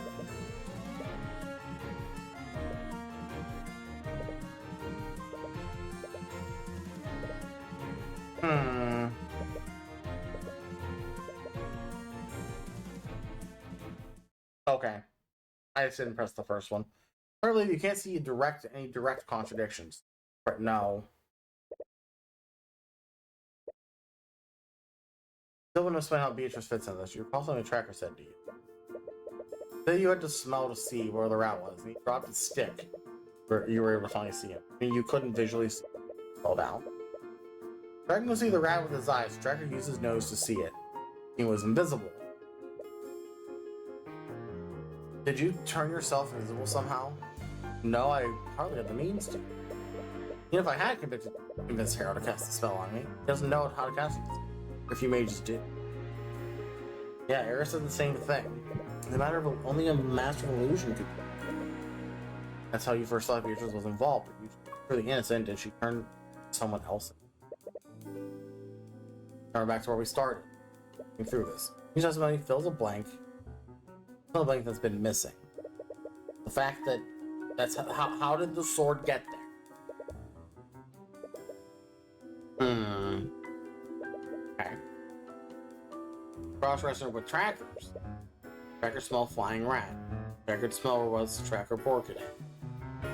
Or was scared rat because he fell onto the floor and dropped his stick. So where does that lead us? Thief.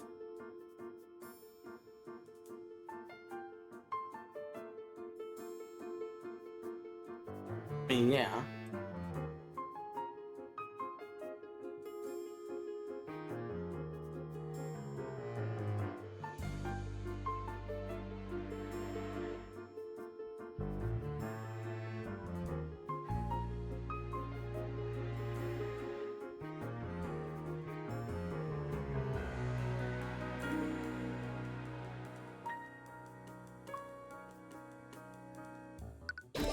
He drops the sword in the hallway. How does that make sense? They hide the sword there like you originally thought.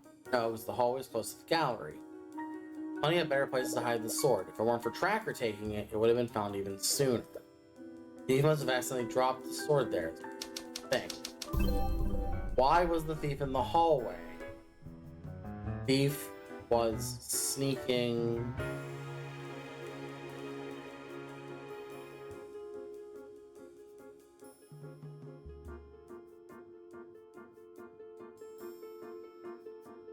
He was walking through the hallway.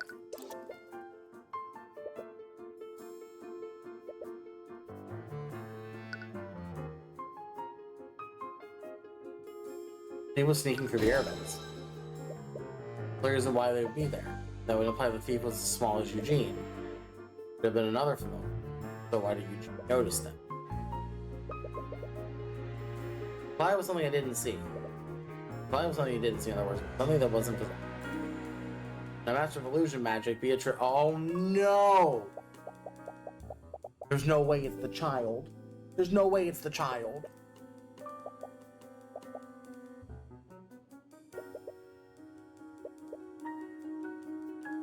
That Beatrice was somehow involved, but just assumed it was a part of a larger plot. Breaking the glass, casting invisibilities, or elements that you knew she was involved with, never really fit together. Unless she was the one pulling the strings the entire time, and there's only one way she could pull the entire time. What did Beatrice use to commit the murder? We go on. She has a familiar. I said this. As soon as they introduced the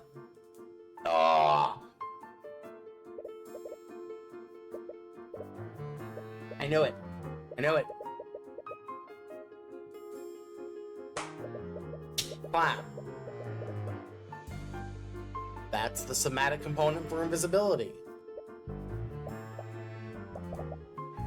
It's a bit of habit of mine, because you have to cast that every hour. And the reason you didn't think she was blind back then, you barely even noticed it, because she can see through her familiar.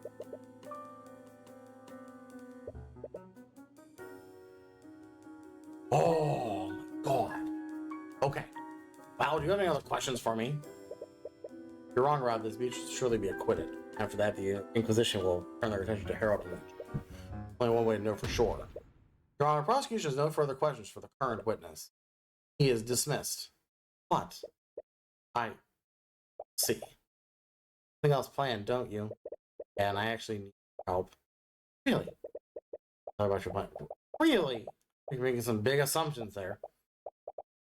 Check for something like that? No. That's... Wouldn't someone have done this already? You remember the Steelman said yesterday? When the guards saw the body, one of them cast detect magic.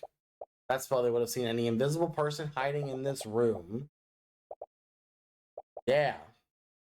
Invisibility leaves traces of magic on the person it's cast. Mages can use detect magic as a way to see through invisibility. If everything goes the way I think it will, you'll be able to confirm its location. Once that, you just need to reveal it to everyone. Alright, I'll follow your lead then. Mr. Cuthbert, how do we proceed? Your previous witness brought about more revelations than I could ever have guessed.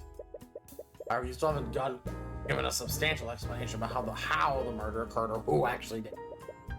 I understand, Your Honor, but it will all make sense after I call my next witness. Another witness? I say your hesitation, Your Honor, but everything we've learned through these trials is finally coming together. Final witness to tie it all together in a perfect time.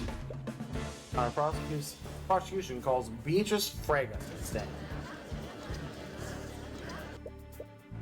Seriously, Cuthbert, you went through all that trouble just to end up calling my client to the stand? Your client has the right to refuse Miss Tomorrow, but I wonder how that will reflect on your client's character. It doesn't really matter. She's already standing there with Miss Tomorrow. Carry your client regardless of what she decides to do. Don't have much more impact if you can bait her onto lying on the stand. My client says that she's willing to testify. However, I'd like to propose a short recess. Developments, I'm sure you can understand that we have much to discuss. Oh, I see no reason not to grant the defense's request. Really okay? He doesn't have to prep, they might realize what we're doing. I know, but I don't think we have anything to worry about. Filling a psychological profile of Beatrice since the case began. Hard to read her expression and emotions, even with the Eye of Horus. She keeps herself guarded, keeps her true intentions under. She's powerful, more powerful than her father ever cared to admit. Despite this, he tried to control her and put her inside a cage. Beatrice Fraga would never live it. Wanted freedom and control. And should never took to get it. I'm sure the accident that blinded her didn't help them. Everything said and done, she abandoned everything. Her wealth, her status, her family. Could have waited. Could have gritted her teeth until it was her turn to lead House Fraga. If she was willing, she could have even secretly pushed her father past the key itself. Couldn't bear to live like that, even temporarily. No idea why this is how to do it. Perhaps it is something to do with their meeting. You know one thing. Beatrice Frege would never put herself in a position of vulnerability. To endanger her freedom. To make sure she can see who.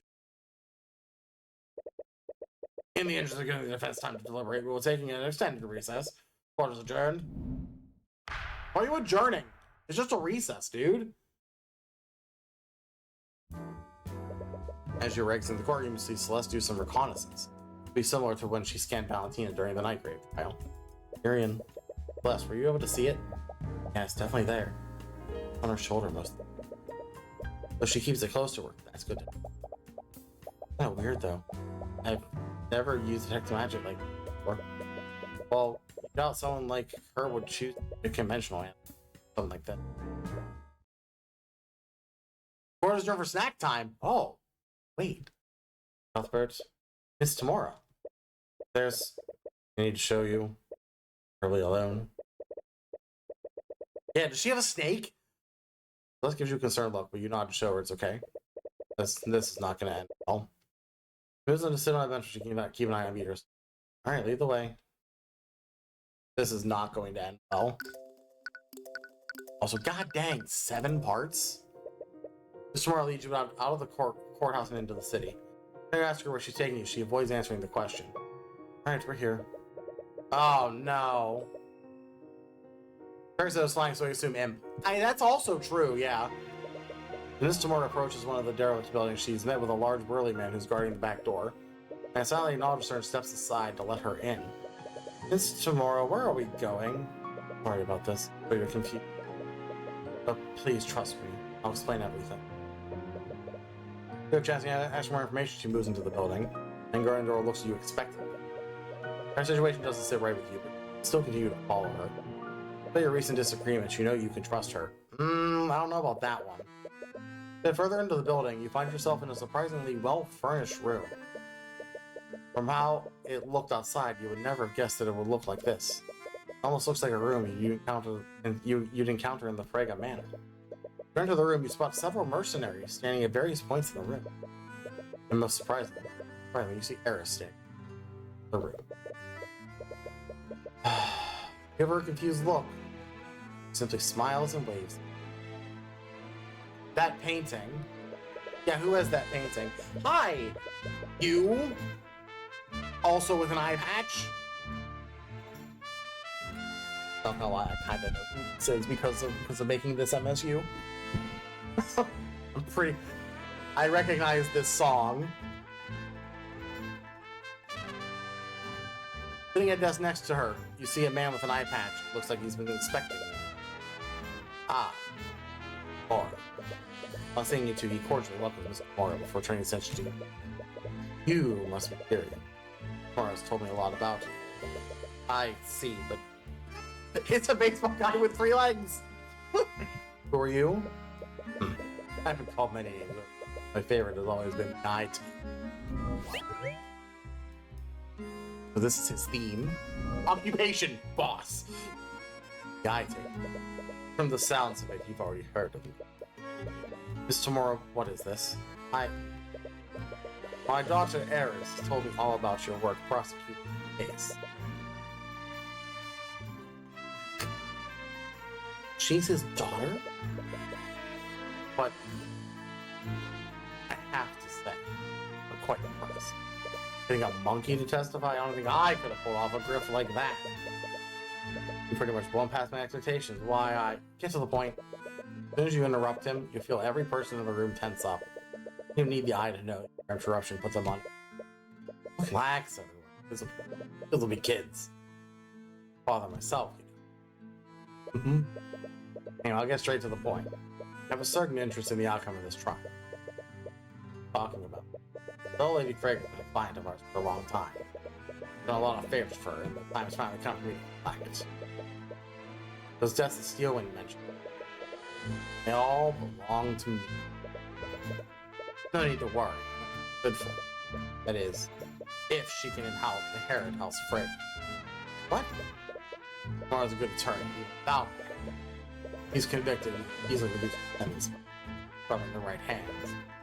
See, there's this pesky Slayer rule. Thing is, Cuthbert, I need to be acquitted. Right. Oh, that's what this is about. House Frega's gold? That's why you helped her murder William Frega? My goals aren't so nearly short-sighted. I have big plans, not just for this entire kingdom. I need House Frega for that. Like you needed Justin Way? Tyrion. Justin. I think it's a shame what happened to him. I'm not so innocent. He would have never tried to rob Dracogen if you didn't threaten him. That's so. I think I just randomly showed up on his doorstep one day demanding. He was the one who came to me for help. I just wanted to pay back what he owed. Hadn't come to me. It would have been some other criminal. And that's beside the point. Even about what I wanted from Justin. Enough about what I wanted from Justin. How about what I want from you? You want me to throw the case? I love this kid. I'll need to beat around the bush with this one. No one will doubt you. Especially considering the amount of work you put in already. You need to do anything. Take a dive. Let someone else take the fall. No matter what happens, the court will blame someone for this. Makes you feel better. I can assign tomorrow to defend the old man and his mother. That way everyone can come out of this unharmed. Everyone wins. Except for the fact that a murderer will put a charge on House... Will put in charge of House Frega? Please. As if that's any worse. Being in charge of the other. If you recall, there's already a murder charge of House Von Sanctus. They're all dirty. You've seen it, haven't you? They rig the system. They pay, threaten, or even kill people that get in their way. All we're doing is leveling the playing field. Tyrion, please, just listen to him. How can you go along with this? I told you a long time ago that there were certain parts of my job I couldn't tell you. Well, this is it. This is what we need to do to beat them. Those rumors about you, they're all true, aren't they? Forgery, bribery, blackmail. You're guilty of each and every one of them. Used him to do it. Also, you can keep winning. You blackmailed Miriam, Miss Tamara. As if I should show any pity for that spoiled princess. A dreadful thought just entered your mind. Steelman, you attacked the day that Beatrice was arrested. Was that? I didn't know what they were planning. Despite my confidence in tomorrow's skill, I'm afraid there was too much riding on this chance. Gotta make your own luck system. How could you? She almost died. I never expected her to strain her injuries. And we're definitely expecting you to take her place.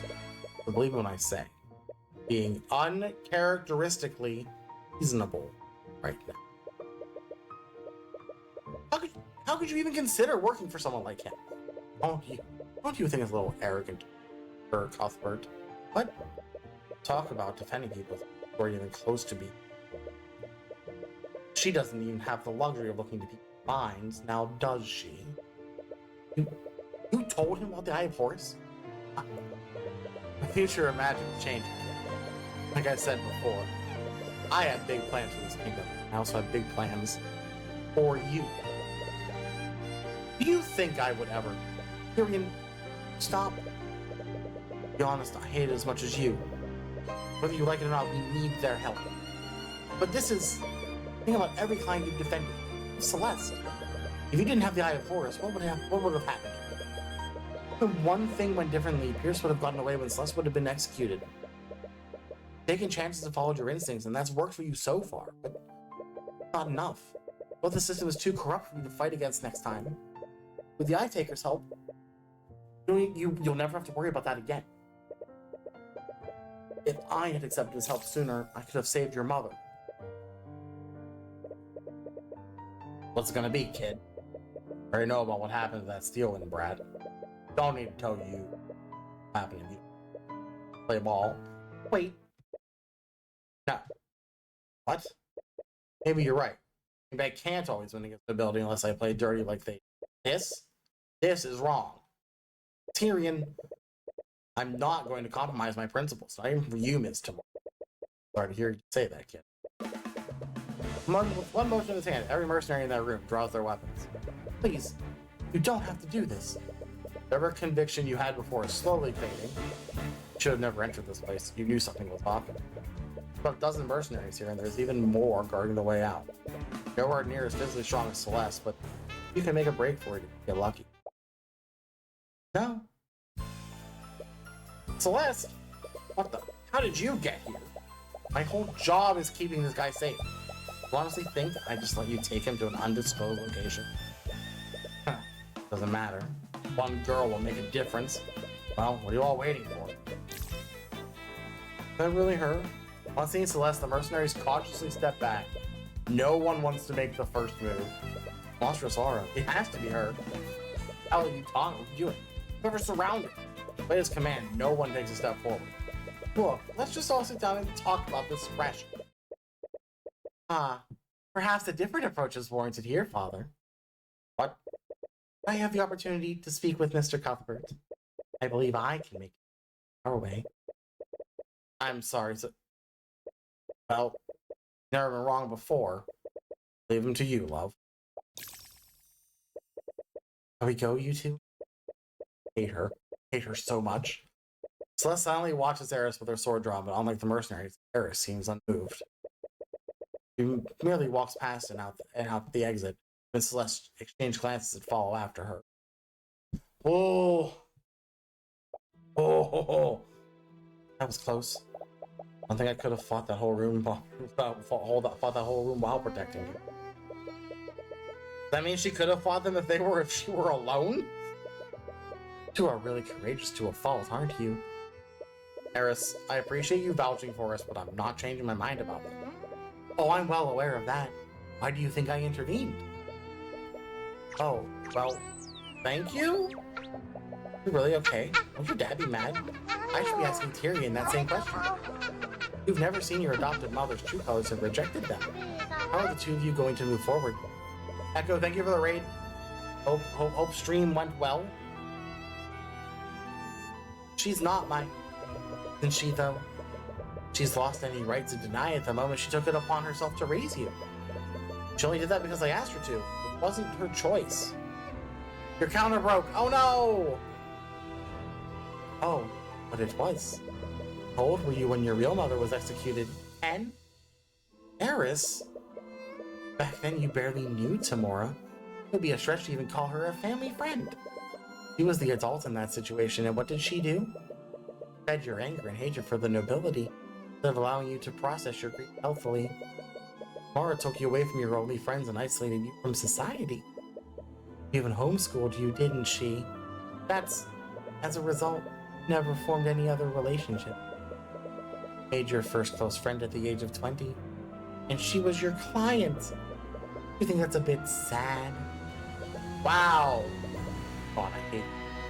She isolated you because she wanted to use you. That's not true. That's not why she... From what I've seen today, you clearly have no idea who Tamora is. With the Eye of Horus, you're clearly a terrible judge of character. Eris, you've gone way too far. To save you from more heartache, let me give you one last piece of advice. Eris leans in really close to you. It's a whisper in you. You honestly think Celeste will ever love you? Whoa, lady! Okay! What? I'm sure you understand now. Mora can only afford to pay her exorbitant salary because of my father. I've already burned that bridge. Where do you think the Crimson Demon will go when you can't afford her services anymore? No, she's not. Lindhart dead. She has to worry about her mother. Think she has the luxury of playing around with you for free? Or do you actually think she enjoys spending time with you? Tyrion, you have to look at this rationally. Any support or affection that she's giving you has only been to keep you as an employer. You seem to know a lot about these things. I had to do a lot of I had to do a lot of network as a mercenary. You know how many times I had to charm merchant into hiring me? Why? Why are you doing this? Because I want you to... I just want to keep getting hurt. I hate her so much. It may seem cruel. You have to have you have to be realistic about these things. You trusted Tamora and she betrayed you. Try not to make the same mistake twice. Celeste didn't hear anything she said. But she seems to notice how it's affecting you. Harris, that's enough. I'm glad I can read fast enough. Right? I'm glad that I'm glad that I'm able to at least perceive what's being said before I say it, and then yeah. Oh my god.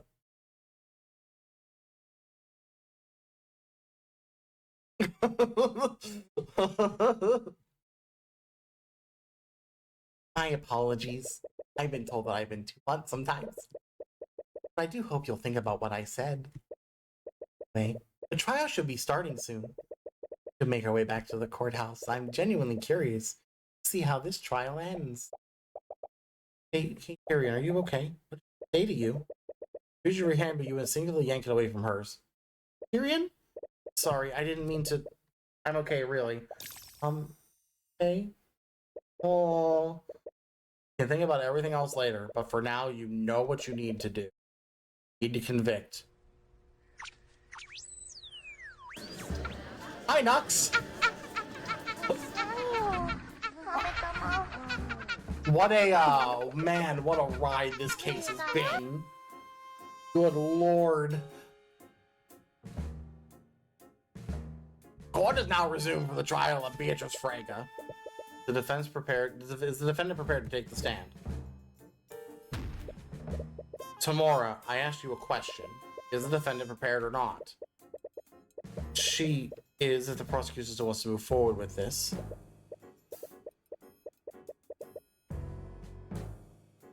Finished? What were you doing, Nux? Prosecution will be moving forward with this. Please bring in the witness. 218 on co-op cross keys. Hey, that's pretty okay. You still see it, Celeste? Yeah, it's still there. Should I reveal it now? No, let's really make a point of it. Wait for my signal. Thank you for agreeing to take a stand, Miss Frege. Mr. Cuthbert? It is my understanding that you were with the two princes for most of the night. Yes, I was. Why, I'm still quite confused as to why I'm being charged with this crime. If everyone there died, I'd have thought my alibi was the most solid. That remains to be seen. It was the same one that broke Echo's counter. It was so bad. Oh no. Clearly. Anyway, since you still maintain your innocence, you'll have no problem going into detail about your supposed alibi. Oh. Why would you put the hammer on Lumberjack Ledge? Because then you know where it is. Fine. Right? So if you know where the hammer is, then you know what you need to do. I don't say that's my fault. I'm just helping. I don't... Ooh, okay. I will add that to the end of the list. There's a list that keeps growing, but we will add it. It was also Vanilla Lumberjack Ledge. Oh, yeah. That's what I mean. If you know where it is, then I don't see what the problem is. As you know, I was with the Crown Prince Aster and Prince Alaric for most of the ball. I went there after my meeting with my father and remained with them until I was arrested for his murder. Truly, it wasn't required, exactly. Lord Steele and the Kingsguard kept watch over me the entire night. I neither had the means or opportunity to steal the sword of spell eating, bring it to my father's study to murder me. There it is. And that, Miss Frege, is where you're mistaken. You definitely had the means to commit both crimes while under the eye of everyone there that night. The most effective tool an attorney has is revealing a contradiction in a witness's testimony. I didn't have to do anything for that one. He was just taking that on his own. It only completely shatters your opponent's argument. It also makes the court doubt whether the witness is actually acting in good faith. Usually, you've used evidence to reveal contradictions like this. Now, Celeste. Apurio. Wait, what are you doing? Yep, it's an imp. Demon! Yeah, that's actually kind of terrible in a cross keys. Oh my god, what the hell is that thing? Here, you get behind me. A monster! It's a monster! Someone call the Inquisition, the Kingsguard, anyone! Your Honor, can you please restore order? Nope, Your Honor. The old man fled back door the moment he saw me. It can talk? It's a demon. It must be. Just like the legends say. We all just calm down, please? It takes a while before you can get everyone in the room to settle down. Eventually, it was clear that the demon intended on harming anyone. At least not yet. Court ordered extra guards, just in case, and you're eventually able to bring everyone back into the courtroom. Mr. Cuthbert, what is the meaning of this? Sorry, I didn't know it was a, actually, what are you? Are you a demon? Why, yes, I am a demon. Demons actually exist, but they were only a legend. Your Honor, not only do demons exist, the defendant has made one into her familiar. She's only blind in a literal sense. She's constantly looking through the eyes of the familiar to see. And? What do you mean, and? It's pretty obvious that making a pact with a demon is incriminating by itself. Your Honor, the laws of Ivangar prohibit entering a court with a demon. They don't, but my client has committed no crime. And so I really preferred not revealing Marinoff like that. Marinoff, is that your name? But most people call me.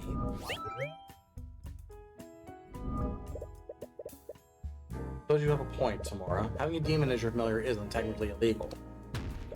However, it does prove the defendant had a way to commit the murder, all while under the eye of everyone in the ballroom. Could have sent Marinoff upstairs to the gallery and had him steal the sword of spell eating. After that, it would just need to traverse the vents in William's study, just like Eugene did that night. The fact that the familiar is a demon proves that she could have done that. I mean, that's how everyone reacted when they saw Marinoff perform. Monkey may have raised some eyebrows, but someone surely would have reported Marinoff. So surely would have reported Marinoff if they had saw him. Mora, your client is a master of illusion magic. I assume that we'll find invisibility in her spell compendium. You might. The connection granted by familial bond, she could have cast a spell on him, regardless of where each of them was. I'll admit that my client does know how to cast invisibility, but your theory raises another question. Will my client continue casting it unnoticed? Continue casting it? Yes. She claps a lot. We have established this. Literally, we met her and she clapped. You understand once I go over the order of events that night. At an unknown time, someone stole the sword of spell eating from the Haraldson Gallery. Due to the timing of this, I'll admit that it would be logically if my client was the thief. However, sometime later, my client met with the Crown Prince and was watched closely by the King's Guard. From witness accounts, including yours, we know that this happened at 12:45 a.m. And since this time, my client didn't leave King's Guard that night. Around this time, William Frager retreated to his study and locked the door. He made a point of telling everyone that he didn't want to be disturbed. Then at 1:03 a.m., Haraldson finally discovered the sword was stolen. He reported the thief to the Inquisition and they activated a lockdown system. Shortly after the report, Leaf Fragus tried to speak with her father about the theft. William Frager reiterated that he'd not been disturbed. Saw his face, traces of illusion directly on his body. That meant that William Frager was still alive at the time. Unbeknownst to everyone at the time, William Frager was attacked by the murderer at 3:12 a.m. This is confirmed not only by Jan Hughes' testimony, but by the autopsy. Then at 3:26 a.m., the King's Guard found the sword of spell eating at my client's old room. The King's Guard tried to arrest my client for this, but the Crown Prince told them to stand down.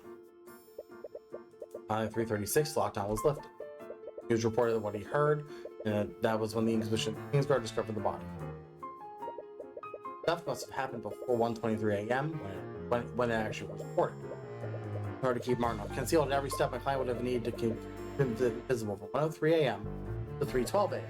Not only that, she needed Marinoff to wield the sword of spelling to ignore the effects of the magic field.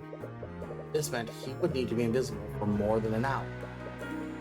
What's your point? The point is that invisibility has a duration of 1 hour. I'll admit that my client could have cast invisibility before she met with the Crown Prince.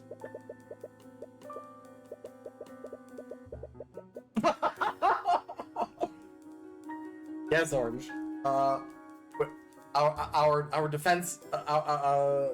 fighting against the Manfred von Defense is going well. It's a demon! But if she wanted to keep Marinus invisible, she would have needed to recast the spell at some point that night.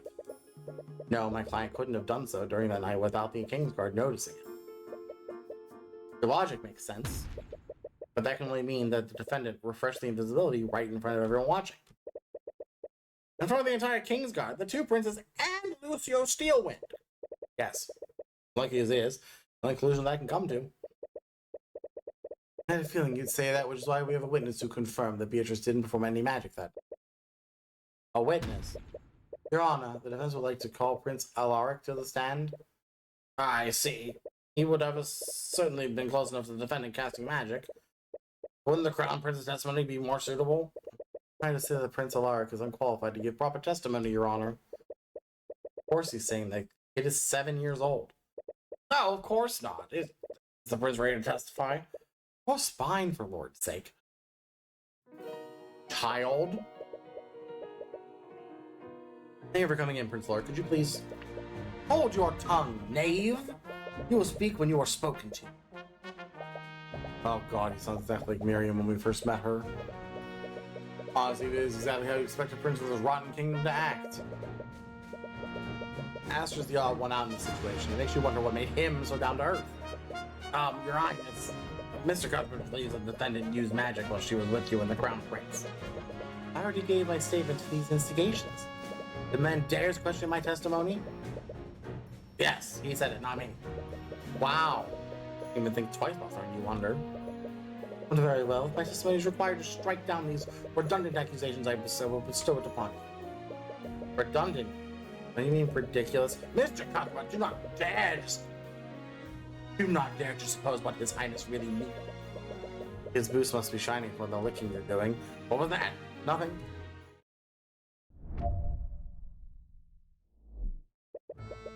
You think Lady Freyga cast magic in front of me? Don't be a serf. Be careful, watch with the Kingsguard, my brother and Lord Steelwind. Conversed for the whole night and I didn't see her cast any magic. Been through so much of the last few years, all because of her horrid father. Never do something like this. You and Lady Steelwind are just jealous. No. He seems really convinced that he didn't see anything. That he's intentionally lying. Celeste, usually when you cast detect magic, I can see magical energy overlaying your eye. Yeah, there's always a visible magical effect on the target when I cast the spell. Martha's probably in another room. The Kingsguard wouldn't see the initial magic effect of invisibility. If there wasn't an invisible effect in the room, she would still need to say the incantation for the gesture of hands. Like how you say Repario Arcana every time you scan a crime scene? Don't shout it. Anyway, she must have done the incantation and gesture at some point during the night. Did she ever get the opportunity to conceal herself to do so?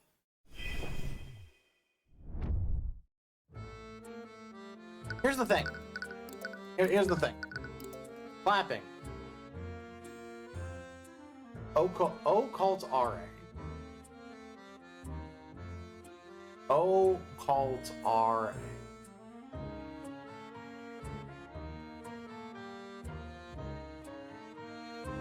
Unless she's skilled enough that she doesn't have, that she basically has silent spell and just has to do, she's been clapping a lot.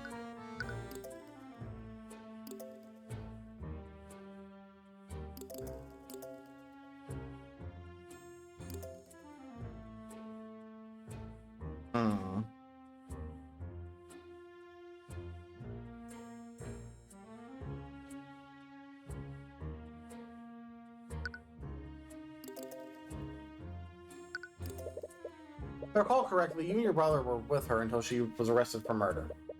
What did you speak about? Told stories about what she did when she was away. She was researching something. Look what she said. Something about the old cult. Oh.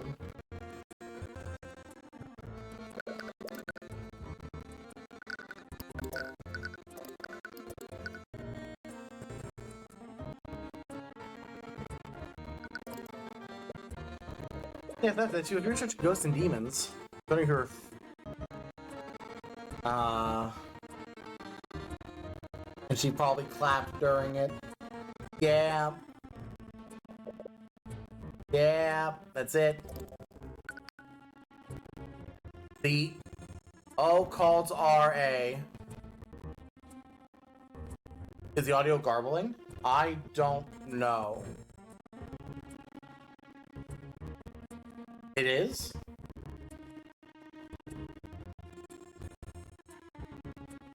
Hmm.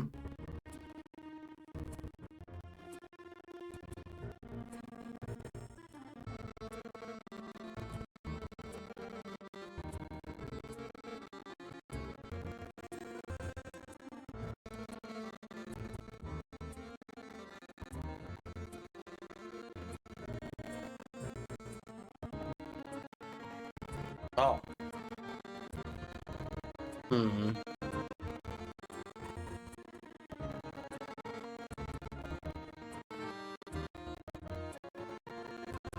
Let me...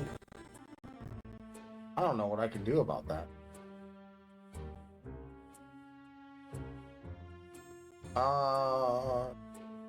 Now it's fine. Oh.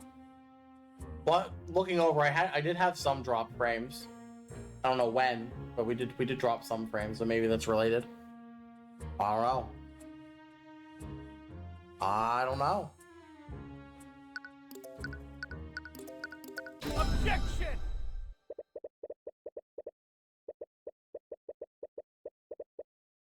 You cast a spell on mage needs to speak an incantation. There's nothing that says you can't say anything before or after it.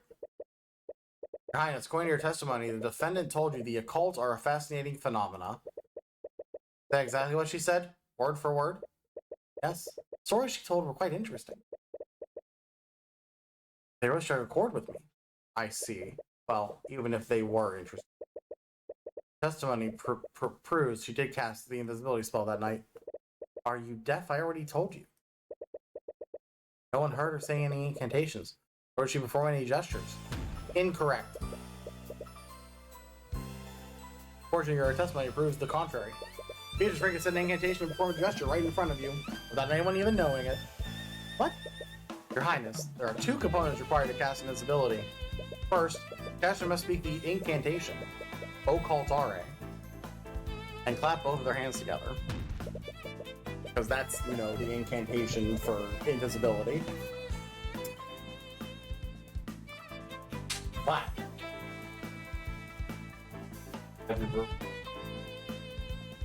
I would think that if you're casting invisibility, you don't want something that's going to cause noise. Try to go into... I'm sure you notice the defendant has a habit of clapping both of her hands together to calm herself. Now that I think about it, that habit must have come from constantly casting the spell. The defendant requires Marinoff to see, so she must constantly cast invisibility to keep him invisible. Cuthbert, you may have an explanation for how she hit the gesture, but would have still needed to speak the incantation. However, she did speak the incantation, but this testimony proves it. What are you talking about? I never said she spoke any incantation. Your Highness, the incantation for invisibility is Occult RA. Now recall that what you said in your testimony.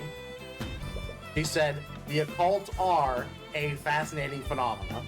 God. Pronunciation of that one phrase is identical to the incantation. What a contradiction. I see. So she hit the incantation in their conversation. And because her target was a creature that was outside the ballroom, no one saw the magical effects. This means that Marinoff had the means to murder William Frege, just as Eugene did. They really thought of how the spell was pronounced as a possible issue. They did. They really did. And it's a very good, like, attention to detail.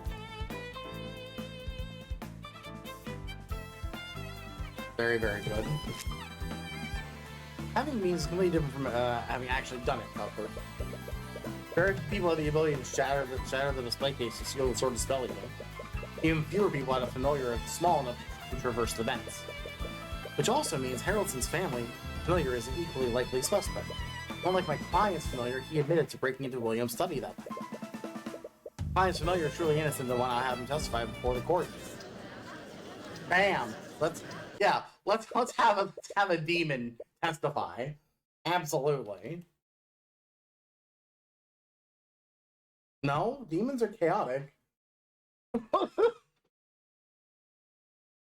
Then again, with how they're talking about it, these are definitely much more in D&D terms devil than demon, because they talk about like contracts and all that fun stuff. So you're right, but they're using different language from what we're used to. Shut up. Oh, I see. Well, so it's not as if he's the first unprecedented witness we've had today. Is Maranoth waiting to testify, Miss Tamara? You see Tamara deliberating with Beatrice and Maranoth. Can't hear what they're saying. Clearly in disagreement with each other. Maranoth in particular seems to be the most vocal about his displeasure. Your Honor, unfortunately, Maranoth is unwilling to testify. By the change of heart, the client's familiar may be a demon, but he is afforded the same rights as any other person. He's not obligated to testify. Look at Maranoth, and he's grinding his very sharp teeth. For some reason, he appears to be looking at you with intense hatred.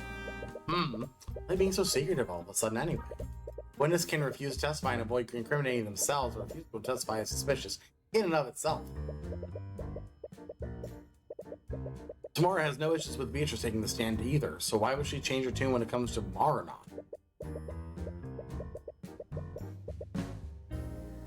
And despite what she said, Maranoth seems like he's disagreeing with their decision the most. Is it possible that he's the weakest link of the three of them? If so, he might be the implicating. Demons take great pride in their ability to deceive and corrupt people. Wonder. I see. Maranoth is well within his right to refuse if that's what he truly wants. It is. Well, I suppose it's for the best. I doubt he'd be able to corroborate your story at all. Maranoth grinds his teeth together. Sounds like metal grinding on metal. Metal teeth? Oh man. Concerning his diminutive figure, I don't blame him for being a coward. Mr. Cuthbert, could you please refrain from provoking the literal demon? Oh, it's fine, Your Honor. He can't do anything without his master's word. And between him and the defendant, it's here that Beatrice is the brains of the operation. You shut your filthy celestial mouth! Oh, he mad. What are you doing? I will not stand here and be assaulted by a bloody Heavensborn. Heavensborn? What? What does that mean? I am still within my contract and I will not flee from the likes of him. You want my testimony? I'll give you my goddamn testimony. Objection! Your Honor, my client does not consent to having her familiar testify. Mara, didn't you say earlier that Maranoth is afforded the same right as any other person? He has the right to refuse to testify, but only he can decide if he wants to exercise it. He's clearly intent on giving it. So, Maranoth, why don't you testify about what you were doing on the night of the murder? Gladly.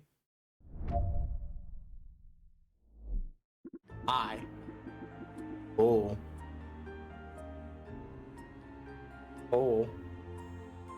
I was wondering when this track was gonna come up. Oh.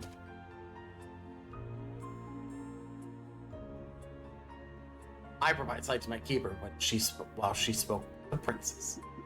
I'll admit that she did cast invisibility on conversation. She needed to keep me hidden after. But I never left the room where my master was. Nor did I steal the sword of Spellington. Nothing on me, Heavensborn.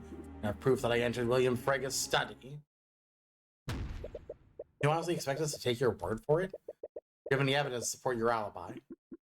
I only speak the truth, Heavensborn. There were mages other than my keeper that could have stolen the sword. None of you saw me on the night of the murder. The one lacking evidence is you, Tyson. Here's a point. You need definitive proof that ties him to the murder. Presenting contradicting evidence might not be possible. He's clearly lying in his testimony, and there's something strange about the way he's speaking. Why is he pausing so much? He thoughts to the eye. Perhaps you can try to interpret the meaning of his words. Yeah, we've already, yeah.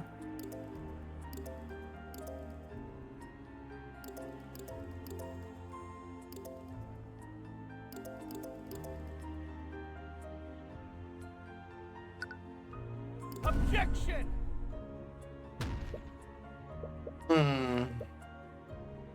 Alright, let me press all these and see if I can what info I can get. Keeper accidentally left her completely blind. Keeper's accidentally left her completely blind. Looks to the eyes, my seers around.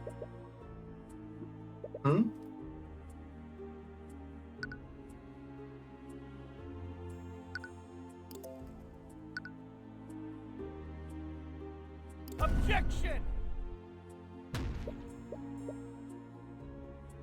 At least no penalty here. So I can just kind of do what I want. She normally cuts visibility every hour. She's powerful from age, and my pact with her only made her stronger. Casting spells make it look effortless. Continuously casting spells explodes the stamina out of the caster. She doesn't have a lot of stamina. She can cast high level illusion every hour, which makes sense because if he's powering her up, kind of needs to. And did your master leave the room while she was with the princess? I'm sure you remember my keeper was under a careful watch of the King's Guard and Lucio's Steelwind. Never left the ballroom. As I said, I never left the room where my master was.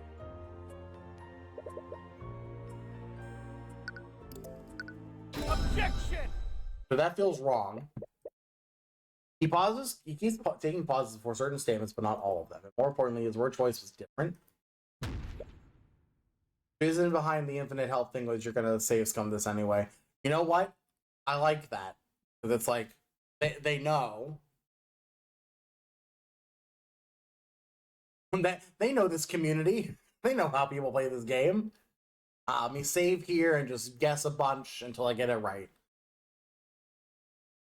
Arnold, looks like you misspoke and used the wrong word. What?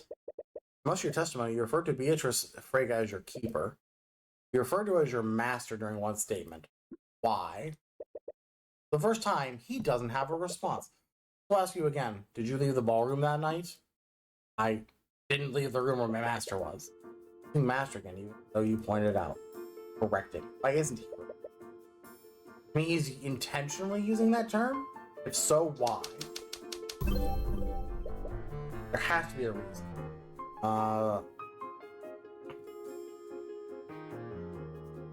Barnoff is not. It just no.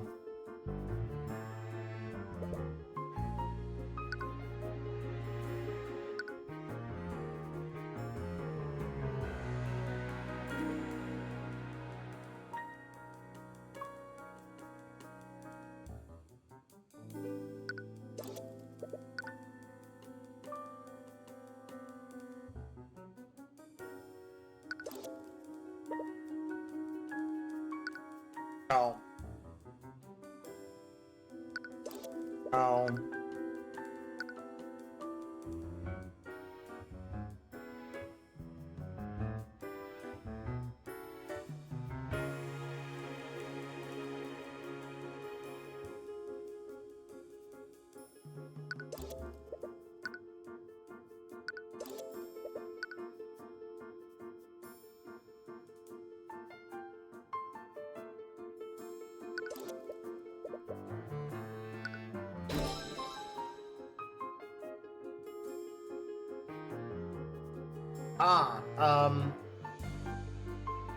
Okay. Sure. So Beatrice... Master isn't Beatrice. Beatrice isn't his master in the statement. I never heard where my master was is technically true. Why haven't bothered making that distinction? He clearly has no moral hang-ups about committing murder. Could have just lied. Why wouldn't he just lie? He prides himself in tricking and corrupting humans. Why wouldn't he just... Demons are not able to lie? That's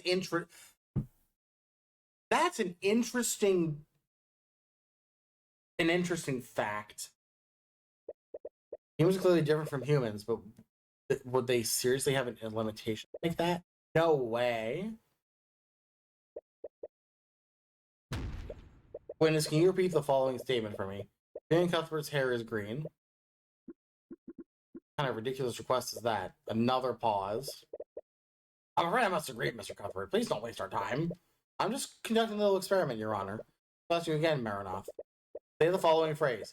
Tyrion Cuthbert's hair is green. Your Honor, Cuthbert is clearly making trivial requests to stall for time.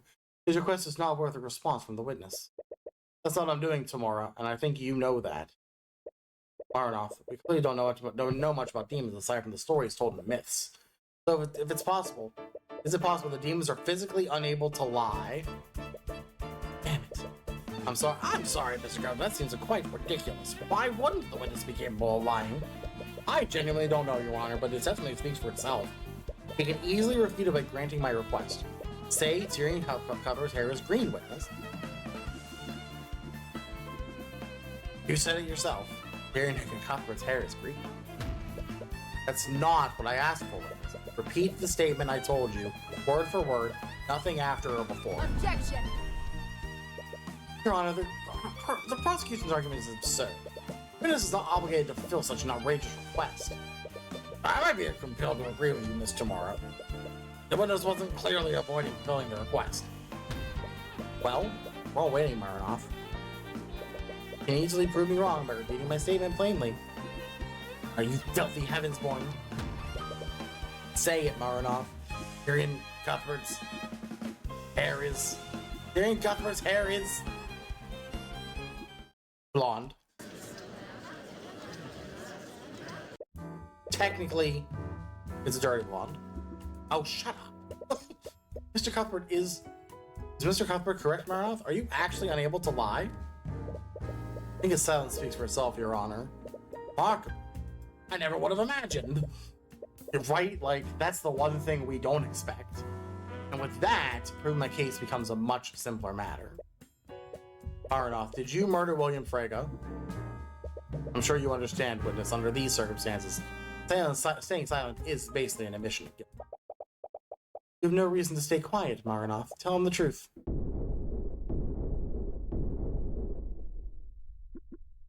Lady Beatrice, what are you... I believe it's time to come clean, don't you, Maranoth? I see. So that's your play. Don't think you can solve for time, Miss Frege. Maranoth has no choice but to answer the question. Do it, Maranoth. Tell the court the truth. To answer your question, yes, I did murder Frege. What are you doing? Miss Frege, does that mean you are confessing to the murder? Oh, Your Honor, I'm not admitting to anything. This confession comes from Maranoth himself. Your own familiar just... Let me ask you a question, Maranoth. Did I order you to murder my father? No, not Lady Beatrice.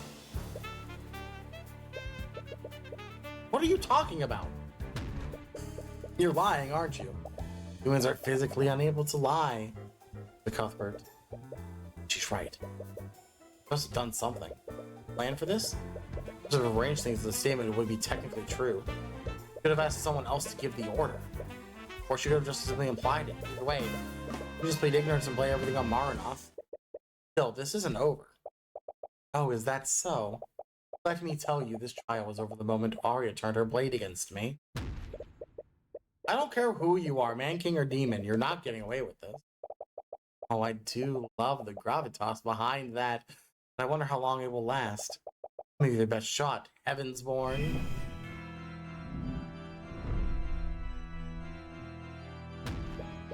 Beatrice Frege, you may not have technically ordered your father's murder, but you were clearly acting with malice. You brought something dangerous into the manor, something you knew would harm your father. Really? What would that be? I didn't bring anything dangerous into Frege Manor. It's so dangerous, and that implies lethal. What's so dangerous?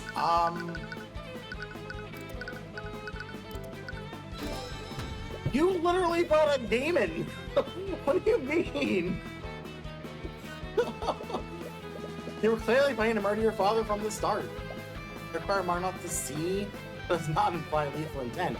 You brought a demon into the house, and as a result, your father was killed. That's hardly an innocent mistake. Clive specifically asked if her father and familiars were allowed. We even received a written legal confirmation beforehand. They couldn't have possibly expected her to bring in a demon. He didn't specify not to do that. The presence of Maranoth did not break any of his rules, nor any laws made by the kingdom. Right you are, Tamara. I can hardly be blamed if my father acts without my knowledge. How can you be blameless if Marinoff's actions? He's your familiar. Same logic. Shouldn't you also blame Lord Harrelson for the action of his pet monkey? If I recall, he broke into the study, tampered with the crime scene, and left my father's body without reporting it. That's... Marinoff and Eugene are intelligent and sentient creatures. They have their own autonomy. Their keepers aren't legally responsible for their actions. And she's playing devil's advocate. I suppose that's fitting for her. But you still cast invisibility to keep Marinoff hidden then. Mr. Cuthbert, I always cast invisibility on Marinoff. I can't very well let people see him. Face it, Mr. Cuthbert, you have nothing on you. I did not commit any crimes during the Lord's ball. Every crime related to the murder was committed by Marinoff. Oh, was it?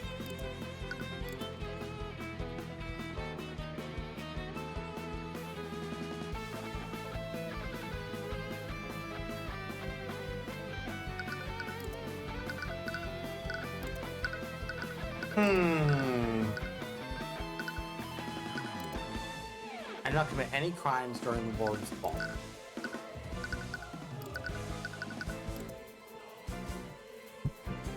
I did not commit any crimes during the Lord's ball.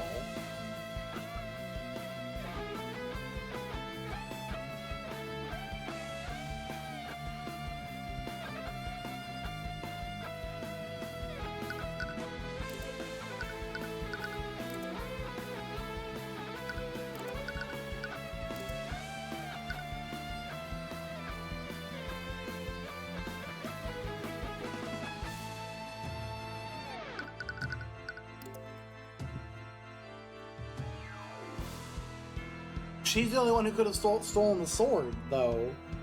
Because she's the only one powerful enough to cast a spell to break the glass to steal the sword, which is a crime, right?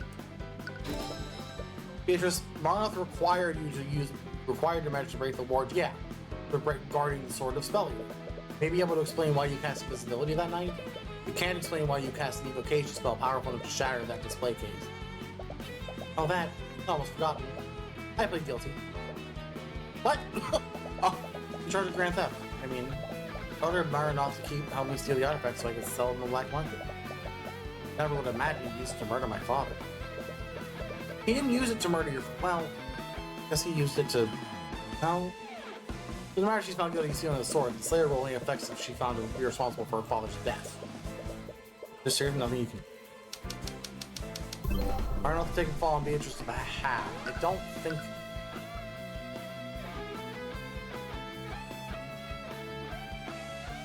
Can we even kill a demon? Marinoff, the sentence for first degree murder is death. Are you really willing to die for your keeper's crimes? Stupid Heavensborn, demons never die. Our bodies are sure we return to the abyssal hells. Hell? If I were to die in accordance with your laws, I would only return to my plane unharmed. Oh.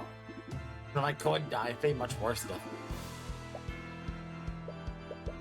You're a pain to argue against one. Can't break Beatrice's confidence at all. Do you have anything else, Mr. Cuthbert? I didn't think so. Your Honor, it appears we have found the true culprit. Can't believe you killed my father, Marinoff. I'm so cross with you. I should give my apologies. I won't do it again. Worry, I forgive you.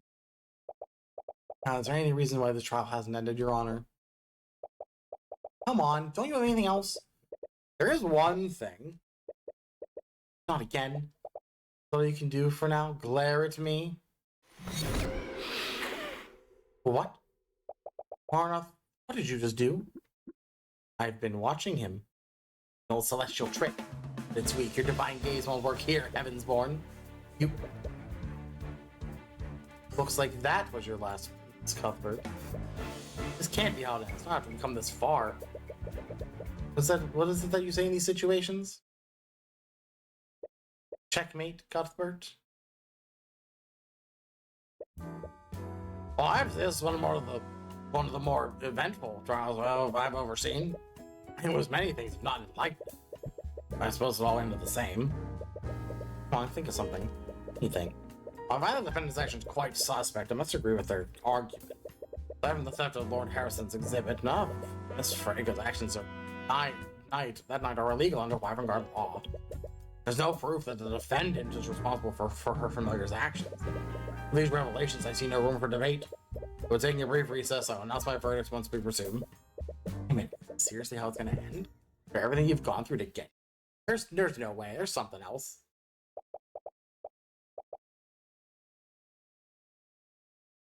This world is bleak, merciless, and unforgiving. I've seen you. I know how bright the light is within you. Use my eyes, peer beyond the divine gate as I once did. Marnoth called you a Heavensborn. Your mother told you there is a light within you. No idea what it means and is the divine gate. Why do you have the Eye of Horus? Why are you able to read people's minds? You've been so lost lately, but I thought you finally figured out how you're supposed to be. But all of this, everything you've been working toward, was all a lie. You spent your whole life trying to be like Miss Tamora, but is she even like her? No, she just wanted to raise you into a tool for the Eye Taker. She was never your guardian, never your mother. Your mother died years ago. First, right? Otherwise, is everyone in your life just trying to use you? Looking back on it, you have no idea what to do with yourself since your mother died. Been making mistake after mistake, leaving Aranox, trusting Tamora, becoming an attorney. You've always just done as you're told. You never once made a path for yourself. You saved Celeste and Wallace and Dracogen, and all when no one else would stand up for them. Helping them a mistake? Fought for a dream that doesn't exist, but that doesn't mean you can't make it real. It's true that you followed Tamora's lead, but you've always done what you thought was right above anything else. You wouldn't have stood up to that criminal if you didn't know right from wrong. And you wouldn't be standing here if you just done as you were told. What do I do? I'm not gonna tell you that. You already know the answer. You've always known the answer. Take a deep breath and relax your thoughts. How do you prove that Beatrice ordered Maranoth? There's always a way to win in the end. We have to use deduction. No.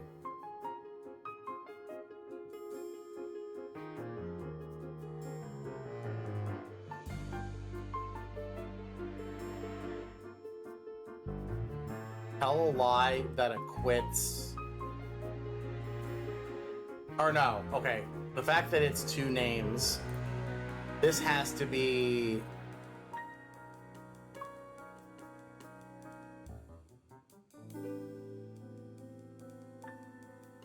something that separates Beatrice and Maranoth.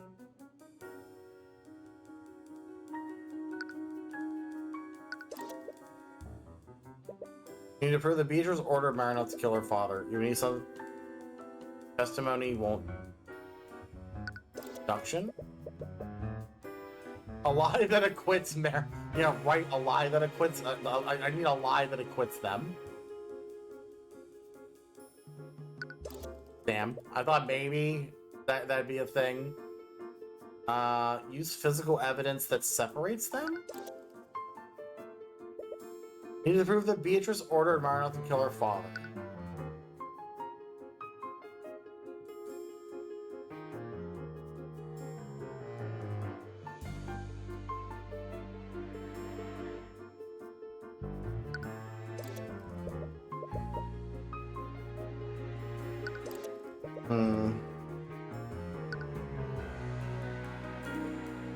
Does it? I need to prove that Beatrice ordered Maranoth.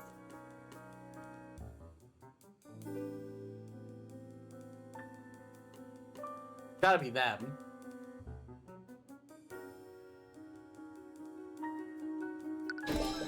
Okay.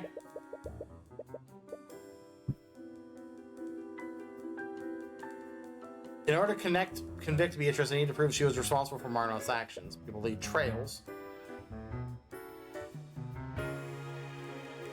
Even when they think they've committed the perfect crime, something always gets left behind. There has to be something that proves Beatrice's order. Beatrice's relationship with Maranoth is clearly different than the relationship between two humans.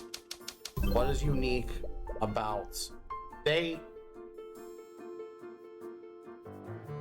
connection is facilitated through a pact. She had to have signed a contract, right? There's something about it. Well, what was it? told you something about demonic pacts. Herald. Sword of Sully is said to have been forged using a pact between a demon and a mage. Yeah. Legally binding document. Yeah. Visions must have a blood contract. Legally binding document must describe how the relationship works. Leaf did tell you that Beatrice would never trust someone she couldn't control. She would only put herself in a situation where she had full control over Marlowe's actions, not as if she would show it to me. It's hard to even prove that blood contracts even exist. That's me. I think you've done a wonderful job, Bar. Just for this once, let me guide you the rest of the way. What? Tyrion, your eyes don't actually read minds. They give you the means to reveal truths that are being concealed. Pull the truth out of anyone and anything. Stay together with me.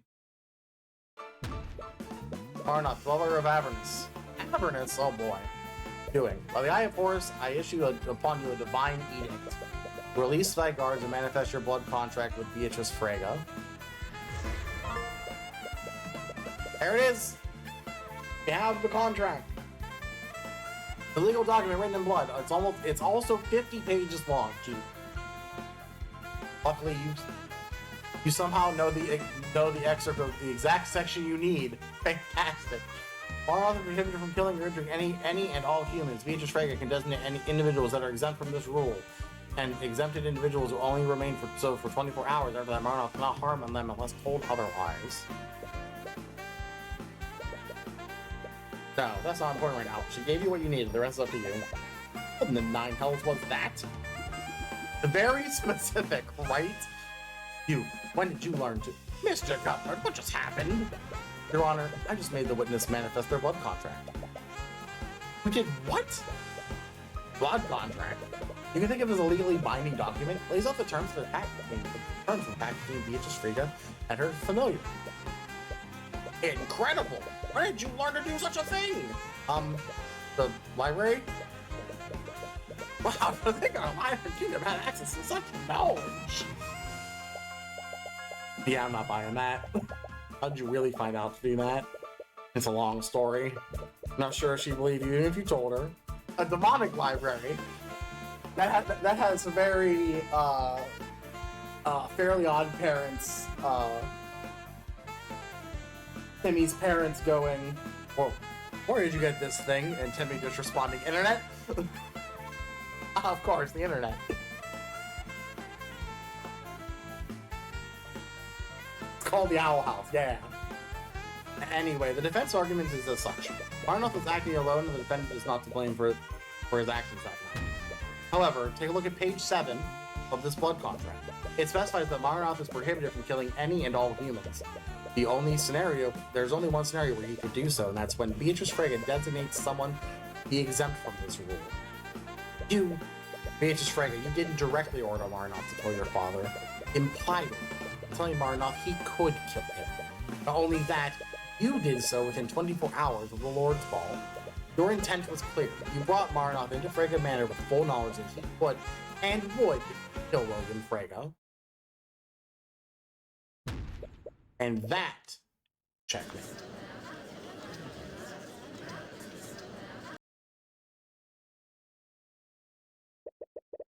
Just when I thought the surprises were over. This poor judge. In the end, we arrived at the truth. I suppose I can't disagree with that. What do you have to say for yourself, Lady Frege? Do not call me that. It's almost funny that you hate your name that much. Your entire plan depends on your claim to the Frege estate. Do you have any idea what you just cost me? Everything has been ruined because of you. Why should I care? Just another noble trying to steal power for yourself. Don't you dare lump me in together with those tyrants. We wouldn't have just liberated House Frege. We would have liberated everyone. Miriam, Leaf, Arya, even Aster. Our system is broken. The only way we can fix this is by burning it down from the inside. As long as King Oliver sits on the throne, the suffering will only continue. Lady Frege, as the prosecutor, I should warn you. I don't want to add treason to your crimes. Even though you'd like to see the king oust as much as she does. It doesn't matter, I'm done either way. Heavensborn, look at page 46 of the blood contract. By accepting this pact, Beatrice Frege forever binds her soul to the Abyss Hells. Beatrice Frege fails to pay her debt by claiming House Frege and all of its assets. Her soul, her mind, and her life will be claimed by the Empress of Discord.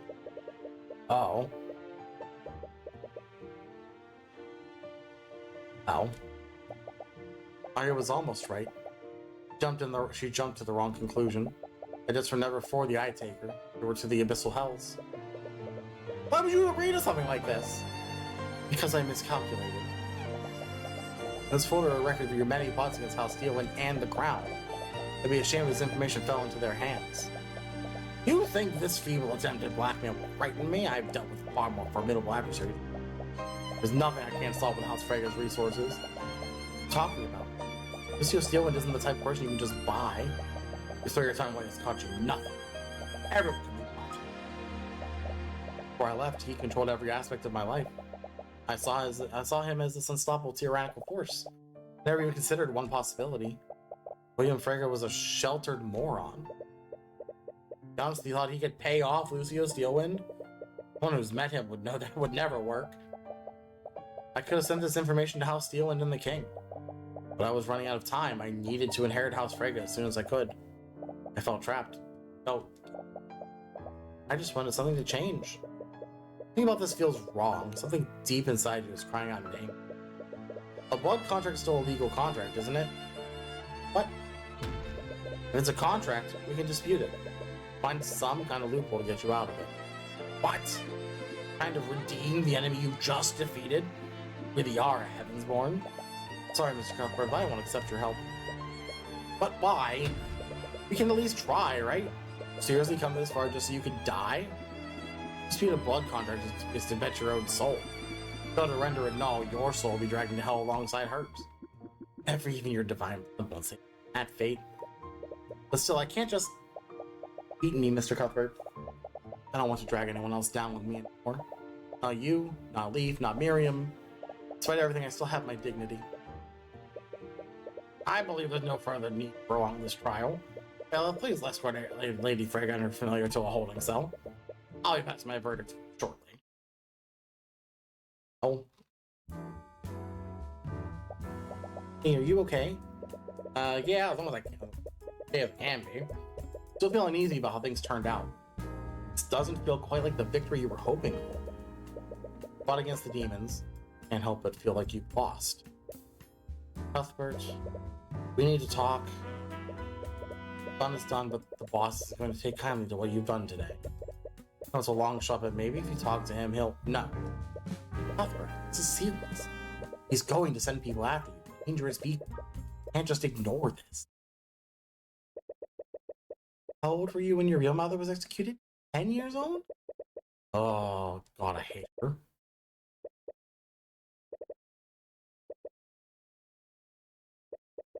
Please just listen to me and shut up. Tyrion? How could you do this? How could you work with criminals? Cuthbert, everything you told me, all these ideas about protecting the weak, it's all a lie. Everything Commander White said about you is true, isn't it? I'm just trying to... I don't want your help. You yell at her, your voice echoes through the lobby. Several of the people nearby turned silent. I gave up everything for you. My childhood, my home, my happiness. I left all that behind to chase the ideal that you told me you were fighting for. It was never real, was it? You made me throw away everything, all for a goddamn lie. But I'll make it real, and I'll do it without.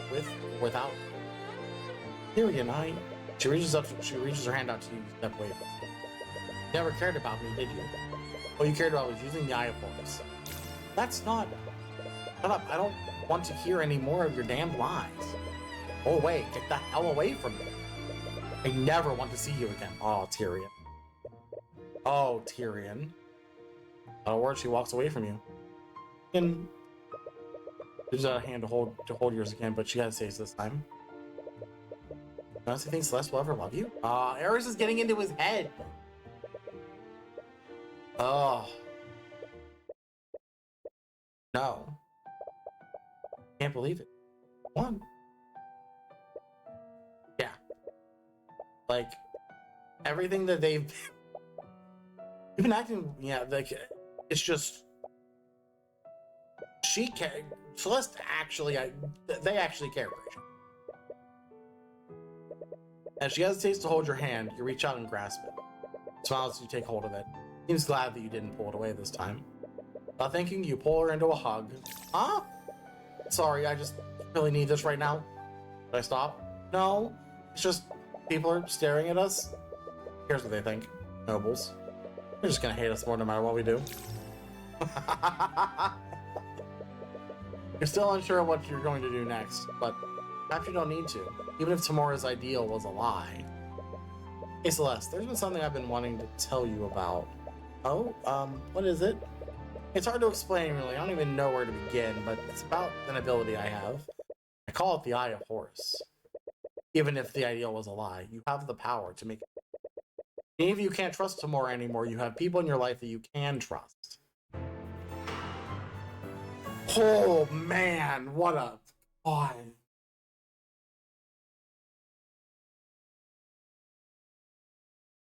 Oh, hold on.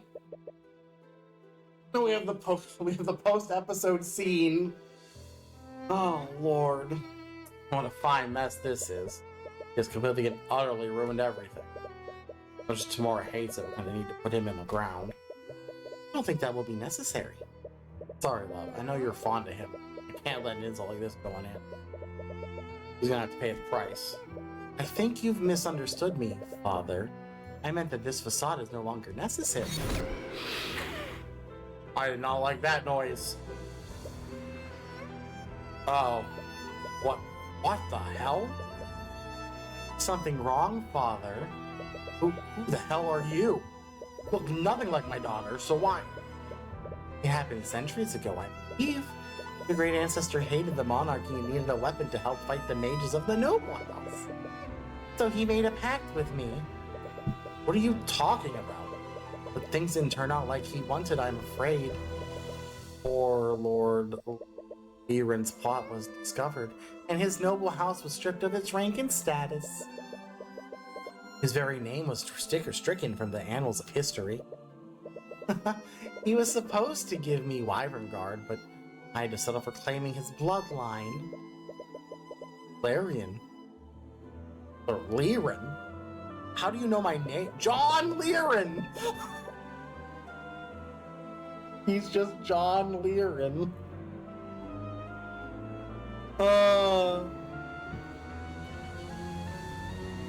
No one knew about that name, not even my real daughter. I know it's been centuries, but I haven't forgotten, John.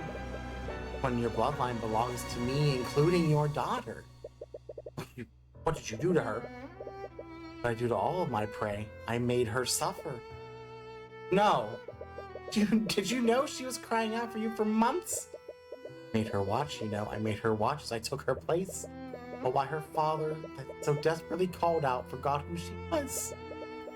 All while my minions slowly and painfully tore her soul apart. I knew I hated her. Monster. Goddamn monster. I enjoyed her torment while it lasted. Even that couldn't satisfy me. What I really crave is the blood of a celestial. That's what this is about. That stupid kid. I can't have you kill my dear Tyrion just yet. Until I'm done with him. Goddamn demon, I'll kill you. This man is your enemy. Your life goal is and always has been to exact revenge on him. What the hell are you talking about? I lost everything because of you. They kicked me out of the Inquisition because of your false testimony. What? Let go of me. Oh. Uh-oh. Oh. What are you talking about? I didn't do anything. Uh-oh. Isn't this the noble who killed all those children? Uh-oh. Oh boy. We know what you did. Oh. Finally entered the final act, my dearest Tyrion. What I've seen. I think I know exactly how I'm going to break you. I hope you're just as excited as I am. Oh god. Yep, that's chapter 4.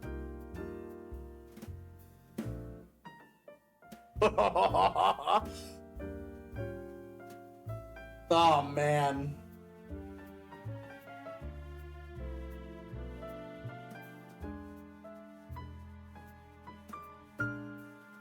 So, oh boy. Attorney of the Arcane, Chapter 5. That's all we have left. Ooh. So...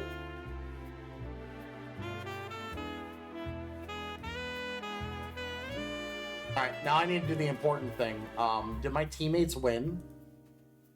I was expecting to be able to watch some of that race. Or is it still going? Hold up. Are they still racing?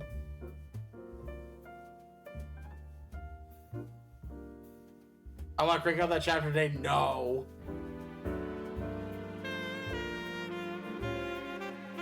Yeah!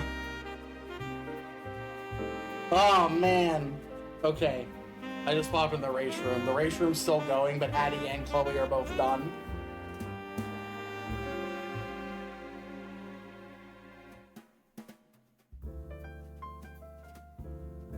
And by done, I mean like Chloe just finished. Yeah!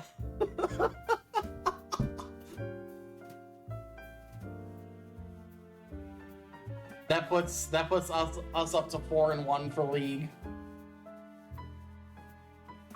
I'll take it. No. So we will finish this next week. I will just hammer through case 5 next week.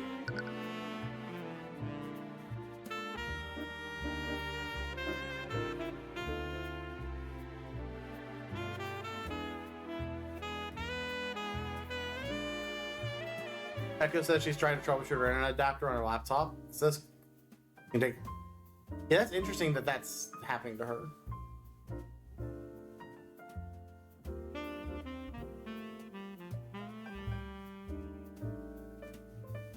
I'm very proud of them. Okay, so that's gonna do it for us for this afternoon. Man, I was kind of hoping that we would wrap that up a lot earlier than.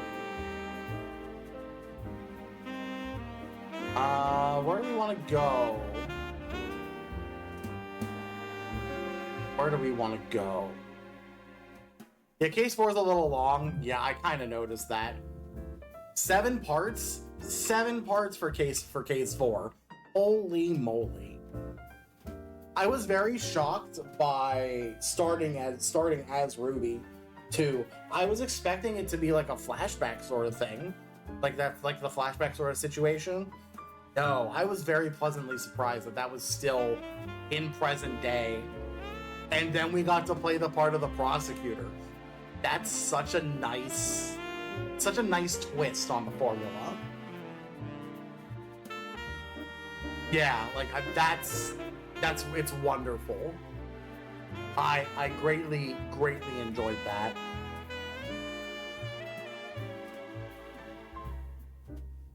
Okay. I think, where do we want to go? Can we switch benches? That whole exchange was hilarious. Like, I don't like being over here. Can we switch? Hey, come on, guys. Where do I want to go? I guess Clandero got a new computer today. He's testing some streaming stuff with an Elden Ring rando. I'm gonna send you guys a Clandero. Thank you guys for hanging out and being here today. This has been I've been enjoying this game so much. Yeah.